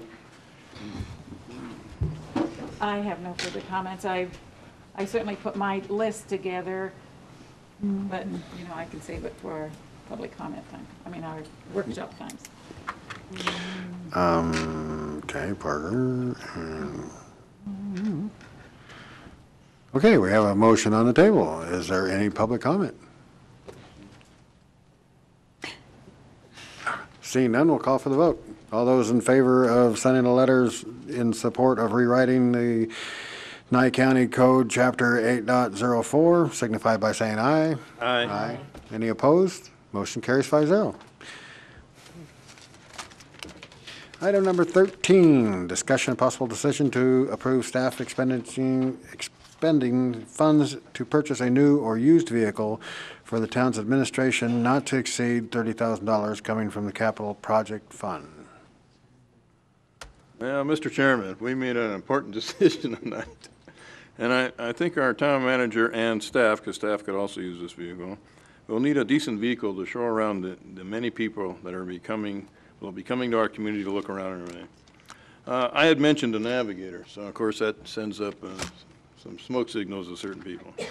But I went on Craigslist last night. I'll give you some comparisons of prices. And I look for things in the same age group. I'll get to what I'm looking at purchasing at the end here, but I'll give you some prices here and mileage. At a local dealership here in Pahrump, a 2007 Ford F-250, that's a 3/4 ton pickup, with 49,751 miles. They want $29,995. A 2008 Ford F-150, they want $32,952, and it has 47,305 miles. You got it down there. Right, you can see that, but, Mr. Darby? But I thought, Yes, sir. Mr. Crocken gave me this today. Would the town board accept putting this into the backup as additional information? It came from Mr. Crocken today. I'm willing to accept it as additional backup since he just got it together. Ms. Andersby? No, I'm not willing at all because I really, I have to take umbrage with the fact that we have an agenda item here asking for not to exceed $30,000 with no backup and last-minute requests. And in previous board votes, we authorized, I don't know, 6,000, 7,000, 8,000 for a tiller, and we could do it very easily because all the information was there. We had a request for $250,000 in ambulance, and we could pass it because we had backup. You know, I really find it offensive that we are asked to make a decision based on something that's just in front of us today, and there's no information about the what, how, when, where, why. It's just, I'm sorry, Mr. Culkin, this is something that I feel we just should not move forward on. If you insist on having it put in front of us, I think the chance is that It might just not be passed, I don't know, but. Well, I'd like to speak to this if I Excuse could. me, I'm going down the line asking if they were going to accept the additional supplemental That's what material. I wanted to talk about. It's Dr. Waters. Dr. Waters? Yes, Mr. Chairman. Something else, I've talked about this in the past, and I think finally it's going to be on the next agenda, but I just feel uncomfortable, as Ms. Endersby said. I feel uncomfortable having a presentation. There are many times that I know town board members want our support, and I want to support the other town board members. But I would like to be able to look at the information before coming to the town board. When I look at, this may be a very good idea, but we don't have any backup at all. We have to listen to it and then make a decision, and it's a spur of the moment, and we're trying to convince the public that we're doing due diligence when we don't have the information. So as much as I want to support Mr. Culkin because I understand exactly what he's talking about, but on any agenda item that comes without backup, I'm just going to have to be against it because I don't want to have to make up my mind on something that I just got. I want to have a chance to review it. And in this case, I haven't had a chance to do that, and I would like backup presented to us before we come. And I also feel that the backup material needed to be added, so the additional information will not be added. Well, that's fine, but being as it's my item here, I'd like to continue talking about it. Yes, you may. The problem here is by the time I give you some backup information, it's obsolete and not available. So here, I'll make a long story short here. I was trying to give you some comparisons, and I don't consider this rocket science, but let's make a long story short. Finley, Lincoln, Toyota, whatever they are, they had a 2008 Lincoln Navigator, and they wanted $42,625. Make a long story short, I got them down to agree to $35,000 because it's for the town of Pahrump. It's a four-wheel drive. It's white, which I think would be a good color for the, a town vehicle. It has 30,078 miles on it, and meaning that it comes with a warranty for up to 3 years or 100,000 miles. So when I was trying to give you a comparison of what's out there right now, and this car we're talking about probably won't last much longer because they went down from 42 to 35,000, and I was planning on making a motion to purchase this car, and the guy's kind of holding it for me for us to make up our mind tonight. If we don't, then whatever information I give you in the backup, I found something, it might be gone. So to ask for a backup, it's basically obsolete information. And as I was trying to point out to you here, pickup trucks, used pickup trucks with twice as many miles or two-thirds as many miles are in the same price range. This particular vehicle has a bench seat in the center. Most Navigators have bucket seats in the center. So make a long story short, again, this car can take 8 adults into it. And we're going to be entertaining people. We didn't ask car. Mr. Kohlbarger, please tell me about your car because I haven't seen it in the parking lot lately. Mr. Chairman, may I? Mr. The Toyota Camry has been in the shop for 2 weeks. They've had issues with some of the parts, and the parts are very difficult to get a hold of. According to Mr. Lewis, we've been talking about this on several occasions. He's here if you want to go into it anymore, so I've been driving my personal vehicle for the last 2 weeks. That was what you wanted, Mr. Cochran. Okay, thank you. Now, last time I had this on the agenda, it was said to wait till after the budget hearing. The budget hearing's over. This car is going to be gone pretty quick, so if we don't make a move, then we're out there looking, I'm looking around again, trying to find something.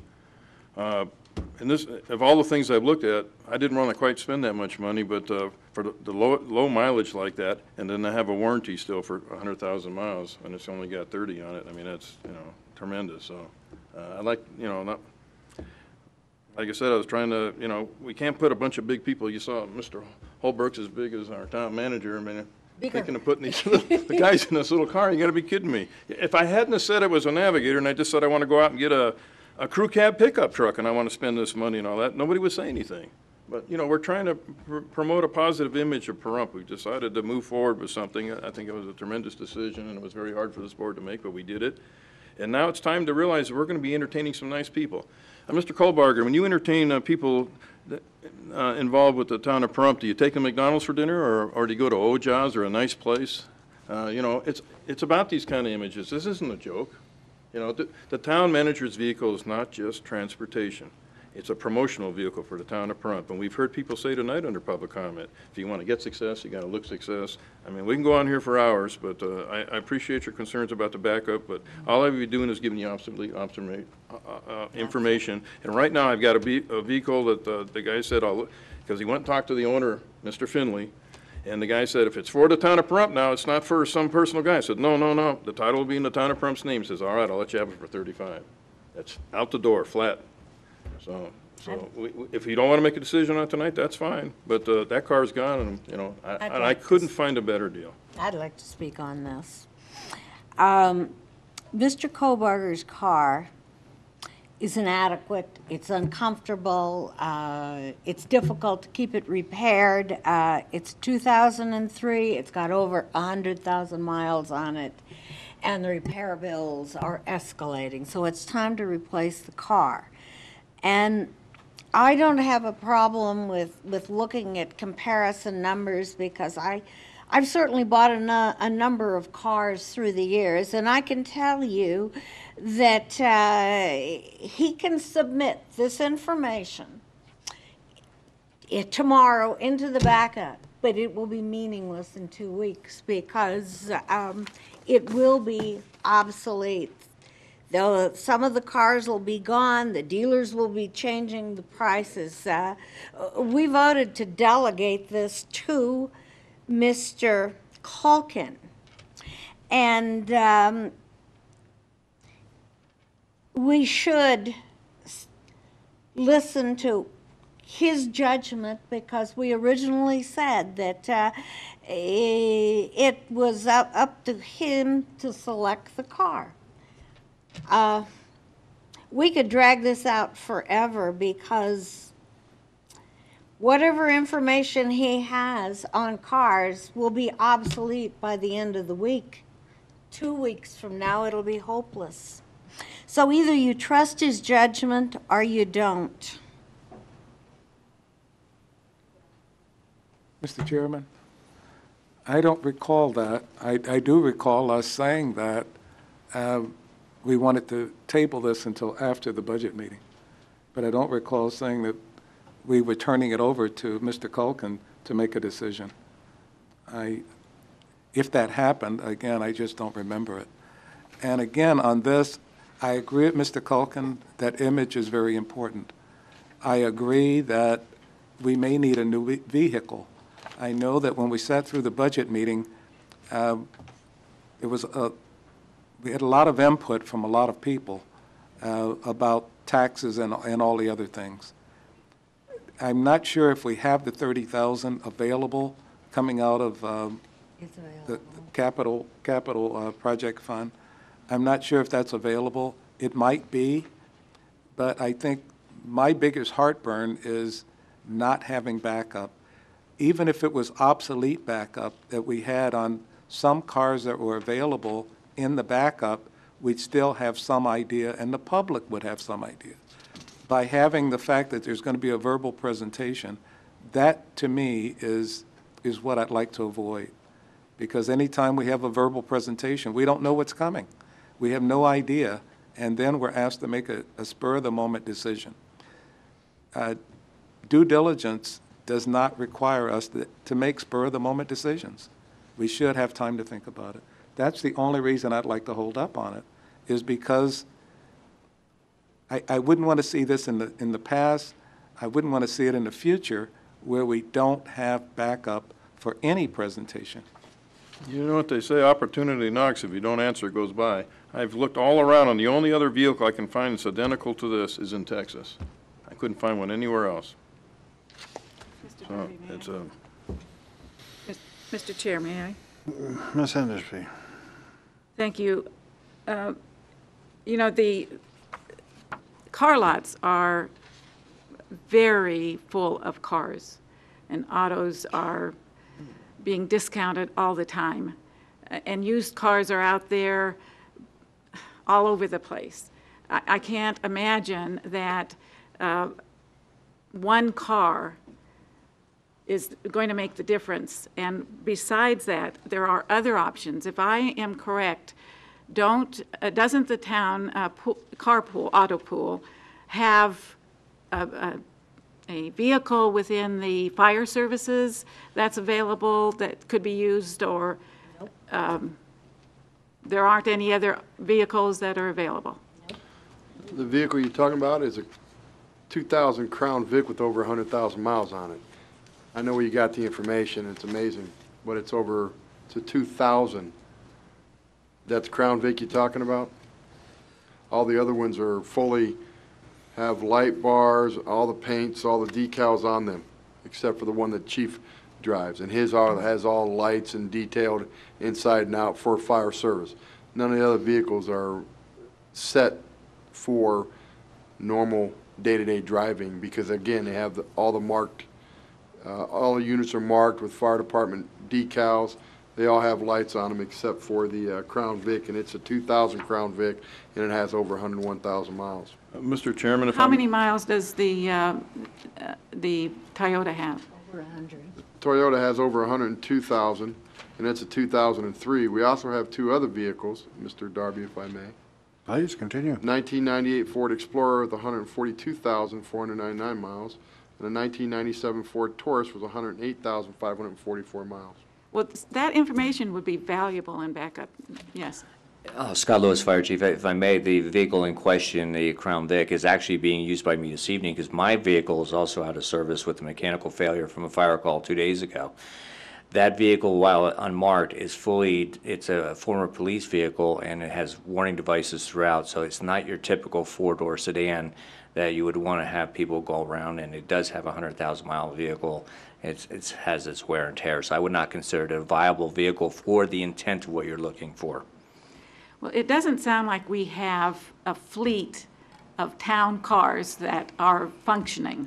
I would almost prefer to go with a per diem expense and let staff purchase their own car, because if I can repeat what Mr. Culkin said at the last meeting regarding expending money, you had a concern that you commented that with a problem understanding a raise in tax percentage being a result rather than laying off staff, that you don't see how where the town's able to spend money on a charity movie night. So, I really have concern of why we all of a sudden have money to spend on vehicles when even our emergency service fleet is having problems. I think the priority should be there and let staff, as I said, purchase a new one if it's desired, and then go into a per diem reimbursement. I believe that isn't a car being provided in your contract? I do believe that we have to provide him with a car.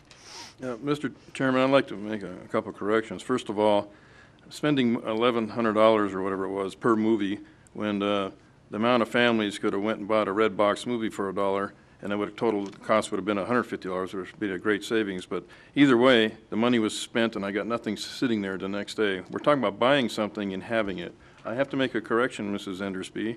I just got through reading a story on the internet. Because of the earthquake and so on in Japan, they are exporting a lot of vehicles. They have a tremendous shortage of vehicles. And I also know that because friends of mine have been approached about buying backhoes and equipment and everything. They're exporting a lot of stuff out of the car. The story talked about how there are more used cars selling now than ever before versus new cars because of the economy. Plus, they stated that used cars are bringing far more money than they would have a few years ago for the same age, mileage, and everything. It's not a buyer's market in the used car industry at this time. It's actually the other way around, and the car lots are profiting more on used cars than they ever have before. I just read that story yesterday. Again, this vehicle is available. I've been looking for months. It's the best deal I've seen. As Mrs. Parker said, you either trust my judgment or not. My wife and I drive Navigators. Back then, we were able to purchase them for a little bit less, excuse me. We both paid about $21,000 each, but hers had 60,000 miles on it when she bought it. She's got 180 on it now. They're very reliable cars. And mine, when I bought it, I think had about 80,000 miles on it. I got about 120 on it now. For this mileage, to have a factory warranty left, to be a bench seat in the center, a four-wheel drive, white, and all the right bells and whistles, this is a tremendous deal. So we either jump on it. As I said, I couldn't find another one. An identical vehicle like this, all I could find was in Texas. This one is sitting right in Las Vegas. So it's your call.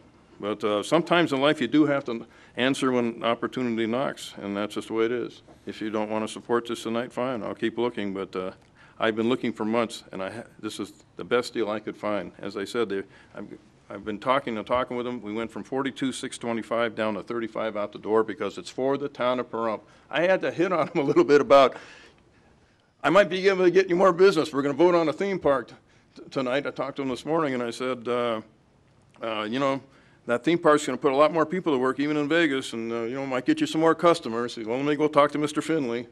And they're actually into this car a little bit more themselves, but they're willing to let it for $35 out the door. So I appreciate the backup concerns and everything, but once in a while you do have to step up and just make a decision, and, you know, because opportunity's knocking. So I tried to read you things, pickup trucks with more mileage on them, and even older, or more money than that car. So, I mean, it's, and I can put 8 people in it. So I'm looking at the agenda item, and it says not to exceed 30,000. Is changing the amount now unethical? Mr. Chairman, I was considering that as the discussion was progressing. If it is the pleasure of the board to go forward, I would not recommend you approving more than $30,000 from cash proceeds from the fund. On the other hand, you can approve up to and including $30,000. And I haven't talked to Bill about this, but if there's an option for selling in a vehicle to make up the difference, I'm just thinking. I don't think it's worth that. Well, I'll probably not. That's So the no, deal. I would. I'm looking at the agenda item and the way that's written, and now it's more than what the agenda item was written I for. agree with you, Mr. Chairman.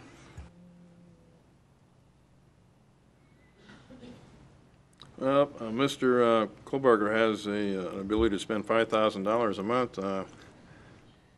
I guess the thing would be to concern the board is, do we want to move forward with this particular car or not? I'm sure we can work out the details. But like I said, I've been looking, and this is the best deal I could find. Would I buy it for myself? No, I can't afford it. I'd have to buy something with a lot more miles on it to get the same car. So, but buying for the town, obviously I'd like to find something with the least amount of miles and with a good warranty left on it, so the town's protected against any problems, you know. I think what I would buy for myself and what I would have to buy for the town would sort of be a little different. I would buy an old clunker for myself because I can fix it and so on and tinker with it, but that wouldn't be really acceptable for the town, so. So are you making a motion? Well, I kind of like to, I don't want to make a motion that's going to fail. But, Go ahead and make it. Mr. Chairman? Well, Dr. Waters. I'd like to just add one more thing. Even though, you know, on a previous agenda item on the theme park, I had quite a few people that said they were in favor of it. Many of those same people did call and say they're not in favor of this. I think, though, again, I agree with Mr. Culkin. Image is very important, and I think I would vote for this.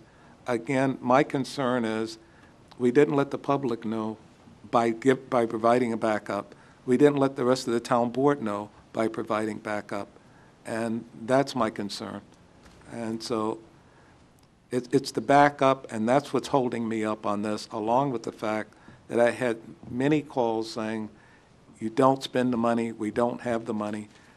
Again, sometimes we have to listen to that, sometimes we have to use our own judgment on it.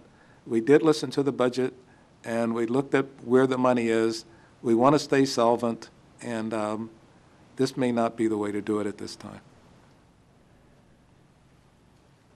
Yeah, like I said, this is a vehicle that not just the manager can use, but many people can, so, I don't know.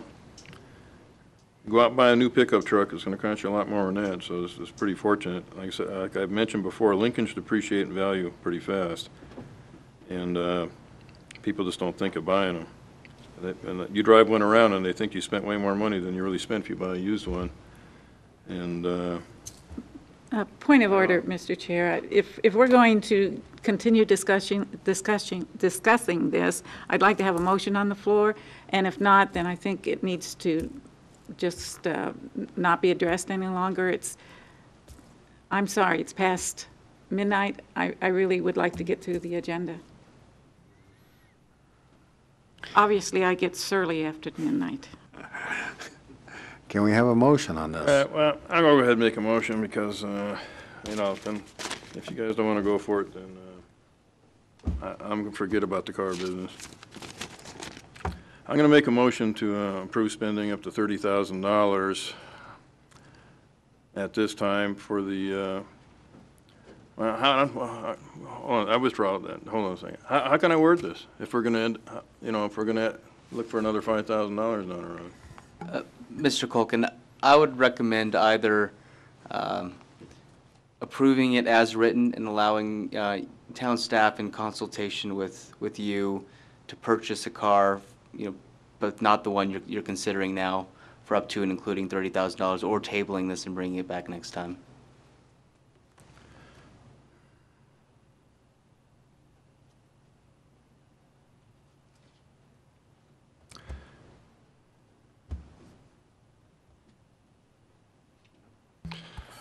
Mr. Calkin, Mr. Darby, if I may.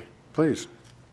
Mr. Calkin, you can always table this. We can always contact dealer tomorrow and see if the individual will hold that, and we can rewrite it and bring it back. That way it's safe for everybody. We'll have backup in there, that all the due diligence that you've done already. We'll put all that backup in there. Unfortunately, if we lose the vehicle, we'll always go and find another one. It's safe that way. Well, I guess because of the fixed dollar amount, that's my quandary here is that, like I said, I've looked quite a lot around. We can spend less money, but we'll have way more miles on it and no warranty, so it was just. All right, well, I guess I'll make a motion to table it, bring it back for $35,000 to purchase this vehicle, and I'll call them tomorrow and see if I can work something out for them to hold it. That's all I can do. And turn in the obsolete backup. Yeah, and of course, I will put backup and everything with the next time it comes around. We have a motion to table?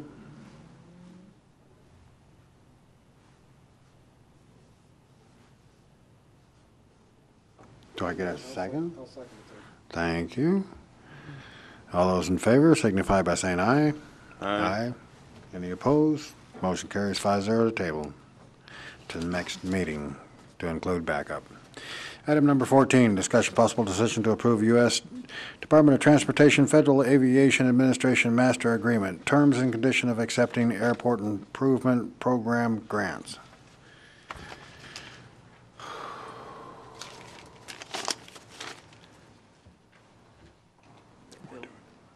Mr. Kohlberger. Thank you, Mr. Darby. This is basically housekeeping. The FAA sent out all the information you have in your backup, basically advising anybody who has federal grants or will be getting federal grants in the future for an airport that they must adopt all the terms and conditions of accepting the Airport Improvement Program grants. We've done this in the past. We did it roughly last year when they again changed their process, and again they've updated it and changed it again. Therefore, we're bringing it back for yet another approval. And if we don't approve it, then we will be basically ineligible for federal grants from the airport in the future. Did I answer everybody's questions? Any questions from the board? Ms. Parker? Mr. Calkin? Ms. Amsby? Yes, I do have questions. On the timelines in page 8 of the 36 under C, are we within the timelines as stated in the requirements?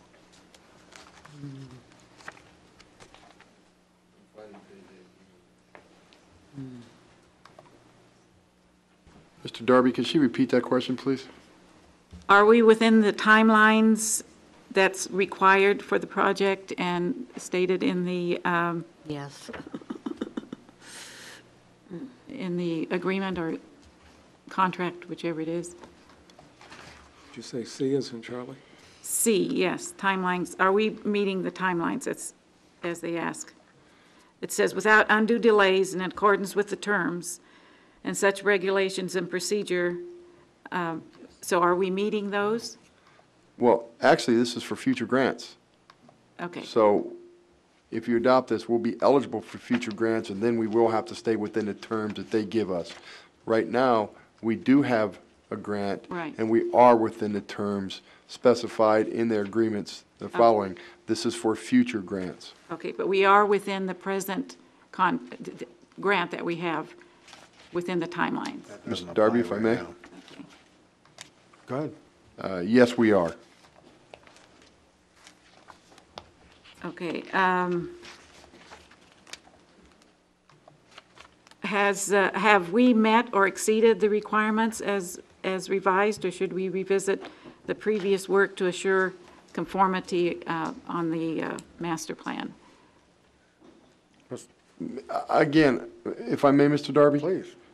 This is for future grants. And once we get the future grants, then all this comes into play, and therefore we will have to follow it. This is not for the grants we have right now. This is in order for us to obtain future grants to the FAA for our airport. And we are following all specific guidelines that they have given us in the past to obtain the grant that we have currently. Okay, well, that's what I wanted to get clarified. I understand this is for future grants. Okay. I needed to know where we're at with the present grant. We're on track, and we have met every guideline that the FAA has given us. Okay.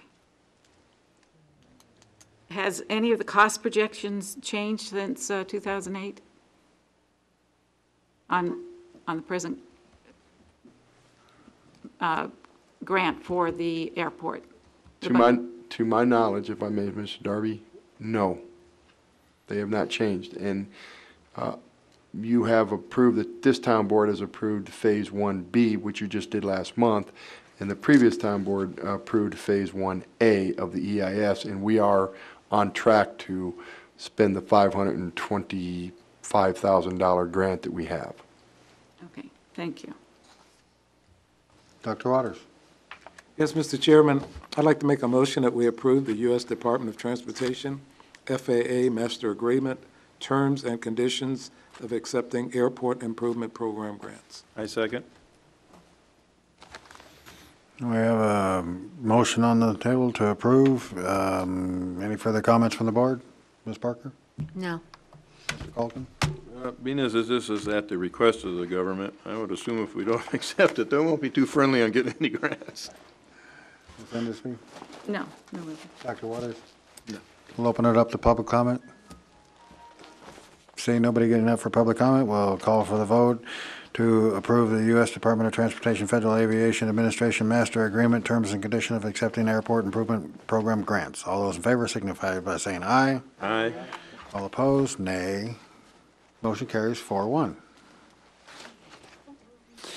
Item number 15, discussion, possible decision, consent agenda items.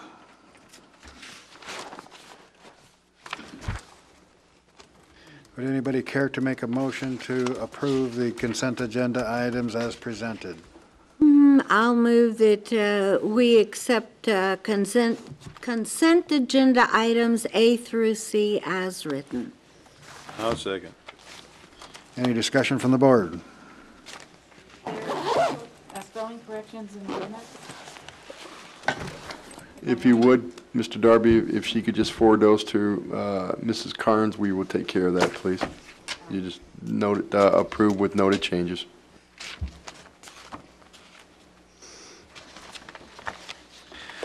Okay, so we have a motion to approve the consent agenda items with spelling corrections made in the minutes. All those in favor signify by saying aye. Aye. Aye. Any opposed? Motion carries 5-0. Item number 16, future meetings, workshops, times, dates, locations. Anything from the board? Anything from staff? Yeah, Mr. Darby, if I may? Your staff? Yeah, okay, it's 12:35. Give me a break, man. Not now. Keep going. We have the business license workshop noon Thursday at the Chamber. And as Mrs. Parker eloquently stated, we are working on getting a nighttime one the following week. Thank you. Thank you. Well, that moves us right on to item number 17, staff comments. Time to go home. Thank you. Town board member comments. Ms. Parker. Yes, I think we need to consider being more friendly to the advisory boards who want to make reports. We didn't get to them till 11 o'clock tonight, which is kind of unreasonable considering that they're all volunteers coming here to report on something. So that's just my comment. We shall consider moving them up towards the beginning of the meeting. Mr. Calkin. I would just like to thank all board members for all the work they put into the theme park decision that they made tonight. And I agree with Mr. Kohlberger. It's time to go home. Ms. Endersby. No comment. Dr. Waters. No comments. Good night.